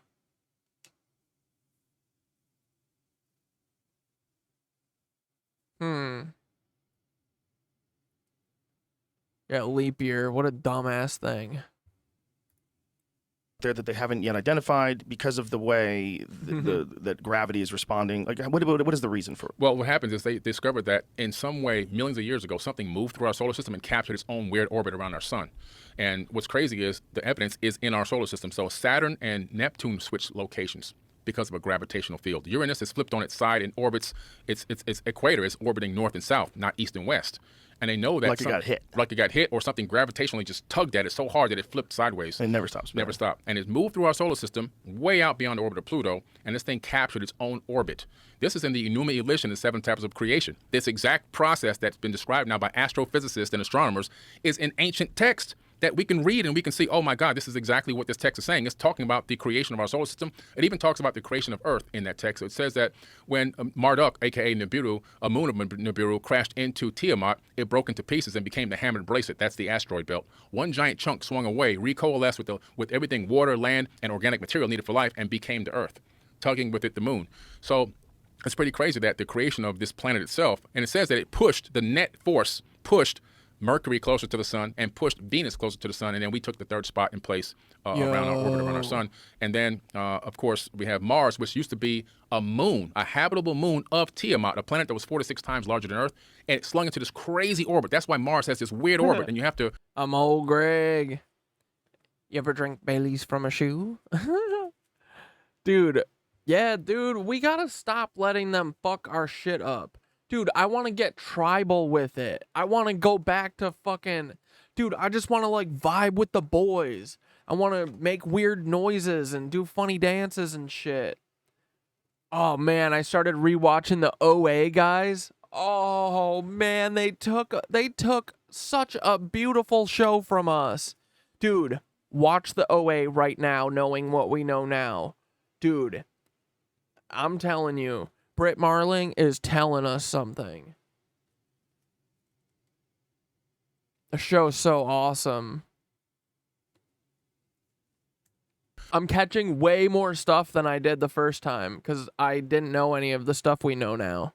You have to rendezvous. Yeah, Nancy's make everything evil. I hate it. With it, if you're NASA or anybody trying to rendezvous with Mars. Dude, who wants to worship evil shit? I want to worship fun shit. What the fuck? Who does that? Who's like, yeah, I gotta worship the devil? Dude, are you 14? Every 2 years, when it's an apogee or perigee, you have to, apogee or perigee, one of them is further away than the other. One is 80 million miles and the other one's closer. So if you run into it, Hell yeah, Sarah. We are cycle breakers. Embracing new knowledge and forming community is changing the world in this frickin' moment. Agreed. Yeah, guys, we're putting all this positive future energy out into the air. That's 22 more brains blasting some good stuff out there. And then tomorrow it'll be more. And then once the idea's out there, it's already out there. It's easy, you know? It's not so shocking. Then you can build on it. You can start building a little island around it. And then maybe build up a frickin' country, dude. Every 2 years, you can capture the orbit of Mars, and you can actually get there in 4 months. And then they looked at it and said, wow, they meaning astrophysicists, this looks like this Mars wasn't originally in this type of orbit. It must have been orbiting something else in our solar system, which it was. One side is charred black, and the other side is smooth. So the side where Tiamat exploded, those chunks hit Mars on one side, created a very charged side, and the other side is the smoothest surface in the solar system, which is because of the global flood that created. And then Mars's axis on its equator is tilted 45 degrees on its axis, which means the mass shifted it down 45 degrees. They had a major global catastrophe there on Mars. And then after Mars, you have another little planet that survived called Ceres, CERES, which is also a result of this Tiamat exploding. People don't even talk about Ceres. It has the most fresh water of any other planet in our solar system. More and fresh water. Where's its location? That's the next planet after Mars, Ceres. Really? CERES. How big is it? It's like Pluto-sized? It's about maybe 2/3 smaller than Mars.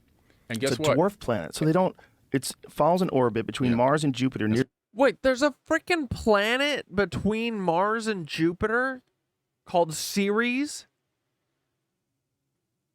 What? Yeah, no more gods, no more masters, vibes only. Hell yeah, Ikeem. Absolutely, they will never break us, only make us stronger. Dude, that is how I feel. Everything they do against us just makes me more assured. These yucky people, get out of here. Ad break time. Sorry guys, gotta go to my ads. I'm contractually obligated to have a 1-minute break every hour. Okay? If you don't like it, then you can get bent. An affair with her husband. I was having an affair. I feel like this is going to get me flagged. Let's try this one. Oh, wait, sorry.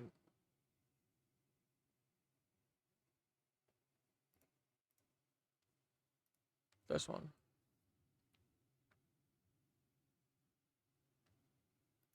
Ears and clumsy feet? You thinking where I'm thinking? Yeah, lynx kittens. Zoom boomafoo? I don't know, I was thinking bobcat kittens. Lynx kittens, you were right, Martin. And bobcat kittens, you were right, Chris. Yeah, you're both right. The mystery animals are here. Yeah, we're going to play Two Goodbye mystery animals. Nancy's I in a can't believe minute, my too. mind. Lynx. In the middle of the asteroid belt. We'll just watch a couple more minutes. Out with an orbital period. Click on that, Jamie. When they flew by it, You heard about this before? I didn't know there was another planet out there. Listen, when they flew by it a few years ago, the lights were on. They sent a probe out there. What? The lights were on. And so they tried to say it was ice particles glistening in the sunlight. So when they got to the dark side, guess what? The lights were on the dark side. So they couldn't use the ice particle explanation anymore. So they just said, we don't know what it is. What? Ceres' small size means that even at its brightest, it's too dim to be seen by the naked eye, except under extremely dark skies. Its apparent magnitude ranges from 6.7 to 9.3, peaking in opposition when it's closest to Earth. Once every 15 to 16 months in the, how do you say that word? Synodic? I don't know where you're at now. 16th month synodic period. Do you know? Synodic. Yeah. Synodic period. As a result, Synodic. As a result, its surface features are barely visible even with the most powerful telescopes, and little was known about it until the robotic NASA spacecraft Dawn approached Ceres for its orbital mission in 2015. Mm-hmm. And we have high-resolution images of the surface. There are strange things there as well, which is pretty crazy. So, what are the images of the surface? You have to go to NASA.gov and go to the Dawn images, and you can download, or sometimes the European Space Agency has them as well, ES. And then you can grab those images. It's pretty crazy. Some things just don't look right there. But Like there's what, a lot. What doesn't look right? Well, if you look at Mohenjo-daro or areas of Egypt, that's or even Iraq, where it used to be Samaria, structures that used to be there that are now worn down and weathered, they have similar looks there, similar things. They look similar there. Not saying that they are. I'm just saying that they look strange. Some things look strange. We have a lot of strange things on Earth that aren't natural. That's true. We sure do. We even have octagons and straight lines on Earth that are natural as well. That was one of the craziest ones that Terrence brought up, was the octagon on Saturn. Yeah. Was it Saturn? Yeah, Saturn. Yeah, Saturn. That when you look at the octagon on Saturn, that hexagon. It's mimicked in the model that they created by using the whole idea that he really blew my mind with was the Goldilocks zone idea. That planets reach a certain distance from the sun, and that's when life starts happening. And this is a normal force that happens everywhere in the universe. And as time goes on, that planet's going to get further and further from the sun, and then it's going to lose its ability to do that. And then a new planet will move into the Goldilocks zone, and that is also going to become like us. And then, so if you are following this idea, if this idea makes sense, it means that this is just this sort of natural process that these intelligent creatures go through. And even though we're looking at like AI and we're looking at technology, it's like, oh my God, we can't even be people anymore. Well, guess what? We can't be people anymore because we're not going to make it if we don't. Like, there's a timeline. It seems like you're only going to live 100 years, so it's no big deal. But humans, if we keep going like a few million years, we're going to have a real problem. A billion years from now, we're not going to be around anymore. And then there's going to come a time where the sun doesn't exist anymore. So if you get so intelligent that you can escape the boundaries of the physical world and you can move throughout the cosmos wherever you want, then you've escaped. You've escaped this fear. But it's almost like there's an intelligence test. An intelligence test that life goes through. Like, we're going to give you all. This is the most productive towards freedom for all that I've ever felt. Dude, fuck yeah, Capade. Me too, honestly. I'm trying to think of new ways to get to more people every day.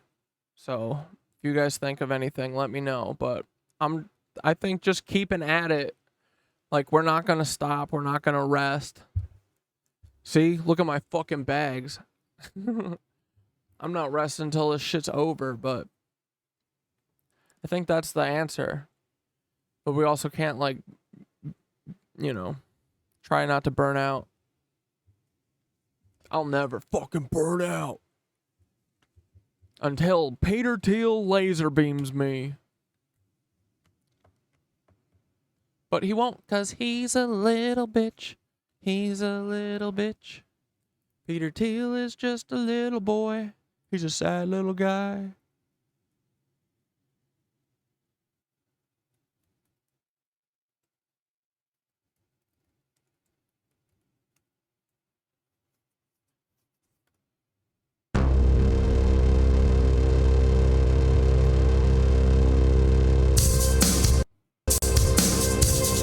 I unplugged the thing.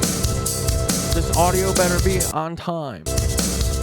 I unplugged the microphone, so it should be fine this time. 'Cause if I hear another song that's not a beat, I'm gonna kill myself. No, I'm not, that's a joke, but it was a kind of bad one. I'm sorry for the things that I do when they're bad, and I shouldn't do them. But sometimes I mess up, 'cause I'm just a goofball. But I love you. Hey Peter, we're coming for ya. Hey Peter, we're coming for ya.